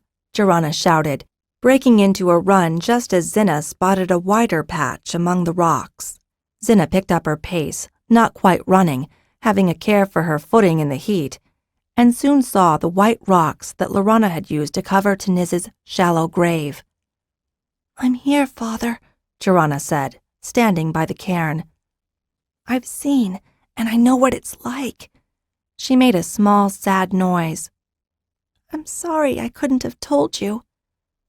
Oblivious to the sound of Xhinna approaching behind her, she continued, "Did it make you sad, too, knowing all those things?" "Xhinna," Xhinna said, kneeling beside the young girl, "what is it that you saw?" "The first thing a person sees is their death," Xhinna said. "Oh." Xhinna reached behind her and caught Xhinna's hand in hers. "It's not as bad as you think," she said. "I was old, older than you." "What else?" "I can't say," Xhinna said stoutly. "I can't break time any more than Fiona can." Xhinna wrapped her free arm around the child's chest and hugged her tightly. "Tell me what you can," she suggested. I did, Xhinna said, turning suddenly in her arms and staring Xhinna in the face, her face grim. And you didn't believe me. We have to be careful, Xhinna said, a little defensively. You don't trust people, Xhinna said. You try to do it all yourself. She shook her head and then turned back to her father, saying, Maybe you can do it, but we can't. Are you talking to me or your father? Xhinna asked in a soft, encouraging voice. Both of you, Xhinna said. He's dead, so he can't hear me. You're afraid, so you won't hear me. She dropped Xhinna's hand and moved out of reach, turning to say, What message are you going to leave? Once I leave the message, we can go back to Crom, Xhinna said, trying to find a way to placate this suddenly too strange child. Not at the same time, Xhinna said. They'll have seen Tzith and they'll be scared. Scared? They'll think he was scouting. For whom? For whoever is hiding in the hold. Dragons are beholden to the weirs, Xhinna, Xhinna said, trying to gently remind the child of the facts. A dragon wouldn't scout for a hold, unless the weir ordered it. But Crom's beholden to Telgar and... Xhinna broke off as Xhinna nodded. Telgar, 10 turns in their past, was still led by Degan. Nera rules Crom, Xhinna said. Now she does, Xhinna agreed. In our time, turns in the future. Xhinna pursed her lips tightly. Did you ever find out how she came to rule Crom? Xhinna asked. She took the hold back from her brother, who had blockaded himself inside while the holders starved, Xhinna recalled. And then her eyes went wide. Oh, stoutly Xhinna declared. I told you we were in the right time.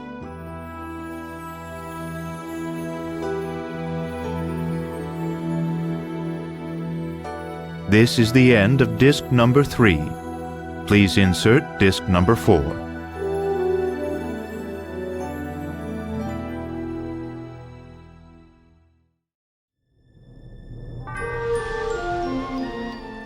This is disc number 4.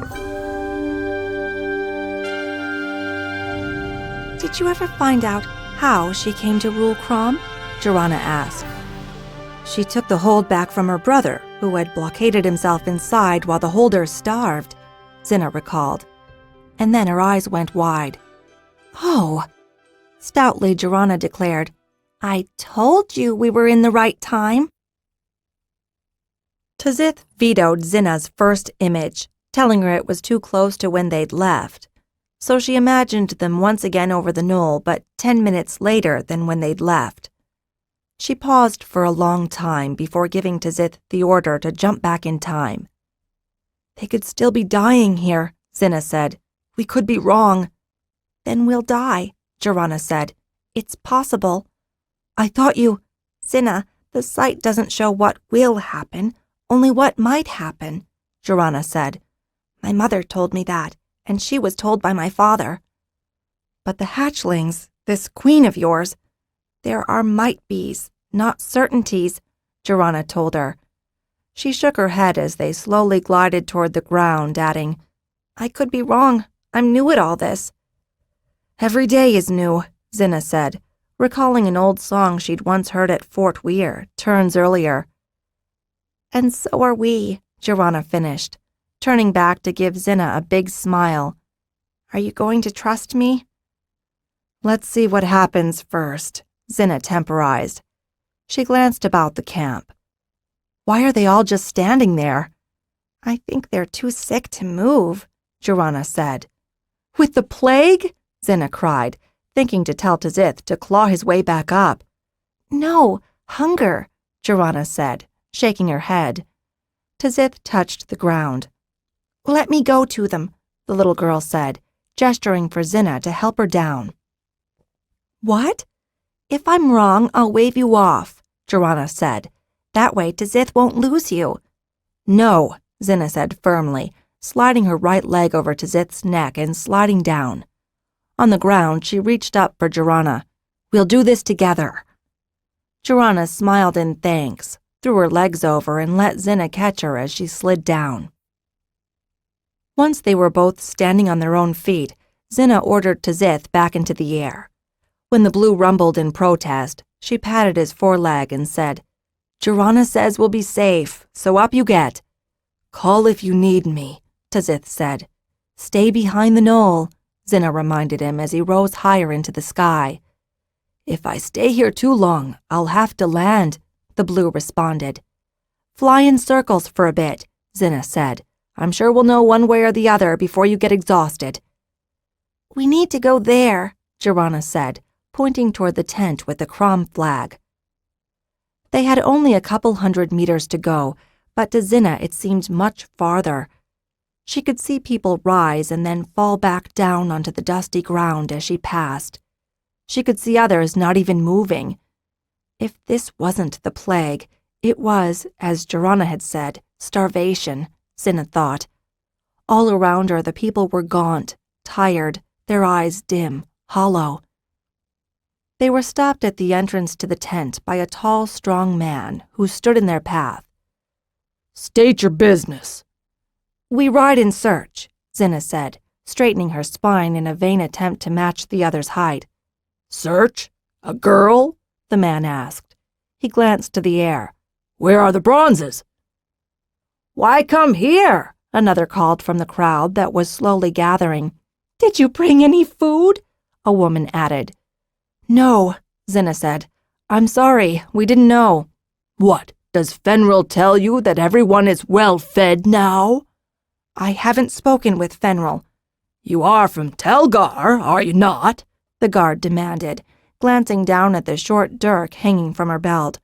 "That's the Telgar mark on your dirk." Xhinna paused, trying to figure the best way to proceed. "What, are you a renegade?" a voice from the crowd called out. "Dagan would never let a girl near a dragon, unless it was a queen," the guard said, his eyes probing Xhinna's. "The dragon chooses the rider," Xhinna said. "A blue rider? We would have heard of this," someone else called from the crowd. "What's your name?" "Xhinna." "That's not a Telgar name." "It's not a dragon rider name even," another added. "Xhinna," Xhinna said, her voice tinged with fear. "We ride in search," Xhinna repeated to the guard. "Will you let us pass?" "What of your friend?" the guard asked, glancing down at Xhinna, who looked away. "She's traitor-born," Xhinna said, hoping that would ease their way. "Traitor?" a voice from the crowd called. "Have you come to trade, little one?" "Please," Xhinna said to the guard, "let us pass." Above them, Tazith bellowed, sensing her disquiet. "Tazith, shh," she said aloud, even as she relayed the thought to the blue. The guard's eyes flickered from Xhinna to the blue in the sky and then back. "That's really your dragon," he said in surprise. "Of course he is," Xhinna exclaimed.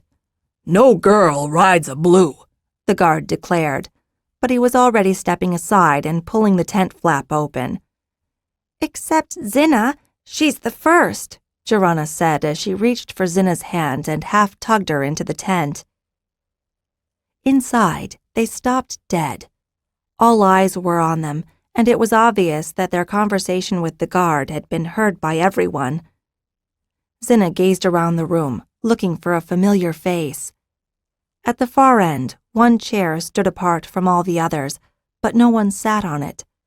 The chair was roughly made, bits of wood and cloth lashed together, but the cloth was of good fabric, as though the builder had tried to make up for the poor quality of the wood.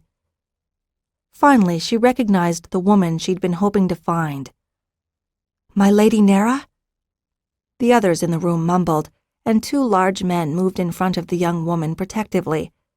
The woman raised her arms and pushed her way between the men. "Who are you? How do you know my name when I swear we've never met before?" "That's Lady Nera?" Xhinna said in a stage whisper. She nudged Xhinna. "Bow! You must bow!" Xhinna turned to see the little traitor bowing low before Nera and then, apparently deciding that it wasn't good enough, going down to one knee, all the while tugging at Xhinna. Xhinna stood her ground, saying to Xhinna, "If you know Lady Nera, then you know she sets no great store in ceremony." "I don't," Nera said, arching one brow haughtily. "Not," Xhinna caught herself before she could say, "in my time," and finished lamely, "So I've heard."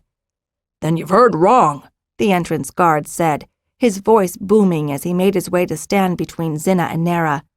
"Stand aside, please, Jeffrick, and let me speak with your lady," Xhinna said, putting an arm on the man's side with gentle pressure. To her surprise, he moved.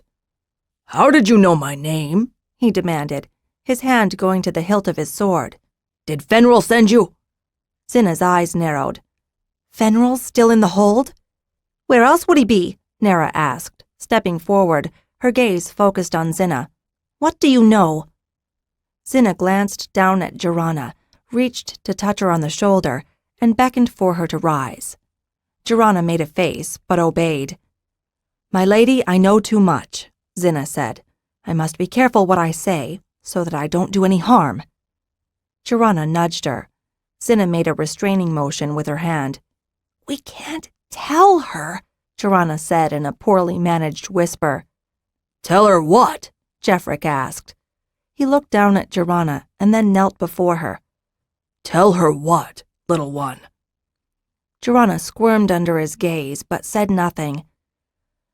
"My lady, we must ask, is there still plague?" Xhinna asked, driven by some nagging memory. "It's been nearly 2 turns since any succumbed," Jeffrick growled, "and still the gates of Crom are closed against us." "Fenril's drunk most of the cellar and spends every night whimpering in fear," Xhinna said. Nera's head whipped up. "Who told you that?" Xhinna gasped and pulled on Xhinna's hands, dragging the taller girl down so she could whisper in her ear. 2 turns. "Yes," Xhinna said, smiling at Xhinna. "I had the same thought." She stood and, with her hand, pulled Xhinna once more to her side. "My lady Nera, would you like to be restored to your hold?" "Ha!" Jeffrick barked a laugh. "And how do you propose to do that? Are you going to scale the heights, or—" "Jeffrick," Nera said in a calm, commanding voice. The guard stopped and looked at her. When she had his attention, she said, "She rides a blue." "Come nightfall," Xhinna said, "Tzith could carry 4 at a time." She glanced toward Jeffrick. "If the gates were open, could your men take the hold?" Jeffrick's face slowly cracked into a grin. "Of course, my lady." "Wing leader," Nera said, pointing to Xhinna's shoulder knots. Xhinna blushed. "How many would you need to open the gates?" she asked, already knowing the answer. 4, Xhinna, Xhinna piped up in exasperation. "Don't you—" "Xhinna, time," Xhinna reminded her tersely. The little girl closed her mouth with a snap and then, with exaggerated motions, pantomimed that she was sewing it shut. Xhinna turned her attention back to Nera. "If we could wait until darkness, that would give us time to prepare," Nera agreed. She cocked her head at Xhinna. "And what would you want in return?" "I ride in search," Xhinna reminded her. Nera started to shake her head. "Most of my people are sick, and the men will be needed in the fields." "We're not looking for men," Xhinna piped up. "My friend speaks the truth," Xhinna said. "There's a queen on the sands?" Nera asked, surprised. "Not yet," Xhinna chirped. "But—" "Xhinna," Xhinna told her quellingly. Xhinna's shoulders slumped and she looked chagrined. Xhinna turned back to Nera.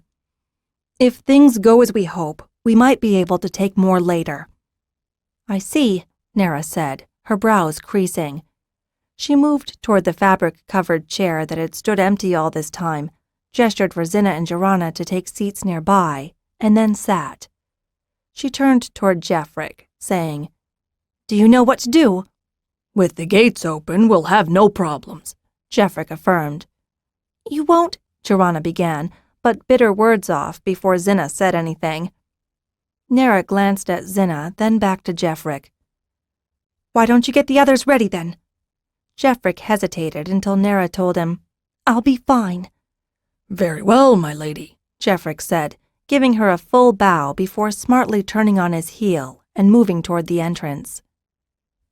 The others fell in behind him, and soon the tent was empty except for Nera, Xhinna, and Xhinna. "So, we are alone," Nera said in the silence. "We still need to be careful what we say," Xhinna told her apologetically. "You can't break time," Xhinna quoted in agreement. Nera's eyes widened. "You're from the future?" "The less you know, my lady, the better it is for everyone," Xhinna said. "I'm not so sure," Nera said after a moment. She caught Xhinna's look and added, "Oh, I agree with you in general, but, for example, you mentioned that you might be back again, riding on search?" "Perhaps. So it would help if I could have an idea as to when you'd come and how many candidates you might need," Nera said. She saw that her comment had struck home and added, "And it would help if I could know how many to expect back." "I see," Xhinna said, her lips pursed thoughtfully. A moment later, she answered, "We don't really know at the moment." "Thousands if we're lucky," Xhinna piped up. "Thousands?" Nera repeated, eyes going wide. "Xhinna!" This time the little girl was unrepentant. "She has to know. If this is going to work, they're going to have to come from somewhere." "Somewhen," Nera said, a smile playing across her lips as she saw the surprise in Xhinna's eyes. Her smile faded, and she asked, "Is it very bad, where you come from?" "It will get better when we get those thousands," Xhinna said. Nera nodded absently. Her gaze had settled on Xhinna, and she was searching the girl's features questioningly.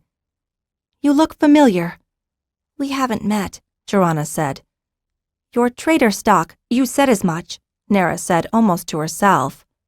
Her eyes lost focus as she delved into her memory, and then they widened as she looked again at the girl sitting before her. "Are you related to Deniz?" "You can't say anything, my lady," Xhinna said pleadingly. "He doesn't know. Please don't tell him." She paused a moment, then said in a lower voice, "Your word as Lady Holder." "But I'm not a lady holder." "Yet," Xhinna said. Nera turned to her, mouth agape, and sat back in her chair. "The conclave would never." Xhinna said nothing, nor did Xhinna. The look on their faces alone was enough. "But Dagan," Nera started again, and then closed her mouth once more as new thoughts stifled her. She was silent for a long while. Finally, she turned to Xhinna and asked in a whisper, "Thousands?" Xhinna nodded. She told Tzith, "You should land and get some rest. We'll be flying again at nightfall." Aloud, she said, "I've told Tzith to get some rest." Nera nodded, still distracted by her wild thoughts. A moment later, with a decisive sweep of her hand, as if pushing her thoughts aside, she sat up and said, "What's it like, riding a dragon?" "You'll find out tonight, my lady," Xhinna replied. "Until then, perhaps you'd like to rest?" Nera said, rising from her chair and beckoning them toward the exit. "That's a good idea," Xhinna agreed with a wide yawn. "We've been timing it." "Xhinna!" Xhinna woke, and it was a moment before she recalled that she was in the tent that Nera had assigned them. In the cot beside her, Xhinna snored softly. "Tzith?" Xhinna asked, stretching her senses toward him. "Night has fallen," the blue dragon replied easily. "We'll be going soon," Xhinna assured him. Voices outside the tent caught her ear. "They could be spies," a man said in protest. "If they are spies, then the dragon would have given us away already," a woman, Nera, said in reply. 4 won't be near enough if there's treachery. Jeffrick, Xhinna now placed his voice, said. "I'll have my crossbow," Nera said. "If there's treachery, she'll die." Xhinna made a loud noise, leapt from the cot, and stormed out to face them. "There won't be any treachery," she declared, glancing angrily at the lady holder. "You won't need a crossbow." "The towers are full of guards. She shouldn't even go," Jeffrick said hotly. The tent flap twitched, and Xhinna stepped out. She gave Jeffrick a dirty look, then said to Nera, "Leave your weapons behind, my lady." What? Jeffrick said, aghast. The power of your words alone will win your victory. Nera frowned, then turned to Jeffrick. She's right, she said firmly. If I'm to rule, then I need to rule with my voice. Your voice won't open the gates, my lady, Jeffrick protested. I wouldn't be so sure, Xhinna said, reaching a hand down to ruffle Xhinna's hair. When they were airborne, Xhinna staying reluctantly behind, Jeffrick leaned forward from behind Xhinna and growled into her ear, If anything happens to my lady, I'll kill you. If anything happens to her, it won't matter what you do to me, Xhinna replied. Jeffrick was silent for a moment as he thought about what she'd said, then grunted reluctantly. The high tower over there, he said, pointing. No, the courtyard below, Nera called from her position in front of Xhinna. If your little friend is right, that's where I'll get my support. Xhinna nodded and instructed Tizith to land. One thing, my lady, she said as they closed with the ground. What? It would be best if it did not become general knowledge that a woman rides a blue, Xhinna said. Very well, Nera said after a moment. Your voice is low enough that most will consider you a young man. Keep your helmet and jacket on, and none will see except what they expect to see. That will work? Nera laughed. If it doesn't, it'll be the least of our worries. Quite on his own, as soon as they touched the ground in the courtyard, the blue let out a huge bellow, startling and alerting everyone in the courtyard. Now you've done it, Jeffrick swore, sliding off the blue and drawing his sword in one fluid movement. Nera dropped to the ground in front of him and turned, raising her hand. Sheathe your sword. The other two guards took up positions on either side of her, glancing warily as the courtyard came to life. Tizith bellowed again, his voice echoing around the courtyard and into the hold beyond. Xhinna vaulted from his neck and moved toward the others in time to see Nera straighten her shoulders and say something to herself. Xhinna thought she was quoting Xhinna, Your words alone. Catching sight of Xhinna, Nera said, Your blue is welcome to perch on the tower. Xhinna nodded and relayed the order to Tizith, who bellowed once more, added a warbling chirp of pleasure, then leapt into the night sky, beating his way easily up to the nearest of the courtyard gate towers. With a nod, Nera turned away from the hold and toward the gates. She walked easily, ignoring the clatter of guards assembling behind her. A guard moved from the gates toward her. Tormik, Nera called cheerfully.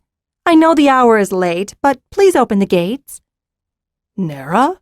The man said in surprise. He glanced around her, saw Jeffrick and the other two, then looked up to see Tizith peering down from the tower. Yes, she said. I would like the gates opened, if you please. Tormik's eyes widened, and he seemed to be struggling to find an answer. If you'd like, I'm sure Jeffrick and Nerator would help, Nera said, motioning to the men behind her. But... Tormik, our people need us. They need our aid, Nera said, looking the man straight in the eyes. It is time for Crom to hold once more. Tormik braced at her words and bowed once, deeply, before turning around and bellowing, Open the gates! Nera made a restraining gesture with her fingers to Jeffrick and the other guards, ordering them to maintain their positions as she moved forward with Tormik. Good evening, Javanor. I see you've drawn the short straw again, she said to the nearest guard. When he returned her gaze with astonishment, she said, What happened? Did you bet on the wrong horse? Tormik stifled a laugh, even as Javanor's eyes grew wider. We need the gates open, if you please, Nera said. Or would you rather the dragon help? Javanor's wide eyes strayed to Tizith above him, and jerking his head in a quick negative, he turned with Tormik toward the gates. As simply as that, the gates swung open, revealing the resolute-looking group of Nera's men waiting beyond. Nera called out to them, Crom hold! Form ranks! In an aside to Tormik and the other gate guards, she added, That means you too. The gate guards hesitantly joined the armed band moving in from outside. Nera stood in front of them for a long moment, until she was satisfied that the ranks were properly dressed, then said to Jeffrick, "I shall meet my brother now." As the group marched by Xhinna, Nera beckoned to her with an arm.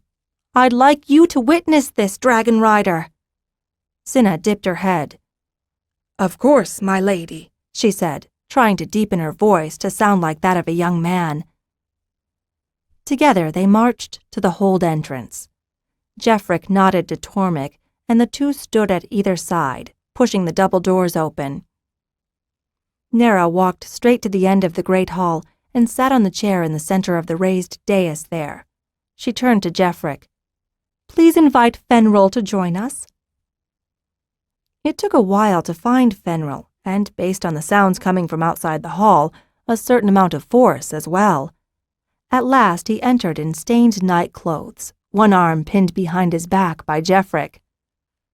"I found him in the drudges' quarters, my lady," Jeffrick said, his voice filled with deadly rage. His mouth worked for a moment as he fought for words. "He was, entertaining." "Brother," Nera said, glancing at the man standing before her, "would you care to explain?"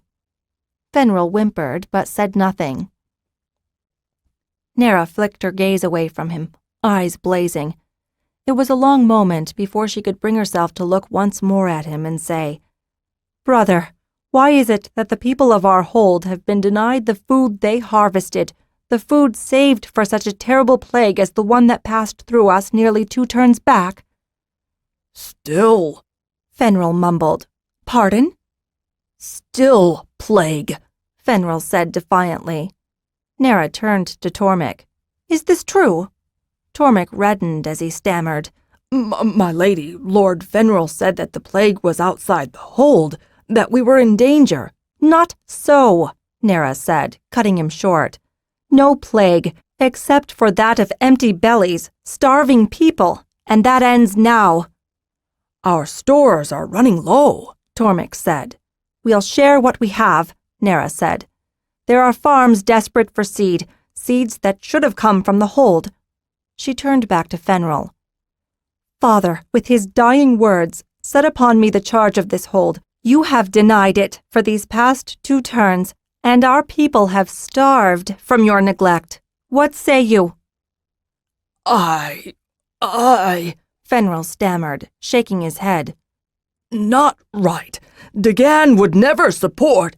"It is up to the conclave of Lord Holders to confirm a Lord Holder, not a Weir leader," Nera told him sternly. She waved to one of her guards, who moved to place a restraining arm on Fenril's shoulder. "Until that time, brother, you will be kept under guard." "On what charge?" "Treason," Nera told him calmly. "To the holders in your charge, to your father, and to me." She nodded at the guard. Paying no attention to Fenril's gabbled protests as he was led away, she turned to Tormik. "I need to see the storemaster soonest." "Food," Jeffrick prompted in a quiet voice. Nera's eyebrow rose as she added, "And I'm informed that we could do with something to eat." She gave Tormik an apologetic shrug. "I'm afraid it's going to be a long night." "That's all right, my lady," Tormik replied. "The lads and I were getting rather bored." Well, we wouldn't want that," Nera laughed. "As soon as I hear from the storemaster, I'll need you to lead a wagon with supplies down to the camp." "Blue Rider," Nera said as she pored over the hold records arrayed on the Great Hall's large table some 3 hours later. "If I could impose on you again, there are some in my camp who need nourishment and can't walk on their own." "Tzith can carry only a small number," Xhinna said, still careful to keep her voice low. "I know," Nera said with a weary sigh. "Just do the best you can." She nodded toward Jeffrick. "I'll need you to go with the Blue Rider to organize things." "My place is at your side, my lady," he protested. "I'm sure that Tormik here will fill your position for the moment," Nera said, glancing significantly at her guardsman. "And you're the only one who can manage the camp." Jeffrick lowered his head in reluctant agreement. He raised a hand toward Xhinna. "Blue Rider?"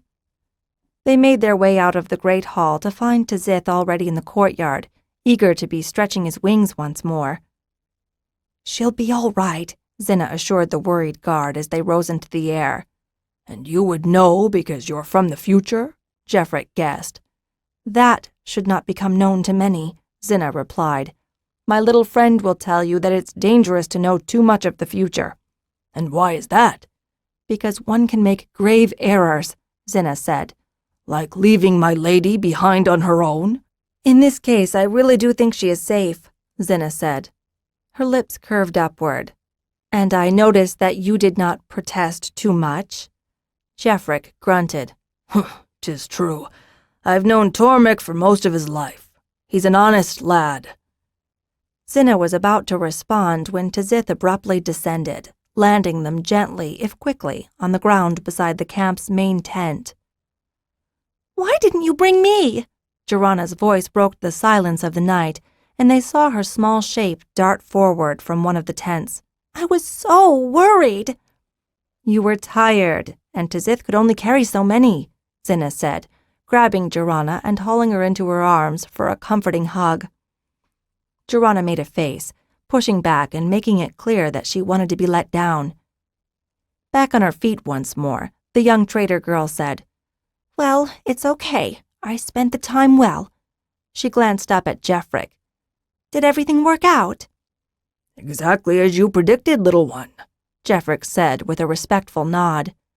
"I didn't predict, Jorana slapped a hand over her mouth and glared furiously at the old guard. "Timing it," Jeffrick said, leaning down so that his words only carried among the three of them. "It did not take us long to understand what that meant." "The future isn't certain," Jorana said quickly. "You must never rely on it." "Even if you come from it?" Jeffrick asked her with a smile. He shook his head. "Regardless, everything went as you predicted. Cromhold has its rightful ruler once more." "Good, because there are many who are starving here," Jorana said. Jeffrick nodded. This was no news to him. "I talked with some of them already." She glanced up toward Xhinna. "How many can Tzith carry? There are some here who are so starved they can't walk." "That's what we came back for," Xhinna told her. "Good," Jorana said. She grabbed Xhinna's hand and pulled her along. "I've had the first group collected at our sleeping tent." She looked up at Jeffrick. "Can you get some of the fitter folk to help us carry them?" "Immediately," Jeffrick said, giving the young girl a look of respect. "And when you come back, we'll need glows," Jorana said. "Also, if you could bring back warm soup, not too thick." "Is that wise?" "The head woman here says so," Jorana said. "You've met the head woman?" Jeffrick asked in surprise. "I have," Jorana allowed, "but we were busy with those worst off. We didn't get much chance to talk." "Oh, there you are," an older woman's voice called out from the darkness. "It's about time." "There was the hold to recover," Jeffrick said defensively. "And how long did that take?" the woman demanded. "I can hardly think that Lady Nera spent the last several hours partying." The woman who left the shadows was much the same age as Jeffrick, shorter but not by much. She turned toward Xhinna. "And you, Blue Rider, what's your excuse?" Before Xhinna could draw breath to reply, Jeffrick waved a hand toward the woman, saying, "May I introduce you to my wife, Elsith?" "Elsith?" Jorana repeated in surprise. "It sounds like a dragon's name." "It's a perfectly respectable name," Elsith retorted, "and I've yet to hear of a dragon who's taken it." With a snort, she added, "Though I don't doubt I'd let her if it came to that. Names can be shared, more's the honor." "Delighted to meet you, Elsith," Xhinna said, extending a hand. Elsith's brows narrowed as she took Xhinna's hand. "It's coarse enough, but it's not a man's hand." She moved forward and peered up at Xhinna. "And you're riding a blue." "We'd prefer to keep that among ourselves," Jeffrick warned. "Crom knows how to keep quiet," Elsith said firmly. "And if we don't move these people soon, more of them will be silenced forever." Jeffrick quickly organized a group of men to move the most sick to Tzith, who, with Xhinna riding and eyeing her charges carefully, flew back to the courtyard. Javiner and a group of guards were there to take charge as soon as the laden dragon arrived. No sooner had Xhinna lowered the last sick person to the ground than she and Tizith were airborne once more, heading back for another load. When she returned after the 5th trip, Jeffrick called to her. "That's the worst of them. You can rest." "I'd better get back to Nera," Xhinna said. "Did you want to come?" "And me," Joranna piped up from the distance, trudging toward them with more determination than stamina. "I should stay here," Jeffrick said, glancing back to the large tent as he boosted Joranna up to Tizith's neck.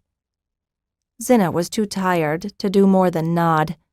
With a weary thought, she urged Tizith skyward once more. Gamely, the blue rose and beat his way back to the hold's courtyard. Javiner rushed forward when the blue landed, only to stop in surprise when he saw that the only riders were Xhinna and Joranna. "Jeffrick says that's the worst of them," Xhinna told him as she slid down and held up her hands for Joranna. "And who's this little one?" "She's with me," Xhinna told him. "She's been helping Elsith at the camp." "How bad is it at the camp?" Javiner asked, even as Tizith reared into the night sky and flew to his perch on the courtyard tower. "The ones that were brought were the worst," Xhinna said, "but there are many back there not that much better." Javiner pursed his lips and nodded. "Well," he said, "things will get better with herself back in charge." Xhinna nodded, then waved and, with a hand on Joranna's back, guided the youngster into the great hall. Inside, they found Nera surrounded by several others. She looked up as they entered and furrowed her brows. "Jeffrick decided to stay at the camp," Xhinna explained. "He said that they'll need more wagons with supplies in the morning." "I'd already thought of that," Nera said with a nod. She turned back to the clay tablets in front of her and rubbed a hand across her weary eyes. Xhinna moved behind her, laid a hand on her shoulder, and leaned close to say, "After a fall, the riders sleep for hours." Nera looked at her blankly, and Xhinna explained, "After this night, you've got to be as tired as if you've ridden a fall." "There's too much." "There's nothing to be done now that can't wait until morning," Xhinna said. "You're exhausted. You need your rest." Behind her, as if in emphasis, Joranna yawned loudly. "Very well, Blue Rider," Nera said. She glanced around the table and addressed those gathered there. "I've been reminded that even dragons need sleep." The others chuckled, some wearily, some in relief. "We'll begin again at first light," Nera told them. "Until then, let the normal guard be kept and a light kitchen for those in need." "Xhinna! Xhinna!" Xhinna woke to the sound of Joranna's voice and the little girl shaking her. She pulled away from the noise and the shaking. "What?" "We've got to help them, Xhinna," Joranna said, reaching out to shake her again. "We can't just leave." "I know," Xhinna said, focusing bleary eyes on the intent trader girl. "I hadn't planned on leaving yet. But, little one, you forget that Tizith can take us back when we want," Xhinna said, pushing herself upright. "We've all the time we need here." "Oh," Joranna said, placated. She added, "The necessary is through that door, and there's hot water." Xhinna moved to gather up her clothes, only to find that they weren't where she'd left them. "Here's a robe," Joranna said, tossing it to Xhinna. "They're washing our things, and we'll have them back shortly." She waved at a pile of clothes stacked on a chair. "Someone left those for us." Xhinna grunted, pulled on the robe, and made her way to the necessary. She luxuriated in the hot water, while Joranna prattled on in the other room, but dried herself hurriedly when someone, blessed person, brought in a tray with claw and fresh-baked bread rolls. After she'd dressed and eaten, she found Nera once again bent over the table in the great hall. Nera waved as they approached. "Good morning. Did you sleep well?" "Yes, and you?" Nera smiled. "For over 2 turns I've dreamed of my bed." Her smile widened as she confessed, "It was better than I'd imagined." Then her smile faded as she looked at the tablets spread out on the table in front of her. Other things are not so good. What can we do to help? I didn't think to ask. You tithe to Telgar. It's the least we can do, Xhinna replied with a shrug. But your mission, it will keep, Xhinna replied. We ride in search, but the time is not immediate. Nera nodded in understanding. How best can we help you? What we need most is to contact the outlying holds minor and cot holds to learn their needs, Nera told her. She nodded toward a small man standing beside her. Pinor here is our storemaster. He's known to them. Well, Pinor, when can you ride? Xhinna asked. As soon as my lady wishes, Pinor said, his eyes on Nera.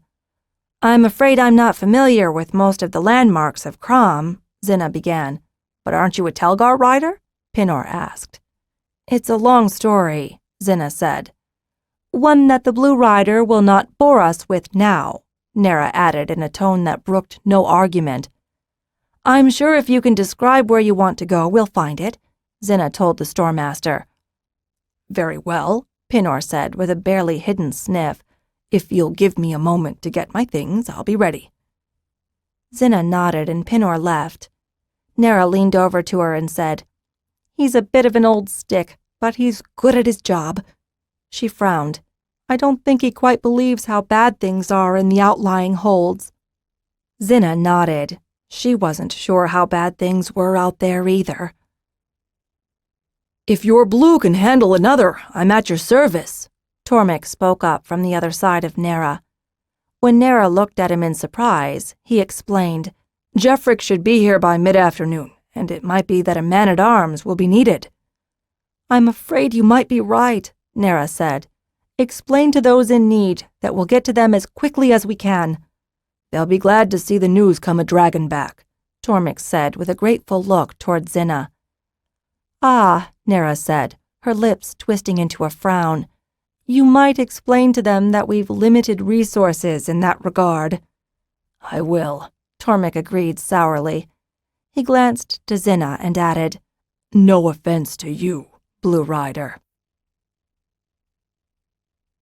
8. A Journey Through Twilight. It was in the end worse than either Xhinna or Pinor had feared. The first 4 holds they reached were lifeless, barren. These were good holds, good lands, Pinor said sadly as they surveyed the last of the 4. It was the plague, Xhinna said. Too many people were ill at the same time. Pinor jerked his head in savage agreement. We lost many in the hold itself. I've no doubt, Xhinna said. Where to next? Next? Pinor repeated, still eyeing the waste below them. He heaved a sigh, then said, I suppose we should see about Kiok. Kiok was thriving, but the holders there greeted the blue dragon warily. We've nothing more you can take from us, someone called when Tzith landed. Go away! I come from Cromhold, Pinor called. I've been sent by Lady Nera. Lady Nera is dead, a man said, stepping to the front of the crowd. Not so, Tormek called. She is in Cromhold. He peered closely at the man. Is that you, Javer? Javer was my father. I'm Jaren, the man declared. Who are you? Tormek of the Guard. Crom Guard? The same, Tormek replied. He waved a hand toward Pinor. And this is Pinor, Storemaster. Storemaster, Jaren repeated, his expression darkening. Lady Nera sent me to find out what supplies are needed, Pinor said. Needed? Someone in the crowd muttered. Land's what we need most. Land? What about seed to plant it? Another objected. The last 4 holds we've seen are all barren, lifeless, Tormek said. I'm sure the Lady Nera would have no qualm if you were to take hold. First, we need to see what stores are on hand, Pinor began. Oh, so you would take our food? Someone in the crowd cried out. Quiet, Jaren shouted. If he's here from our rightful holder, it's our duty. There are many starving throughout Crom, Xhinna called from atop Tzith. They need help. I'll not see another man starve when we've enough, Jaren growled, turning back to the others behind him. "We've some seed at the hold," Pinor said. "We'd be happy to share." "We needed seed 2 turns back," Jaren said. He waved to the distant plains. "There are fields out there lying fallow for want of seed." "We can provide it. Just let me know what you need and we'll see what we can do," Pinor said, reaching up to Xhinna, who handed him down his pack full of slates and writing tools. He glanced around. "It's hot out and I really need a place to lay out my work." "Come with me, Storemaster," Jaren said. He looked pointedly at the crowd. "The rest of you, back to work. There are fields to plow, crops to plant."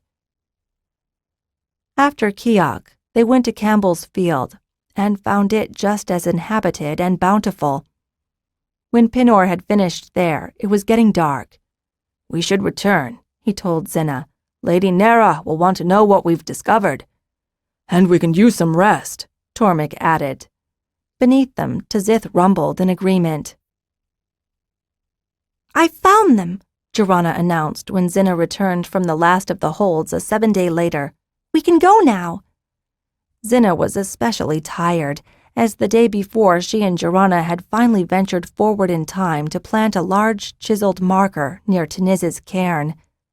It had been the Storemaster's suggestion to shape a stone into a wide prism, with their message for the future inscribed on all sides. The message was simple. Back 3 turns in Western. Send help. "Found whom?" Xhinna asked, rubbing a sore knot on her neck as she peered down at the young girl. "The candidates," Jorana said, as though it were obvious. "Oh, you did you?" Xhinna said. "All on your own, without the help of either me or my blue?" "Well, you were busy," Jorana said with a shrug. "To hear Nera tell it, you were quite busy yourself," Xhinna said. "Or was it some other trader girl who spent all her time nursing the sickest back to health?" "It wasn't just me," Jorana said. "Elsith was there too." She made a face. "They don't have a healer.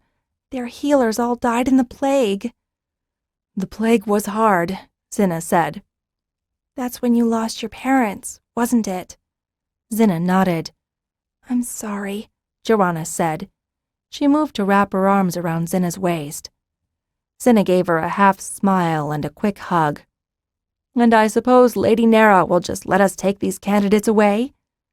"Well, maybe we should ask her," Jorana allowed, then added in a rush. "But I'm sure she'll say yes." "Is this the site?" Jorana groaned. "No, it's just, well, you'll see." "And where will I see?" Xhinna asked, teasingly. Jorana flushed and bristled.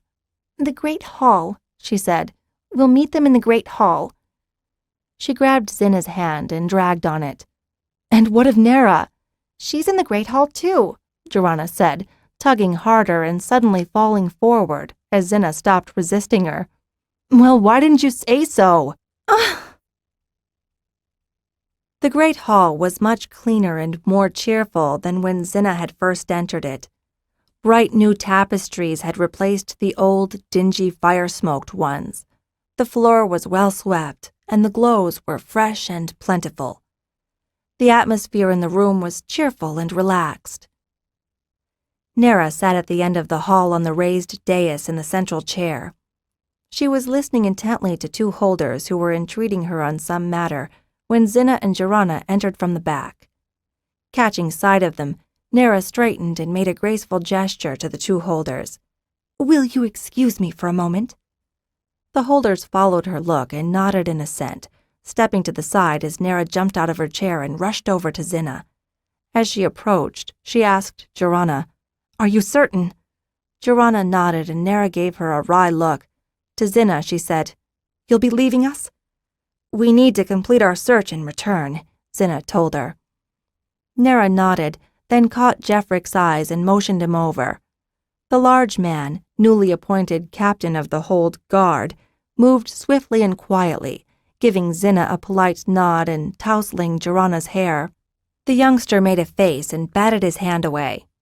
"You know," he said to Xhinna with a measuring glance at Jorana, "if you wish, we could keep her here." I think her mother would object, Xhinna told him easily, playing along. Xhinna made a growling noise in her throat, and Jeffrick smiled and tousled the girl's hair again. Jeffrick, would you bring Xhinna's guests here? Nera asked. Jeffrick nodded brusquely and strode off. Nera turned to Xhinna. If you'll wait here, I'll conclude this other business. Xhinna waved a hand in agreement and, placing a hand on Xhinna's shoulder, drew back to the tapestries lining the side of the hall. Nera's business with the two holders took only a few moments more. Bowing, they left, seeming happy with Nera's pronouncement. Once they were gone, Nera jumped down from her chair and came over to Xhinna. I'm glad that's over, she said. I've managed to sort those two out to their satisfaction, which is more than they'd hoped. When neither Xhinna or Xhinna spoke, she explained. Those two were in contention over who should take over one of the abandoned cot-holds. Is there much fighting like that? Xhinna asked. Nera shook her head. Sadly, no. She saw Xhinna's look of confusion and explained. I'd rather have more who were eager to restart a hold than those who are too listless to. She broke off at the sound of approaching footsteps. Jeffrick led a group of 4 into the room. They stopped at Jeffrick's order, and he came to join Nera, glancing down toward Xhinna as he asked, Are these the ones? Yes, Xhinna said. Xhinna eyed the small party and tried to hide her dismay. They were quiet, grouped in a small knot, except for one girl with dirty blonde hair who stood apart from the others. They seemed to be in their teens, one just barely. The girl who stood apart looked at Xhinna idly, nearly with contempt, but then did a double-take when she saw Xhinna's rank knot. She seemed to recognize it, and her gaze went to the doors at the end of the hall, as though seeing through and beyond them to Tzith. That one for certain, Xhinna thought, seeing the longing in the girl's hazel eyes. The girl was still gawky with adolescence, likely to have 14 turns, maybe somewhat more. Xhinna guessed she was an orphan of the plague. The girl met her gaze and lifted her chin with feigned pride. Xhinna had made that same pose herself too many times not to recognize it for what it was. Alima, Xhinna said, moving forward. This is Xhinna. She rides in search. Search? Alima repeated, her eyes shining briefly with hope, then dimming. Did you want me to find you some likely boys?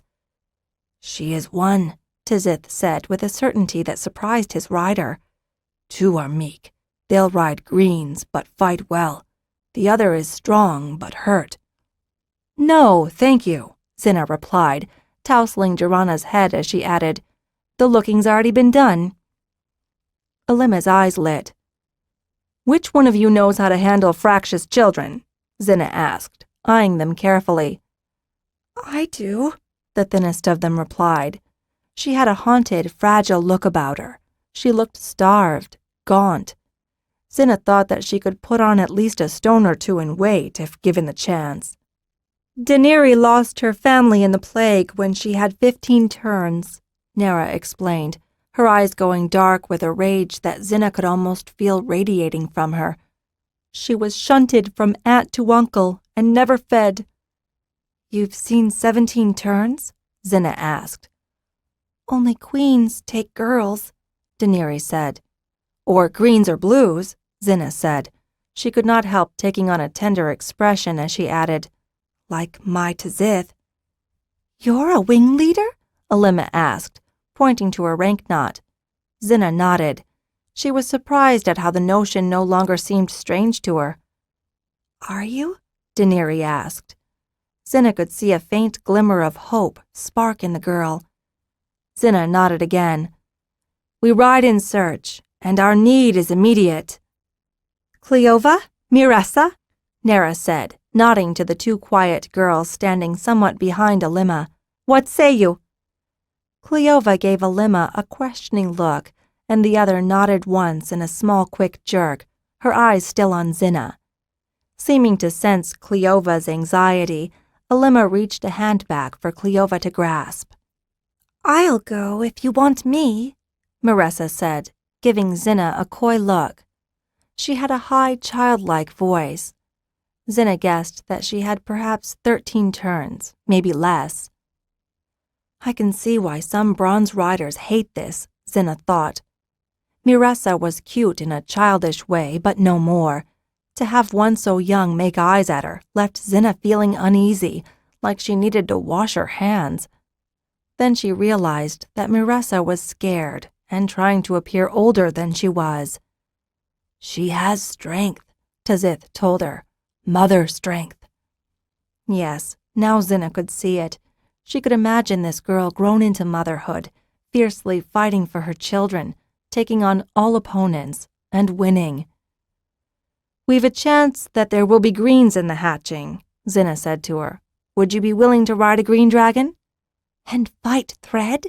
Marissa asked, suddenly coming alive, her voice no longer simply bubbly but determined. Yes. Marissa stepped forward. I'll do it. Are we going now? Xhinna asked suddenly. We've got another stop, and I need to use the necessary first. I'll take you, Marissa said, stepping forward and extending her hand. Xhinna took it unhesitatingly and followed Marissa from the great hall. We'll get our things, Alima said, turning to leave and pulling Cleova with her. Daenerys said nothing, glancing silently at Nera and then back to Xhinna, giving the blue rider a scrutinizing look. Xhinna walked over to her and reached out a hand.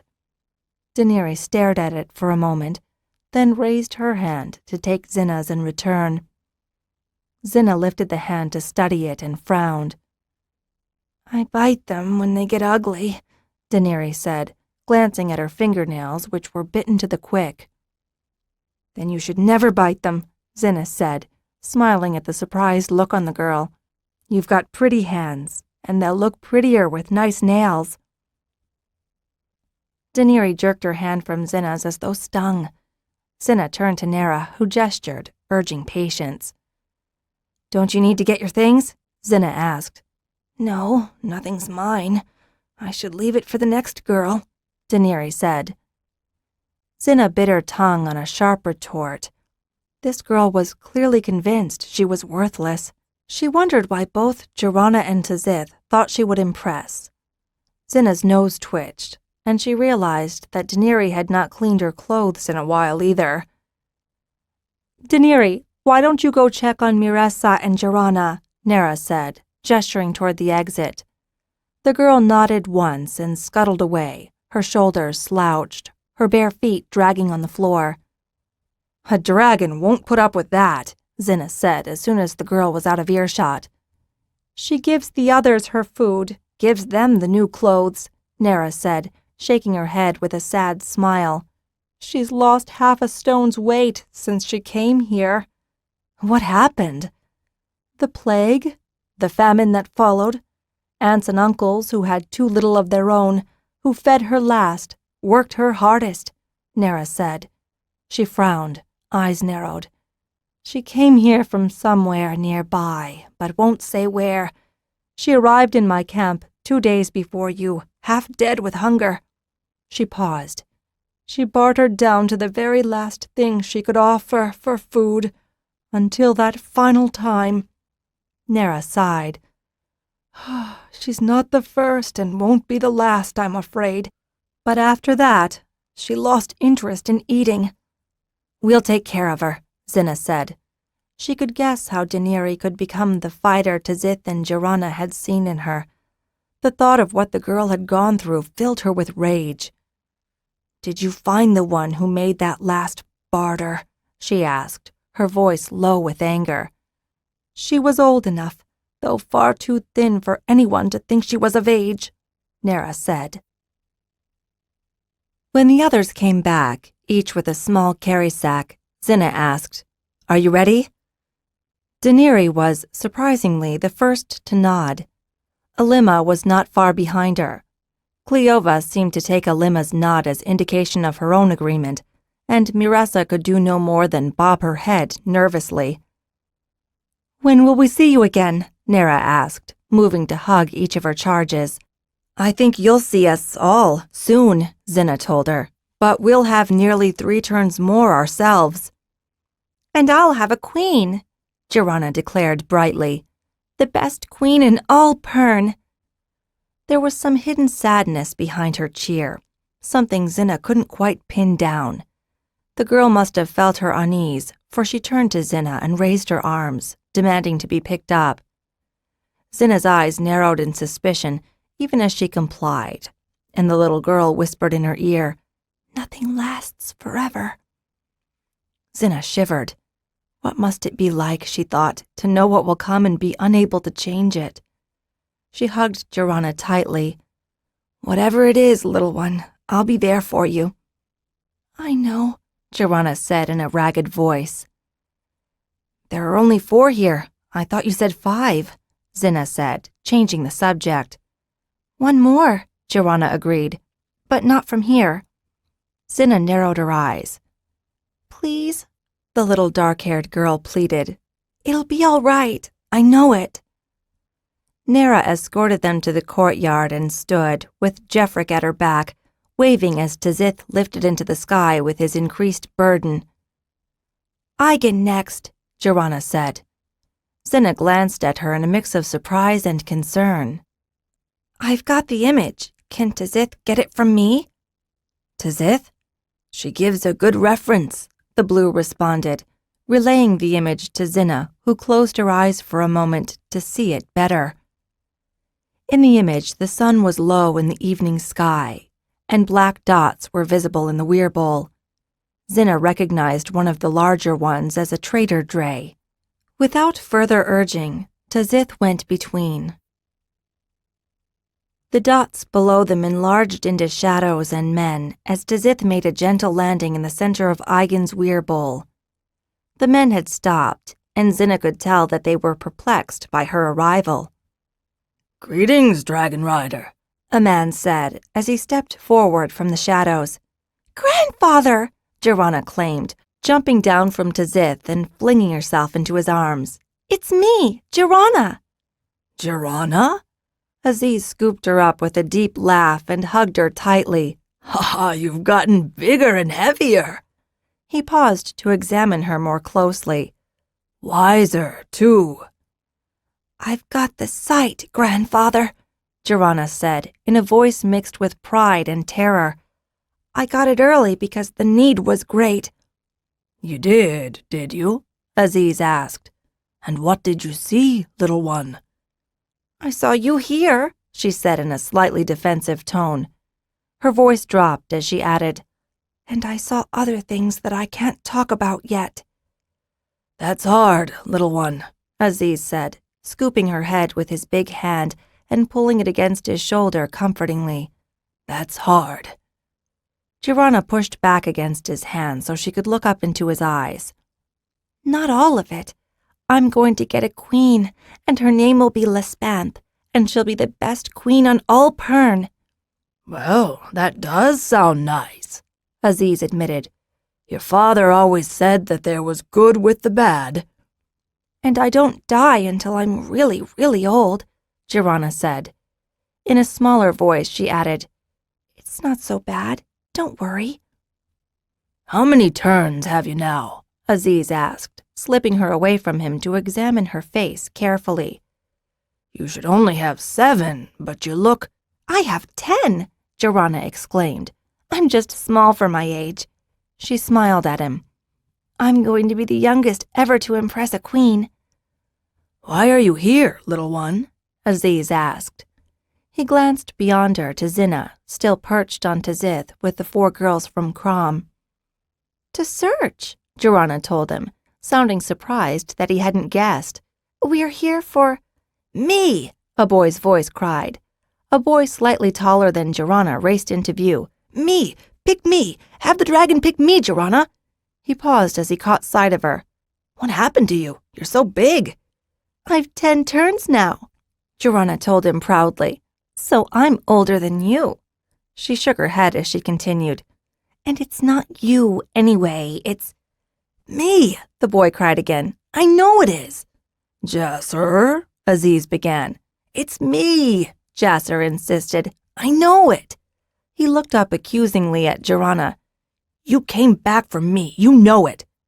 Jasser, a girl's voice cried. Mother says if you're not back this instant— Alil, it's Xhinna. She's come back and she's older. She's come back because she loves me.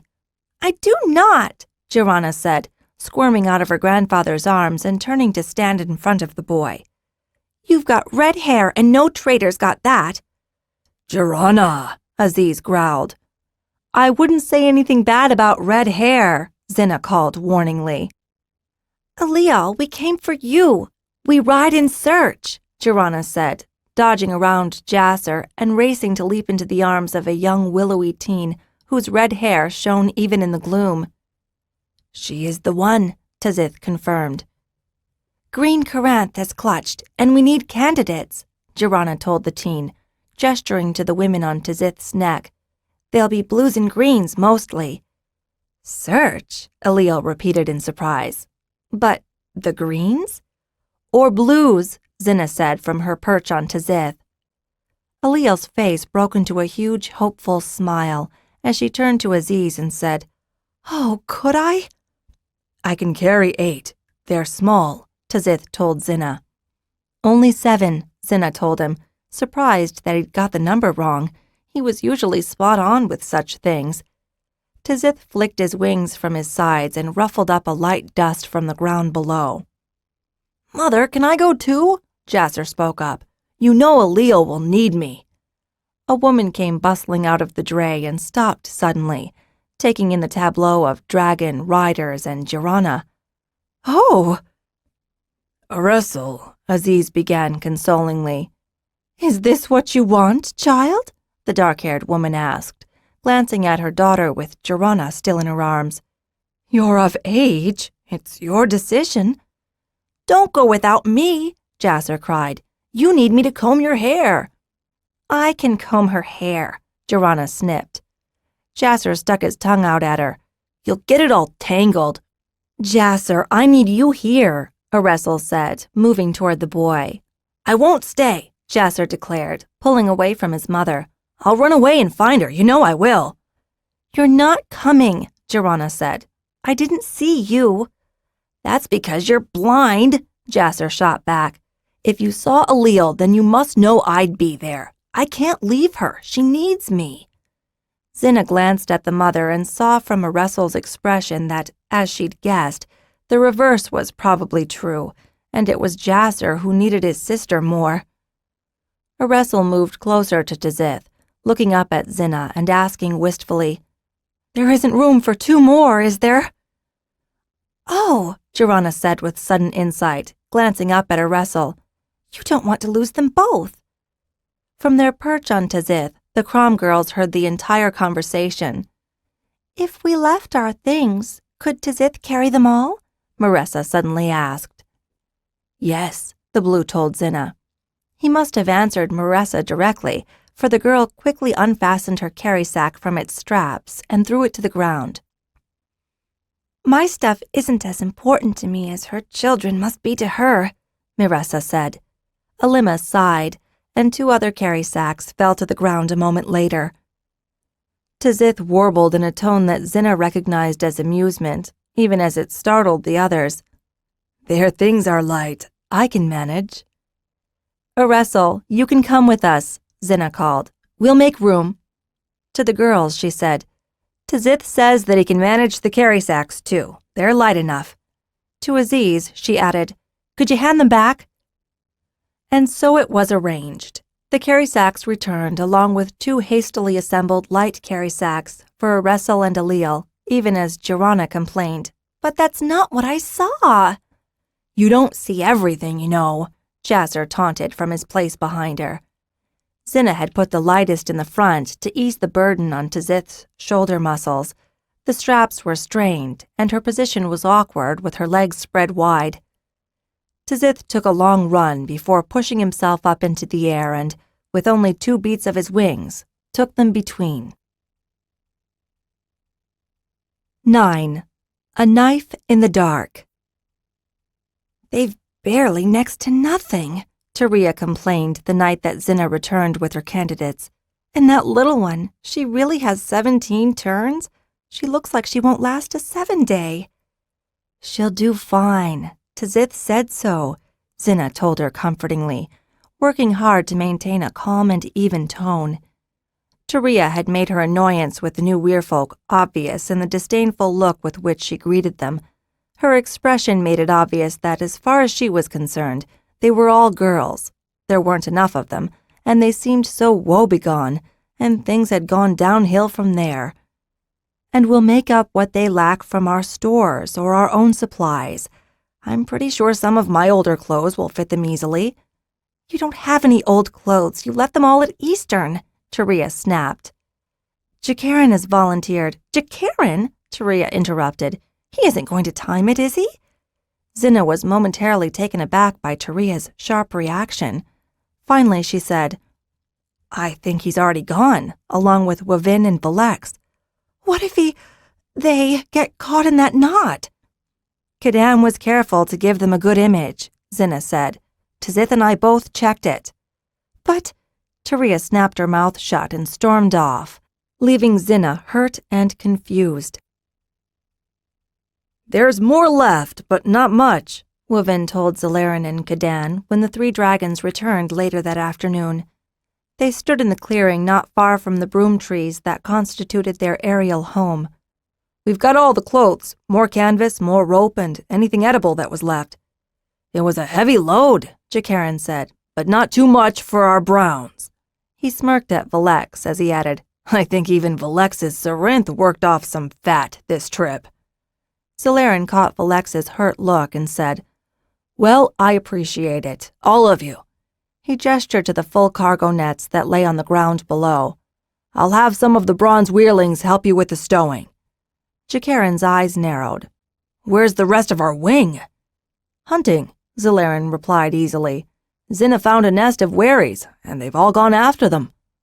Ah, Wing Leader Xhinna, Jakaran muttered softly. I'm sure that's the best use of her abilities. It doesn't matter, Jakaran, Zalaran replied, as I am the one who set the work. And she did so well in finding 5 candidates, Jakaran said. I can see why you'd want her hunting wherries. We've time enough to get more, Zalaran told him coldly. He nodded to Wavin and Valex, saying, Once you get the goods stored, you can join the hunt or rest as your dragons need. We're leader, Wavin said with a firm nod to Zalaran and a beckoning look toward Valex and Jakaran. They each gave Zalaran quick nods, though Jakaran's was sketchy, barely perceptible, just short of insult. A noise overhead heralded the return of the hunting party. Zalaran glanced up as the others were departing and declared loudly enough for his voice to carry, Ah, good! They've each got a wherry. We'll be able to celebrate our bounty tonight. In a quiet voice that carried only to Zalaran's ears, Kadan said, He's pushing you, you know. I know, Zalaran replied with a sigh, running a hand through his hair. I know. I think he's angry that they didn't get lost. Caught between? Kadan nodded. We need to keep an eye on him. I've heard that he's got a new brew going, Zalaran said. He'll be trying the first batch tonight. Kadan's brow creased. How can it be any better than the others? Rumor. Zalaran laid stress on the word. Has it that he's found a secret ingredient and does a double brew. Wonderful, Kadan said in a tone that belied the word. We've only got a little time, Xhinna said as she reached up to help the girls down onto the sands. They'll be serving dinner soon. Roast wherry. Alima was the first down, followed by Miressa and Alil. The other 2 followed more slowly, insisting that they could climb down from Tzith's neck by themselves. Alima looked around wide-eyed at the eggs clustered on the sands, dim in the evening's fading light. Xhinna could see her counting and waited until she said, 18? Yes, Xhinna said, the first clutch of a green on Western Isle. Is that where we are? Miressa asked, turning around to look back inland to the stand of broom trees from whence they'd come. Why can't we live down here? Cleova asked hopefully. She'd found the height of the broom trees frightening, and at first had closed her eyes and refused to move. Fortunately, Timar and Kiona had chosen that moment to race by, shouting and chattering, causing Cleova to open her eyes and follow their antics with amazement. After that, she was willing to try a few steps, but not on her own. She insisted upon holding Alima's hand until the other threw it off in annoyance. "Tunnel snakes and meows," Xhinna replied. "The tunnel snakes are like the ones at home, only bigger." Meows? Alima asked. "They are 4-footed, large and furred, but not like dogs," Xhinna explained. "We named them for the sound they make when they're angry. If you ever hear that sound, you should get to safety." "And where's that?" "Up in the broom trees," she told them, gesturing to the trees in the distance. "They can't climb that high." A moment later, to ease their fear, she added, "They're afraid of fire and the dragons." "So we're safe?" Xhinna shrugged. "We can't be sure. They attacked during the hatching and—" "Will they attack again?" Miressa asked. "We hope that with all the dragons watching, we'll be safe," Xhinna replied.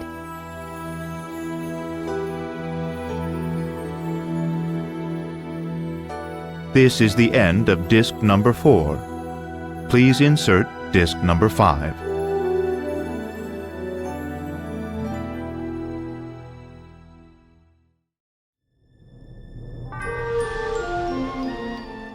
This is disc number 5.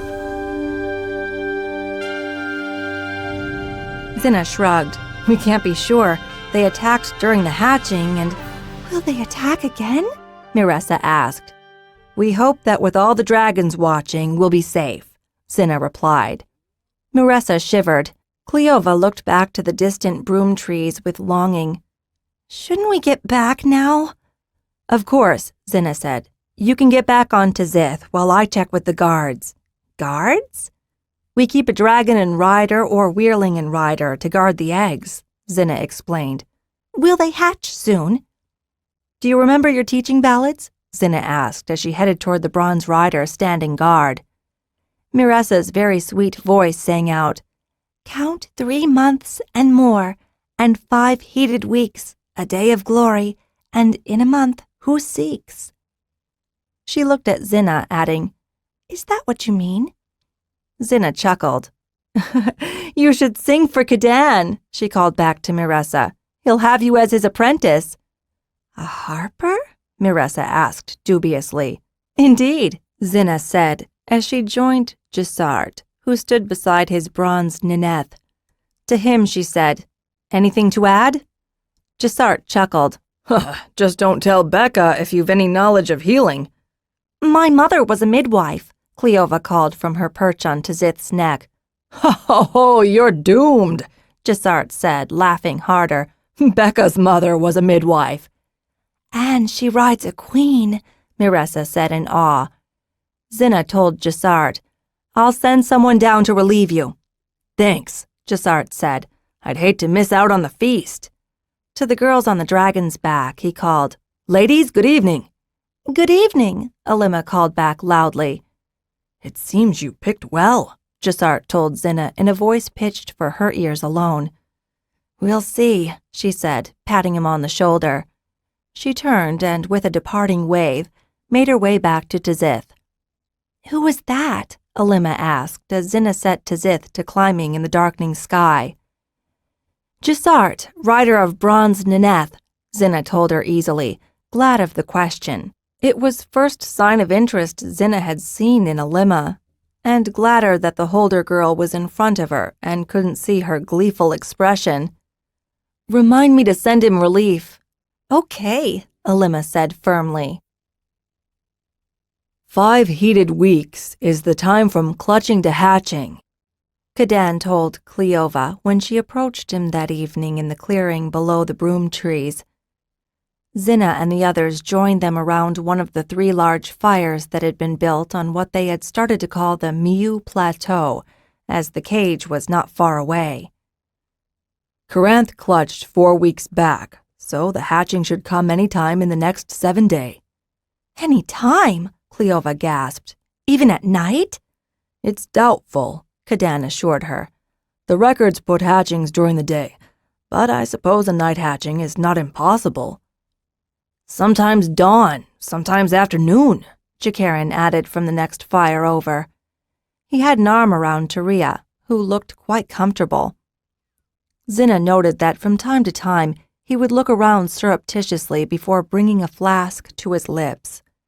Once she saw him offer it to Taria, who giggled happily. Xhinna rose, thinking to go over to them, but was stopped by a hand tugging on hers. She looked down to see Xhinna.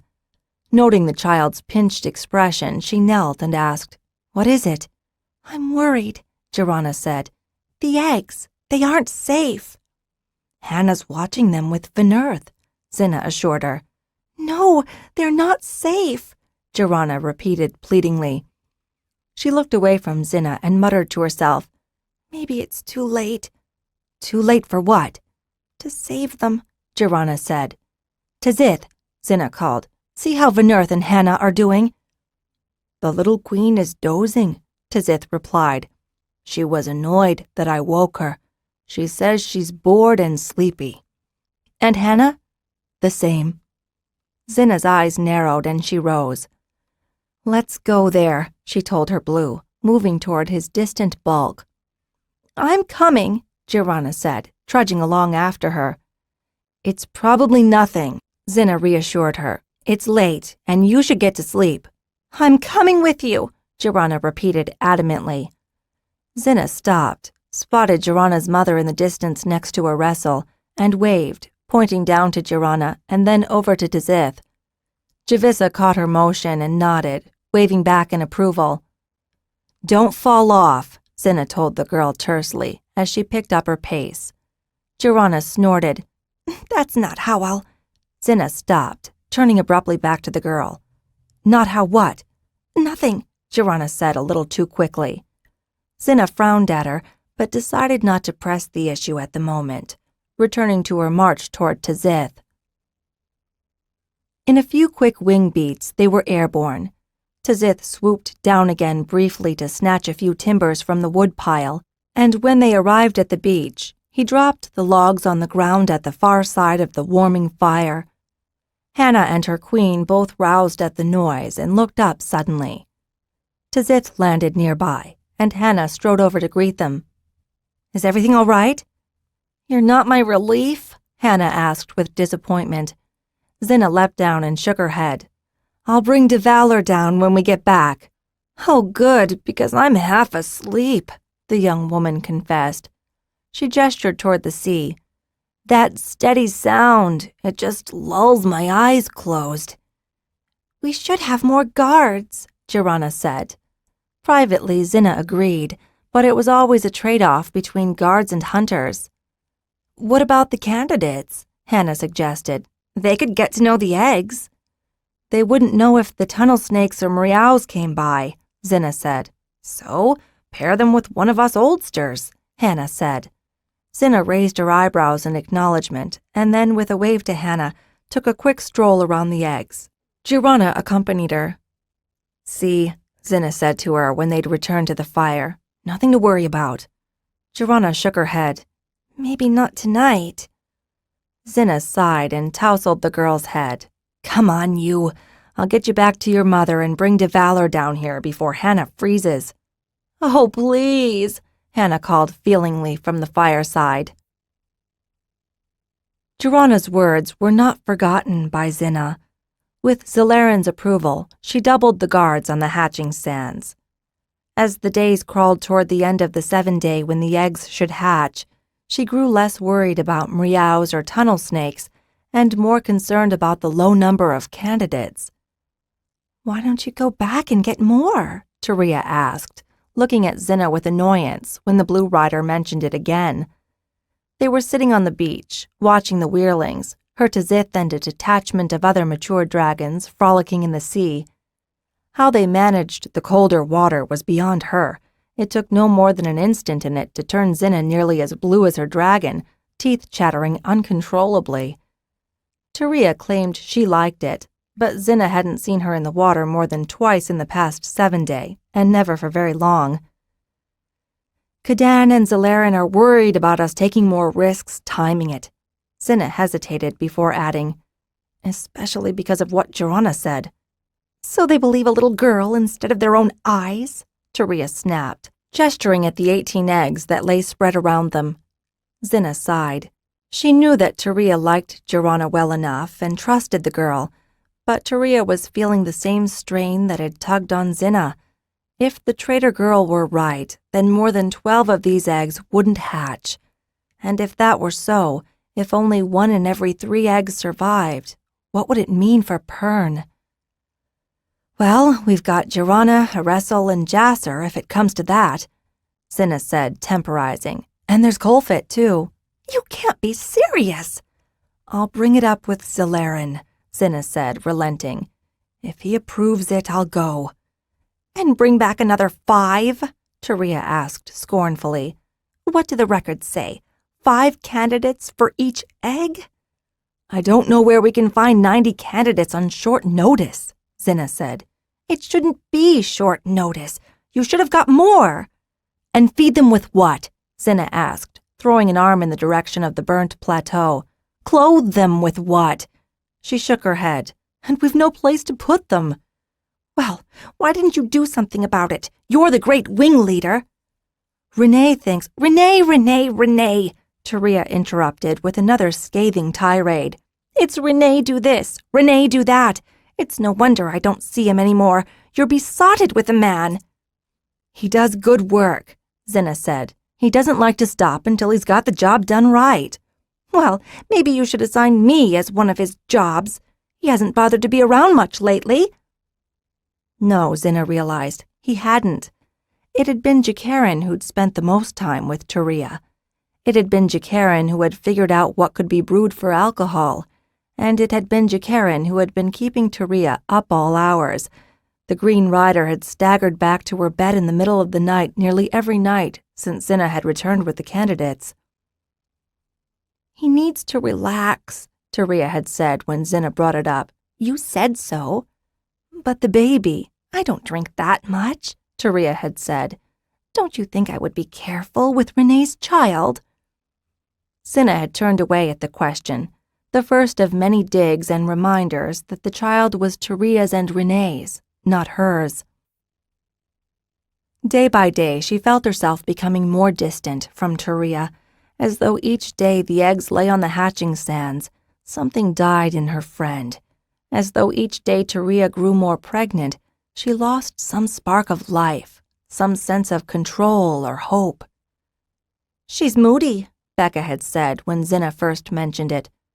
Later, when Xhinna mentioned it again, Becca said, You should talk to her.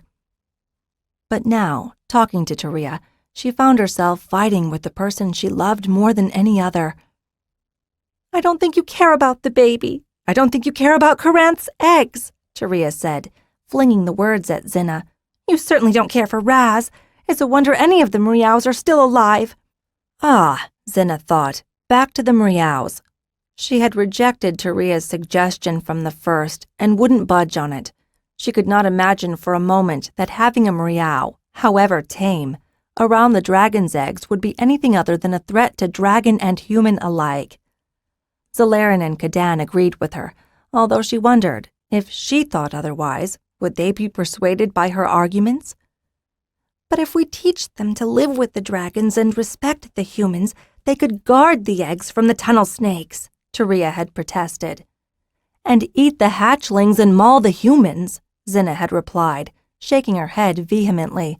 It's just too dangerous, Taria. We can't risk it. She had paused for a moment before adding, You know more than most. Think of what one did to Coranth. Weirlings will claw and bite when they're newborn. The Mriaus just need to be trained, Taria had said. She'd pursed her lips and glowered at Xhinna. You just don't like them. We can't risk it, Xhinna had repeated with finality. That had been a mistake. Taria's eyes had widened in hurt, and she had turned away from Xhinna, refusing to talk further. And now she looked ready to do it again. Moody, like a baby. Xhinna fumed, not knowing how to handle this woman who was so different from the calm, poised person she'd met at Telgar. Taria must have felt the strain too, for she lifted her eyes to Xhinna and began reasonably. "Look, if you say we're going to lose a dozen hatchlings, why not risk having Raz's help?" "And what about the others?" Xhinna asked. "You can't say that Raz can do it all on her own. She's got to eat, she's got to rest." She paused. "You didn't name the others nice names. They're Bite, Claw, and Scratch, remember?" "We didn't spend as much time with them," Taria complained. "If we'd had one person with each of them, all the time taking care of them." "But we didn't, and we don't know if they'd be different," Xhinna said. She offered some praise. "Maybe it's just your way with Raz that makes her easier to deal with." "Maybe it's your way of running things that makes the others nasty," Taria snapped back. "I've got to bring the Weirlings back," Xhinna said, rising. Brushing off some sand, she started toward Tzith. "That's your best excuse? The Weirlings can't wait?" Taria asked, gesturing to them as they cavorted in the sea, playing amongst the waves. "Why don't we work this out? Don't you want 18 eggs in this clutch?" She paused and threw in another dig. "After all, it's the only one you'll have." Xhinna frowned, shaking her head. "Tzith can mate again. There'll be more clutches." "Not with my Coranth," Taria declared, her eyes flashing. "Not if you won't take the least precaution to save her eggs." "We've got a guard," Xhinna reminded her. "I doubled it." "Ever watch the queens when they come here?" Taria asked, glancing toward the gold forms in the sea beyond them. "Ever notice how they behave?" "They're just giving Coranth space," Xhinna said, using her old answer to this old argument one more time. "Maybe," Taria said. "Or maybe they don't like the ground here. Maybe they know something we don't." "Becca's Penorth would have told us," Xhinna said. She didn't tell Taria that she'd had Becca ask Penorth to make a careful tour of the grounds, and that the little queen had found nothing amiss. She made a placating gesture toward Taria. "Look, this is new for us, for all of us. I'm worried, you're worried, we're all worried." "Then why don't you do something?" Taria demanded. Xhinna started to respond, decided it was futile, and closed her mouth, shaking her head sadly. "I'm doing the best I can, Taria," she said after a moment, when she had managed to find her voice once more. "We all are." "But what if it's not good enough?" Taria asked her with feeling. "What then? How does Pern survive if you're wrong?" "There'll be other hatchings," Xhinna said. "We can try something new." "But the Weirlings will be dead, Xhinna!" Taria wailed, waving her arms in the air. "They'll be dead. We can't get them back. We can't make new ones." Xhinna took a deep breath, startled by Taria's renewed outburst, and tried again, slowly. "Cadan said—" "Shards to Cadan!" Taria shouted. "Shards to Zalarin and all the others. They aren't here. They put you in charge and you're killing our hatchlings." Tears streamed down her face. "You're killing them, and you'll do nothing to stop it." Her lower lip trembled as she added, "I don't think you want them. Maybe you don't want to remember it, Xhinna, but you're a woman. Not a wing leader, not a blue rider, a woman, and we're supposed to protect the young." Xhinna's eyes boggled at Taria's words, and so many things bubbled through her mind that she couldn't say any of them. "Go on, Xhinna," Taria said, waving her away.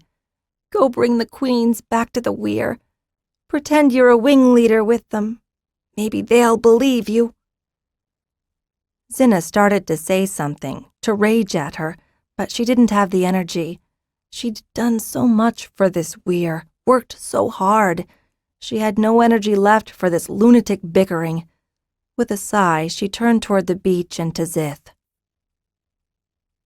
That evening, Xhinna resolved to go find more candidates on her own. If Xhinna was right and the eggs didn't all hatch, it would do no harm.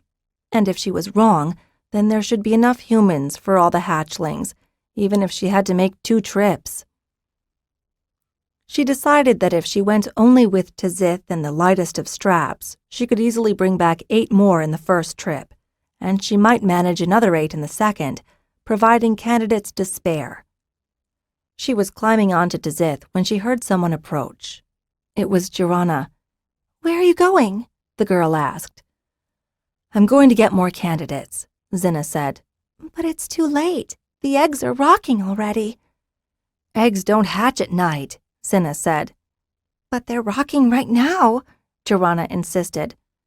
"Come on, I'll show you," Xhinna said, lowering a hand to the girl who clambered up. The child was wrong, just guessing, Xhinna told herself, as they rose and glided toward the hatching sands. Taria was there, and so was Jikarin, on guard. Xhinna's blood pounded when she heard the sounds coming up from the sands below. She heard Taria and Jikarin plainly enough and let out an angry sigh. What they were doing clearly wasn't guarding. "We should go back," Xhinna said. "It's past your bedtime." "I've heard those noises before," Xhinna said matter-of-factly.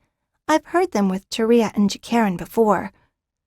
That was something Xhinna didn't want to hear, and her blood boiled as she thought of all the taunts her friend had thrown at her, when for nights she and the Brown Rider had been partying when they were supposed to be guarding.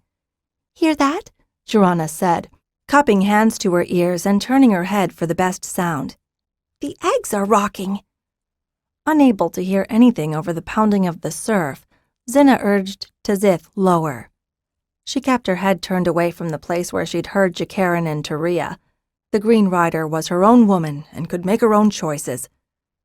Then she heard the noise, like shells cracking. In an instant she was on the ground, running from egg to egg and kicking them, shouting with all her might. "Get away! Get away! Get away from them! Tzith, get help! Rouse the weir! The eggs! The tunnel snakes are attacking them!" "What are you doing?" Taria cried, rushing up half-clothed and throwing herself at Xhinna. Xhinna dodged her and continued kicking and rocking the eggs. 3 just rolled over and over and away toward the sea. "What? Are you killing them?" Taria cried, throwing herself back on Xhinna. I'm sorry, but don't kill the eggs." "They're already dead," Xhinna cried, trying to point to the small holes in their base as they rolled down into the sea. "Don't you see?" "Don't kill them! Don't kill them!" Taria wailed, her efforts getting feebler and feebler. Jikarin rushed up and shoved Xhinna out of the way. "Xhinna!" he cried, his hand going to his belt knife. Xhinna, suddenly enlightened, pulled her own knife, preparing to hack open another suspiciously light shell to show them the destruction inside. She grunted as Jikarin threw his full weight on her, shoving her to the ground. "I won't let you," he growled. Xhinna rolled just in time, although Jikarin's knife tore the sleeve of her tunic. "She's with me, that's all there is to it. You know the rules." In the background, Xhinna vaguely heard Xhinna wailing next to the remains of one of the ruined eggs. Xhinna rolled onto her feet only to dodge the Brown Rider as he tried to slam her once again onto the ground. "Jikarin, hold!" Xhinna cried. "The eggs are dead, Jikarin!" "Only if you kill them," Jikarin cried, overwhelmed by rage and righteousness. "You'd kill all Pern in your jealousy." "No," Xhinna said. She heard the cracking again and dodged away from him, turning toward the sound. If she could just get Jikarin to... She missed his motion, and his knife came slicing down her back as a thin line of pain and then a hot, searing agony. Behind her, Tzith roared in challenge and leapt into the air, ready to tackle the Brown Rider, prepared to challenge his dragon. And then, suddenly, before Xhinna could slip aside, regain her composure, try to reason with the drink-addled man, she slipped on a rock, knocked her head against the ruined egg, crashed it open, and vaguely she heard a series of bellows above her as her sight dimmed and her breath fled her lungs. "Now that's one thing I never thought of," a soft voice said as Xhinna stirred to wakefulness. fighting with another rider. I don't recommend it, Xhinna said with a thick tongue. The other person was Becca. She knew just from the healer's scent, that mix of lemon and something astringent. How long? Shh, Becca said, putting fingers on Xhinna's lips. You've done your talking for the day. She paused until she was certain the blue rider would obey, then lifted her fingers and brushed Xhinna's cheek tenderly. You can ask your questions through Tizith. He'll tell me, a small voice spoke up. Xhinna sounded tired, tremulous, relieved, and still very, very scared. Whatever it is that frightens you, it's coming closer, Xhinna thought, forming the words with Xhinna in mind. She heard the girl gasp and realized that Tizith had relayed her words exactly. I'm sorry, Xhinna apologized. You should tell someone. You aren't supposed to know so early. I can't, Xhinna said out loud. You cannot break time. Oh, Becca said, even as Xhinna thought the same. We know that, she added softly, but don't forget that sometimes you can cheat it. Not this time, Tizith relayed from the young girl to Xhinna. Little one, Xhinna thought, sending the dark-haired trader girl a soothing feeling, a caress of thought, a sister's encouragement, a mother's love. You'd better ask your questions. I'm going to need a nap soon, Xhinna said aloud. Xhinna knew from the touch of her, the nuanced tone that Tizith used when relaying Xhinna's words and emotions, that Xhinna had slept by her side, had not left her for more than the necessary. 9 days, Becca said, wringing out a rag over a basin and placing the damp cloth on Xhinna's head. I thought we were going to lose you. I'm tough. I wouldn't let you go, Tizith said in a voice that seemed to hold an echo of Xhinna, a voice that was still a child's, with a tone that was only a woman's. You have to stay. The hatchlings? Only 5, Xhinna thought to her with a sadness that matched Xhinna's own emotions. 2 blues, 3 greens. Riders, just as we thought. Alima and Deniri the blues, the rest the greens, Becca added. Taria. Xhinna said nothing, but Xhinna felt her turn to Becca. Taria and Jakaran fled, Becca said. I wanted to find them, but Kadan stopped me. Why? She asks why, Xhinna supplied.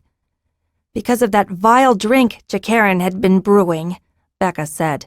Kadan said something about bad brew that I don't understand. Sensible people drink wine, and told me that until the effects wore off, the 2 of them were a danger to one and all. She sniffed. The stuff was bad in small doses, dangerous in large ones, and lethal if they'd drunk another bottle. Taria, Xhinna cried, full of fear for her pregnant friend. She heard the sound of brisk footsteps approaching, 2 sets, one smaller than the other. Okay, you get out of here and find your mother, Becca said peremptorily to Xhinna. She's awake. We kept our promise, and now you've got to sleep. You're skin and bones. Okay, Xhinna said glumly. Xhinna felt Xhinna's hand press lightly on her eyelids, warning her not to open them, and then she felt small lips kiss her cheek. I'll come back as soon as they let me. Probably sooner, Xhinna sent sardonically through Tizith. You get your sleep, little one. We'll take care of her, Becca said, giving Xhinna a soft, affectionate whack on the butt to keep her moving. The heavier footsteps retreated with Xhinna. Xhinna guessed that it was Jariz who remained. Becca started moving Xhinna delicately but purposefully, making comments softly to Jariz. The Blue Rider thought for a moment to protest such an invasion of her privacy, but she decided against it. She wasn't supposed to talk. Besides, she couldn't fault Becca's logic in training him, even if she did have to suppress a smirk when she thought how it kept him near the healer. Another moment of inspection, and then, painfully, Xhinna was rolled onto her stomach, and her robe lifted so that Becca could inspect the wound that, judging from her comment and the touch of her fingers, ran all the way from the bottom of her shoulder blade to the base of her hip. "Your hip and the fall saved you," Becca said. "If his knife had gone deeper, it would have not only ruined your kidney, but ruptured your intestines, and then the only thing I could do would be to give you lots of Fellis mixed with that idiot drink of Jacaran's." "Rot gut," Cadan called it, Jeriz said softly. Jacaran was out of his head, Xhinna reminded herself as they rolled her back over, painfully, to a more comfortable position. "He thought I was jealous, in a rage, as addled as he was. It's a wonder I'm alive." "Gonna beat him to pulp," Xhinna spluttered through lips too dry to speak, a throat suddenly raging with thirst and roasting with fever. "If that's what you think best, Blue Rider," Becca responded, but her tone begged Xhinna to reconsider. Xhinna tried to nod and shrug at the same time, but sudden pain lanced through her side, and she lay back, gasping slowly, desperately for enough air. "I'll stay with her," Jeriz offered. Distantly, Xhinna heard Becca and the young Green Rider exchange words, perhaps arguing. "If I don't, she'll only come back the moment you leave," the boy said. She being Girana, Xhinna realized. A warmth spread through her, and she let herself relax. So that's what it felt to be loved by a child. As her thoughts faded away, she suddenly understood Taria's fear and her desire. Yes, a child would be good. Probably impossible, but good. Someone like Girana or Fiona, maybe Becca, or a boy like pretty Jeriz. She felt his hands stroking up her arms, 2 fingers wide, then down, as though she were a strange drawing he was trying to read in the dark. Dark. Sleep started to close in on her, and she heard someone breathing softly beside her. Rocks cracking, shells burrowed, dragonettes dying, creeling like Jeriz's kinth with the pain, crying like Coranth from claws that gouged deep. "Kill them all. Save the babies." "Shh," a voice said inside her. "Rest." "Wing leader?" Zalaran said when Xhinna first wobbled out on her own 2 feet a fortnight later.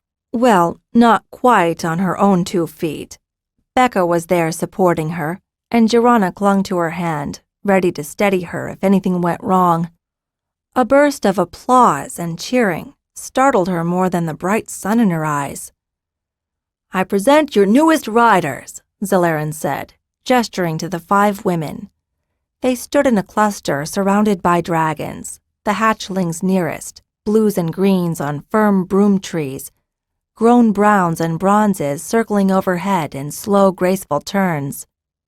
"Daenerys, rider of Blue Kiareth, step forward," Xhinna said, her voice carrying clearly over the morning's breeze.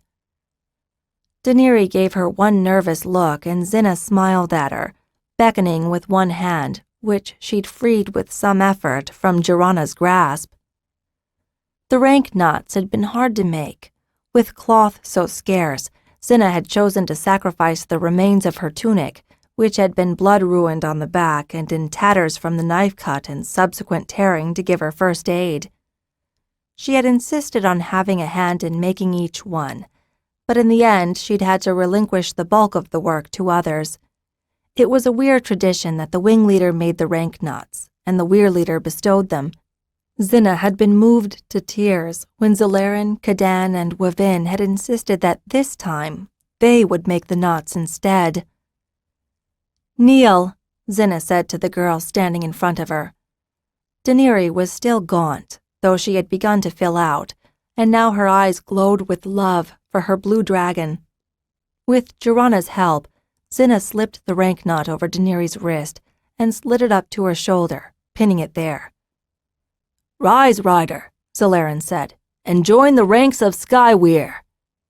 It still felt funny to Xhinna to say Skyweir, but Zalaran had embraced the name with a fervor that had surprised her. "I am Daenerys," the girl said as she rose, her voice carrying clearly around the cluster. rider of blue Kiarith, rider in Xhinna's wing, rider of Skyweir. She raised her right hand into the sky and clenched it tightly into a fist, jerking it back down in the ancient gesture calling riders to fly. She stepped back, but not to the other girls. Instead, she stepped towards Zalarin and gave him a slight bow. Deniri of Skyweir, I greet you, Zalarin said, nodding back.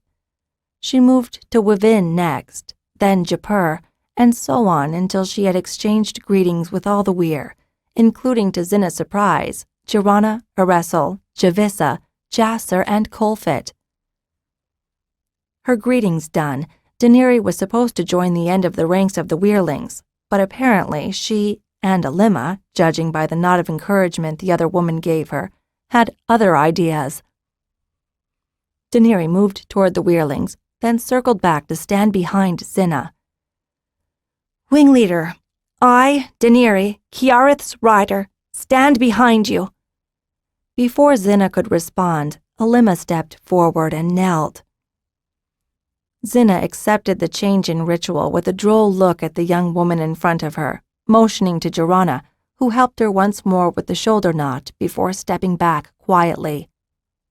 Rise, Alima, rider of blue Amanth, Xhinna said, deciding to play along with their unannounced revision. And again the words were exchanged, the greetings made, and Alima, rather than joining the ranks of the Weirlings, came to stand behind Xhinna, next to Deniri, proclaiming loudly, Wing Leader, I, Alima, Amanth's rider, stand behind you. And it did not end with the 5 new riders. Just after the last, Miressa, finished her declaration, Becca came forward to kneel before Xhinna. They had not done this ritual with the queens or bronzes, as they were due to fly with other Weirs when they were old enough. I am Becca, rider of Gold Penorth, rider of Skyweir. Behind her, little Penorth bugled in firm agreement. Xhinna could not speak. She was so moved by Becca's declaration. You're supposed to say, Jirana prodded gently. Xhinna's eyes went pleadingly to Zalarin and Kadan, but the 2 bronze riders merely smiled and nodded encouragingly. When she still hesitated, Zalarin said, Go on, Wing Leader. Rise, rider, and... Xhinna fought for breath amid her sobs. Join this Weir. Becca rose and turned to face the circle as she shouted, I am Becca, rider of Gold Penorth, rider of Skyweir. Japara was next, then Hannah, Latara, Mia, and then the bronze Weirlings, Kanian, Guriel, and all the others. Xhinna felt herself trembling with emotion, bursting with pride, and she thought furiously, searching for the right words to say to thank them all. She gestured to Becca and Jirana to help her. Slowly, she moved to stand in front of Zalarin. Weir Leader, I present the riders of my wing, she said, gesturing proudly to those standing behind her. We await your orders. 10. An easy problem. Xhinna was exhausted and still trembling when she went to sleep that night. Becca chided her for doing too much her first day back on her feet. What happened to Wing Leader? Xhinna asked her. Wing Leaders can make asses of themselves like anyone else, the healer told her, shaking her head. I told you to rest after the ceremony. You didn't have to insist on helping the Weirlings with their oiling. It was only the girls, Xhinna said, adding hastily, and Jariz. Huh, Becca snorted. I could have helped him. Well, I'll sleep late tomorrow, Xhinna promised. Yes, you will, Becca said, raising a cup of fruit juice to Xhinna's lips. Drink this. The juice had a slight bitter aftertaste. Fellis juice. Yes, it's Fellis juice, Becca said when Xhinna made a face at her. And we're running low on that. We used most of it on you. I'll try not to get knifed by crazed brown riders in future, Xhinna said. See that you don't, Becca returned without a hint of sympathy. You've done enough damage to yourself to last a lifetime. You don't want to add more. She paused for a moment. "And how many times did you use the lower branches today?" One of the problems with Skyweir's broom trees was that they lacked a place for the necessary. The lower branches, generally referring to one spot in particular, had become a euphemism for the same. "Twice, as if you weren't there both times," Xhinna said. Becca made a face and Xhinna arched a brow in response. "You need to drink more," Becca said. "You're not peeing for two like—" She cut herself off quickly. "Taria," Xhinna finished for her. Becca looked away quickly. "She's out there somewhere." "Or somewhen," Becca said. "Have you decided—" "What to do about her and Jakaran if and when they come back?" Xhinna guessed. She shook her head. "No." "Well, you can't do anything for a while still. You've no strength," Becca reminded her. She took a deep breath and added in a rush, "And if you think you can slip out by yourself, I should tell you that I've had Penorth order to Xith not to fly you anywhere until I say it's okay." Xhinna turned to her in surprise, then pointed a finger at her own chest and said defiantly, "Wing leader." Becca shook her head, pointing a finger at herself. "Healer. It's my job to see to it that you are alive to do yours." Xhinna shrugged, and her shrug turned into a yawn. She was so weak, she could feel herself starting to tremble. "Besides, if you tried, your body would fail you," Becca said with concern. "You need another month or more before you're fully back together and—" "Say it," Xhinna ordered. She could sense the young healer's reluctance. "You might never get your full strength back," Becca said. "You might not even be able to fly a fall." "Why not?" "I did the best I could," Becca told her, shaking her head. "But your muscles were badly torn. If you're not careful, they'll never be right, and you'll always be in pain." "I can handle pain," Xhinna swore. "You can, but your back may decide it can't," Becca said. "And if it goes into spasm when you're flying, like when you're trying to catch a sack of firestone—" "I'll get better," Xhinna declared. "Yes," Becca agreed, "but there are other things you can do, other things than flying a fall." "Like what?" "Like your other duties to Pern," Becca said. "To provide heirs worthy of you, to care for them and be there for their triumphs." "I can do that and still ride falls," Xhinna said. "You could have before," Becca told her, shaking her head sadly. "But whether you still can ride falls, we won't know for a while." "And if I take it easy, will that help?" "All I can say is if you don't take it easy, you certainly won't be able to fly a fall," Becca said, chewing her lower lip anxiously. "I am going to fly falls," Xhinna declared. "Xith is going to flame thread from the skies, and he'll be the best blue on Pern." "Well then, Blue Rider, if that's what you're going to do, the first thing you need to do is get some rest." "Okay," Xhinna said, lying back down again. "And then?" "Then we'll see," Becca said. "If you want to get back into full form, we're going to have to take it easy at first, and then we'll have to get your muscles back into shape." She shook her head. "I don't envy you." "Why? Will it be hard?" "It'll hurt worse than anything, even having a baby," Becca warned her. "Fiona says that having a baby doesn't hurt," Xhinna replied. "Fiona doesn't remember how she shouted when she gave birth," Becca corrected her. "She begged me to remind her, but I must have forgotten." She smiled wryly, then shook her head as she added, "Or maybe not. She's asked me for the best exercises to ease birthing." "That's wise," Xhinna said, yawning again and closing her eyes. "Fiona's wise." "Go to sleep." Xhinna tried, but found it hard to relax. It was only when she felt the warm form of Xhinna curl up in front of her that she heaved a deep sigh and slid into slumber. She woke, cold and shivering. A moment later, she heard indistinct voices and felt someone slide up behind her.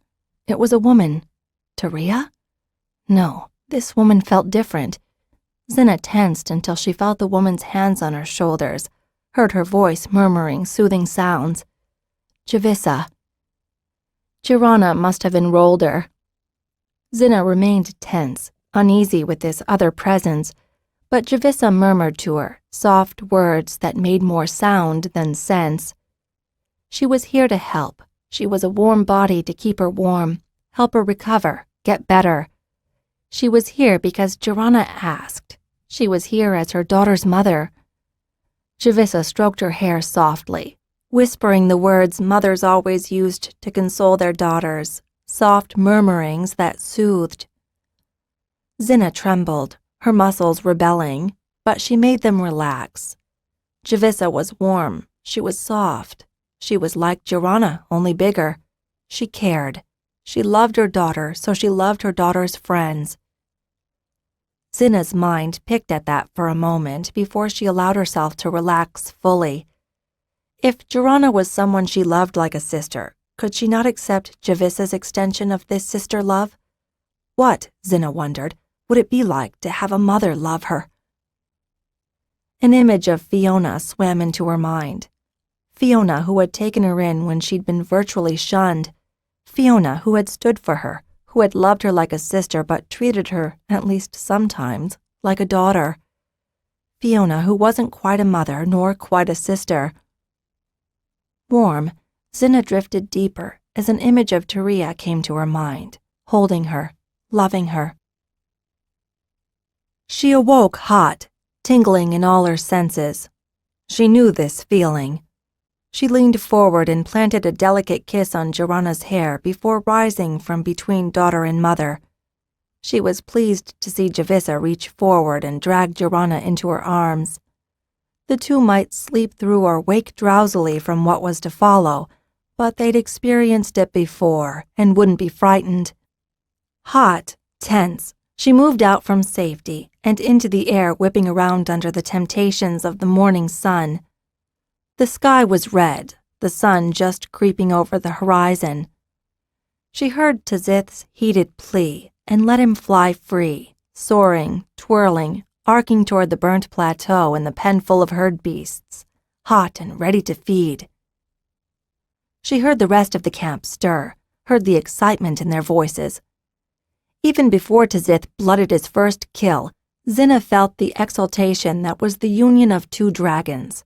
A hot, demanding throb that beat in her flesh, pounded on her heart, caused her breath to come quickly.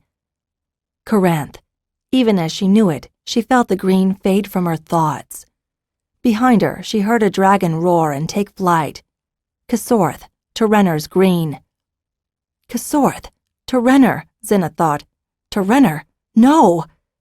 For all that she wanted Tizith to triumph, to have the joy of mating, she loathed the thought of being with the Green Rider. It was not that he was a man, it was that he was the wrong man. Too meek, too easily led, too willing to be the butt of jokes for the fleeting attention it provided. Valex had immediately taken him under his wing, as Valex and Jakaran had spent much time together, none of which improved Terenner's self-esteem. In fact, the opposite was occurring. Terenner seemed daily to become more pitiful. Xhinna knew that Zalaran was aware of it too, but neither he nor Xhinna had yet found a way to help the younger man, and it was true, for all their flaws on the ground, Jakaran and Valex were superb riders who were happy to teach Terenner all that they knew, provided he did not outfly them. Terenner's Kasorth blooded 2 kills, and then was in the sky. Tizith took off after her and had the lead, but Brown Jorth burst into the sky, gaining and overtaking Tizith with his stronger wings. Japer's Ginoth appeared and also gave chase. Sarinth clawed her way high into the sky, bellowing taunts at the 2 Browns and the blue below her. She dived on them, and the Browns lumbered aside, but Tizith lurched in and caught her. And then another dragon wrapped paws around him, pulled him free, and threw him away. Tizith cried more in frustration than in pain. The claws had been sheathed. He struggled to regain his position, even as Sarinth cried a taunt at him, and the Browns resumed the chase. Tizith bellowed in anger. Why had Jakaran's Perinth interfered? It was not his flight. He should not... And then Ginoth caught the green Kasorth, and Xhinna's thoughts left her, as the emotions of the mating swept over her and all the weir folk. "Come on back, Tizith," Xhinna thought to her blue. "You were great." Tizith, disgruntled, wearily began his flight back to the weir. "Someone has been raiding our stores," Xhinna said later when she came to report on the stocks to Xhinna. "Taria's pregnant," Xhinna said. "They probably came to feed their dragons and took what else they needed." "So?" "We'll let it pass," Xhinna said. "This means at least that they're alive and surviving." She had a haunting image of a gaunt, pale Taria, dressed in rags, her belly distended with child and hunger. "I'd prefer they take what they need from us rather than starve." "But without their hunting, we've as many mouths to feed but 2 fewer to provide," Xhinna said. "We'll make do," Xhinna told her peremptorily. "Anyway, you forget Alima and the others." "You're right, we've 12 new mouths to feed, 5 hatchlings and 7 humans, when you include Eressel and Jasser." "7 new workers, then," Xhinna said. "You leave Daenerys here with me," Xhinna said with sudden ferocity. "She's too thin to work hard and needs to eat more." Xhinna grinned at the change in the woman's demeanor. "I can't keep her here by herself," she said, "or she'll feel singled out and the others will think she's privileged." "Well, then give me Miressa, too," Xhinna said. "She's got more meat on her, but she also needs a mother's touch." "I'll let you have them for a 7-day, then we'll rotate," Xhinna offered. "I'll take Eressel." "And do what with her?" "I thought that she might help Renee with his wild schemes." "She'd be good at that," Xhinna agreed. "And we've got to find a place for those eggs, a good one, before Cerinth lays them." "Yes," Xhinna said with a tone of forbearance. She smiled at Xhinna. "Anything else, Mother?" "You're to stay here in the weir," Xhinna said, "and keep Jirana by you at all times, or Becca will confine you back to quarters." Xhinna fumed at that restriction. She'd planned to go to the old sands and then to the burnt plateau to talk with Renee. "Don't go fractious on me, child," Xhinna said. "I've had it all with Jariz and now Jirana." She shook her head. "Don't think, wing leader and all, that you can get anything by me, or that I won't tan your bottom if you do." "Tizith might have something to say about that," Xhinna replied softly, taking Javissa's threat with a grain of salt. "He's a smart dragon," Xhinna said thoughtfully. "He'd probably catch you and hold you down until I was done." "You should listen to her," Tizith said. "Well," Xhinna said, knowing when to make the best of a situation, "if I'm here, then maybe Daenerys and Miressa won't feel singled out." "Then it's settled." "But certain head women should think twice before taking on heirs," Xhinna warned. A smile grew on Javissa's face and her eyes twinkled devilishly. "And what makes you think I didn't?" The downside of the arrangement turned out to be proximity to Daenerys. The Blue Rider followed Xhinna around like a lovesick child. Miressa was only slightly less difficult. She was so biddable that Xhinna could not imagine her ever saying no to anyone. Friendliness and loyalty were one thing. Downright subservience was entirely another, and Xhinna started planning on how to help Miressa into a more healthy relationship with the others around her before someone like Jikarin plied her with drink and addled her wits. The worst of it with Daenerys was that Xhinna couldn't quite settle her own feelings about the new rider. Her sense told her that at some point Daenerys would feel compelled to become her lover, that she might grow out of it in the future. The other woman was still too traumatized to consider relationships anything but fleeting. Xhinna suspected that part of Daenerys' recovery involved her first being attracted by Xhinna and her position of power, and then pulling away as she became her own person and owner of her heart, body, and spirit. Thin and small as Daenerys was from malnourishment, Xhinna thought she looked like a younger version of herself, or Taria, hence the attraction and also the fear. Xhinna had known when she'd first accepted this group of women that she was treading a difficult path. Being known as the first weirlings of a Green's clutch and the first fighting riders to train under a female wing leader, they would be judged, their every failure seen as a sign that even if women might ride dragons, they could not lead dragons against thread, and the judgments upon them would fall tenfold upon Xhinna. Good enough with those others have trained, she could imagine the older riders saying of her, but not really up for it where it counts. They'd nod knowingly, and one would say, "Aye, a gold or even a green is a woman's mount. A blue's unnatural." These women, under her leadership, would prove them wrong, and it was up to her to make it so, whatever the price. So what was the right price to pay for Daenerys' self-esteem? And how much of this is about her, and how much about me? Xhinna asked herself harshly. She began to see how easy it would be to abuse her power, to convince herself that she was only acting in the interests of the Weir. These were the sorts of questions she usually brought to Tyria. Together they would talk them over for hours, until by some strange fusion of words and gestures, they would arrive at an unspoken conclusion. So, what would Tyria say? Xhinna wondered as she asked Raworth to have Renee come meet her. The answer came to her instantly. She would say, "I love you. You will do what's right." That was her old Tyria. What would the new one say? When Renee arrived, Daenerys had attached herself to Xhinna as her official supporter and stabilizer. Becca, the mischievous fool, had actually had the gall to tell Daenerys to make sure Xhinna was all right, a charge the young woman took on with near ecstatic dedication. She'd even helped Xhinna to the necessary, a ploy that the wing leader had adopted both out of need and hope that perhaps Daenerys' poorly hidden ardor would abate when she realized that her wing leader was human and female, after all. Renee, drat the man, took in her discomfort with one raised eyebrow and a hastily erased smirk. But she suddenly realized he might have a solution. Surely he had been in similar straits. He could at least tell her how he'd coped. For that matter, Cadan and Fiona probably had dealt with such affections hundreds of times, and... Oh, Xhinna thought, suddenly enlightened. Fiona had dealt with such affection before. Xhinna herself had been the source of it.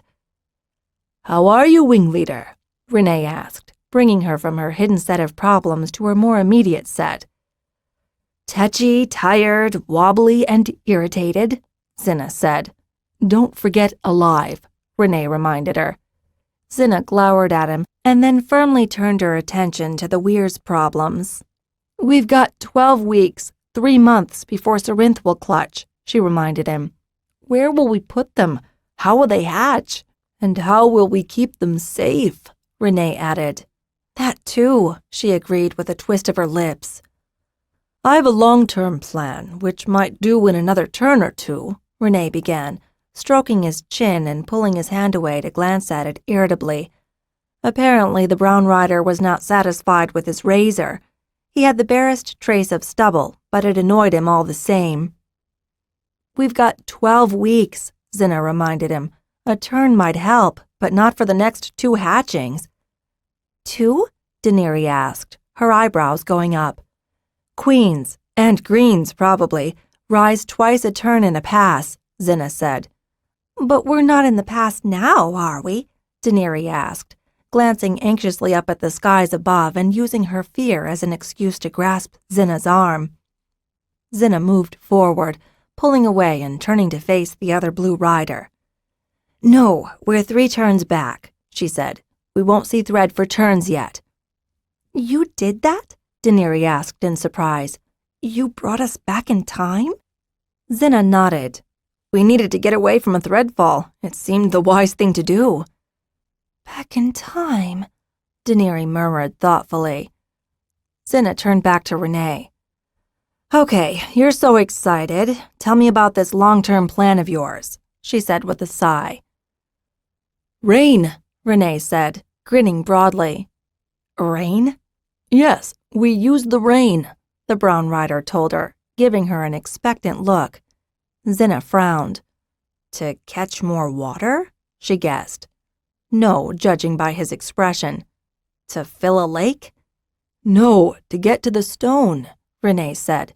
It's simplicity itself. We burn, dig, and break, and the rains do the rest. I'm not a smither, Xhinna reminded him, letting some impatience creep into her voice. Deniri laid a hand on Xhinna's shoulder in an offer of support. Tizith, ask Kiarith if he doesn't feel itchy, Xhinna said to her blue in desperation. Oh, Kiarith is awake and he's itchy, Deniri said suddenly. Xhinna turned to her, trying to look surprised, only to find her breath suddenly taken away. There, standing in front of her, was a completely different person. The gaunt ghost Deniri was not there. The fawning, love-struck Deniri was also absent. Instead, there stood a vision of beauty, a young woman growing into adulthood, a look of joy and belonging etched deep in her eyes, a smile on her lips, a passion for life radiating from her. See to him, Xhinna said, finding the strength to wave a hand in dismissal. Renee can look out for me. I'll come right back, Deniri promised. To her surprise and annoyance, Xhinna found herself saying, Hurry. Renee waited in tense silence until Deniri was out of earshot, and then asked drolly, Wasn't that supposed to be, take your time, we don't need you? Xhinna turned back to him. His eyes were dancing with merriment. Oh, hush. A moment later, Renee asked her in all seriousness, Do you know what you're doing, Wing Leader? Actually, I was hoping to ask you, she admitted. I thought perhaps you've been— No, Renee said. Once the other way around. And? Xhinna prompted, willing to take any advice she could find. We had a grand time together, Renee said, shaking his head sadly. And he died. Oh, Xhinna said. I'm sorry. Don't be. We weren't, the brown rider told her. He raised his eyebrows in the direction the other blue rider had gone. If all things are equal, I'd say grab for it with all you've got. All things are probably not equal, Xhinna said sadly. She quickly gave Renee a rundown of what she'd learned from Nera and her own subsequent observations. If I choose wrong, she'll survive, Renee said firmly. You can't fix all the people on Pern, you know. No, but she's mine, so I'll do my best for her, Xhinna said. Naturally, Renee agreed. And what is that? Xhinna shook her head and blew out a sigh. I don't know. Well, not that I think you need to divert your attention or anything, but just in case, perhaps we can get back to our plans, he suggested. Go on, Xhinna said warily, waving for him to proceed. As I said, we'll let the rains do the hard work, he told her. We burn off our target area, dig out ruts all along its length, and, as I said, let the rains do the rest. What? Xhinna asked. How? Have you ever watched rain falling on newly turned earth? Xhinna thought for a moment, her eyes narrowed. Then she shook her head. Ever been to a gather? She nodded, even more confused. And seen how the horses dig up the ground? She nodded again. And what happens when it rains? You get mud, Xhinna said, wondering what by the first egg the brown rider was going on about and if he would ever get to the point. And if it's a hill or a place where there's lower ground, what happens to the mud in the water? It sinks into the ground, doesn't it? Some, Renee agreed, but when there's too much mud and there are deeper places for the muddy water to go, say downhill, where does the water carry all that mud? Downhill, Xhinna said, annoyed at such an obvious question. And when enough rain falls and takes away all the mud, what's left? Nothing? Renee shook his head, his eyes twinkling. Bare rock. Wait, instead of us digging up all the earth, we dig up some channels and let the rains clear the rest of the dirt? Renee nodded, looking relieved. I was afraid I was going to have to draw a diagram. You should have. Your explanation took far too long, Xhinna told him. Then she felt a hand touch her waist and she turned around. Did I miss much? Daenerys asked, peering up at the wing leader with a smile. No, Xhinna said, just as Renee said, yes. The girl looked from wing leader to wing second and back, confused. Xhinna laughed and laid her hand over Daenerys in reassurance. Somehow, Xhinna promised herself, she would do the right thing by Daenerys. It was just another one of the duties of a leader she'd never before considered. Daenerys took the touch for an invitation, and wrapping her arms around Xhinna's waist, moved in close, resting her head on Xhinna's shoulder. You can lean on me, she told Xhinna. I'll hold you. Renee raised an eyebrow and gave Xhinna a warning look, but unfortunately, the Blue Rider's head and chest were almost exactly what Xhinna needed for her sore shoulder, and she found herself leaning back ever so slightly. So, first you get your half-wing of dragons to flame all the new growth back to char, then they dig grooves along the plateau, and then what? We just wait, Renee said with a shrug. He lowered his brow once more and jerked his head at the girl behind her, but Xhinna ignored him. And while we're waiting, Brown Rider, what do we eat? Xhinna asked. For a moment he looked thunderstruck, and Xhinna couldn't help feeling delighted. But he recovered quickly, saying, I thought I'd leave that to you and the Weir Leader. He paused just long enough for her to see it coming, then added, But I can see you've got enough on your shoulders, so I'll have think on it myself. His stress on the word think wasn't lost on her, and she stuck her tongue out at him in as dignified a wing leader manner as she could manage. Renee paused for one moment, brought himself up to his full height, and stuck his tongue out in return.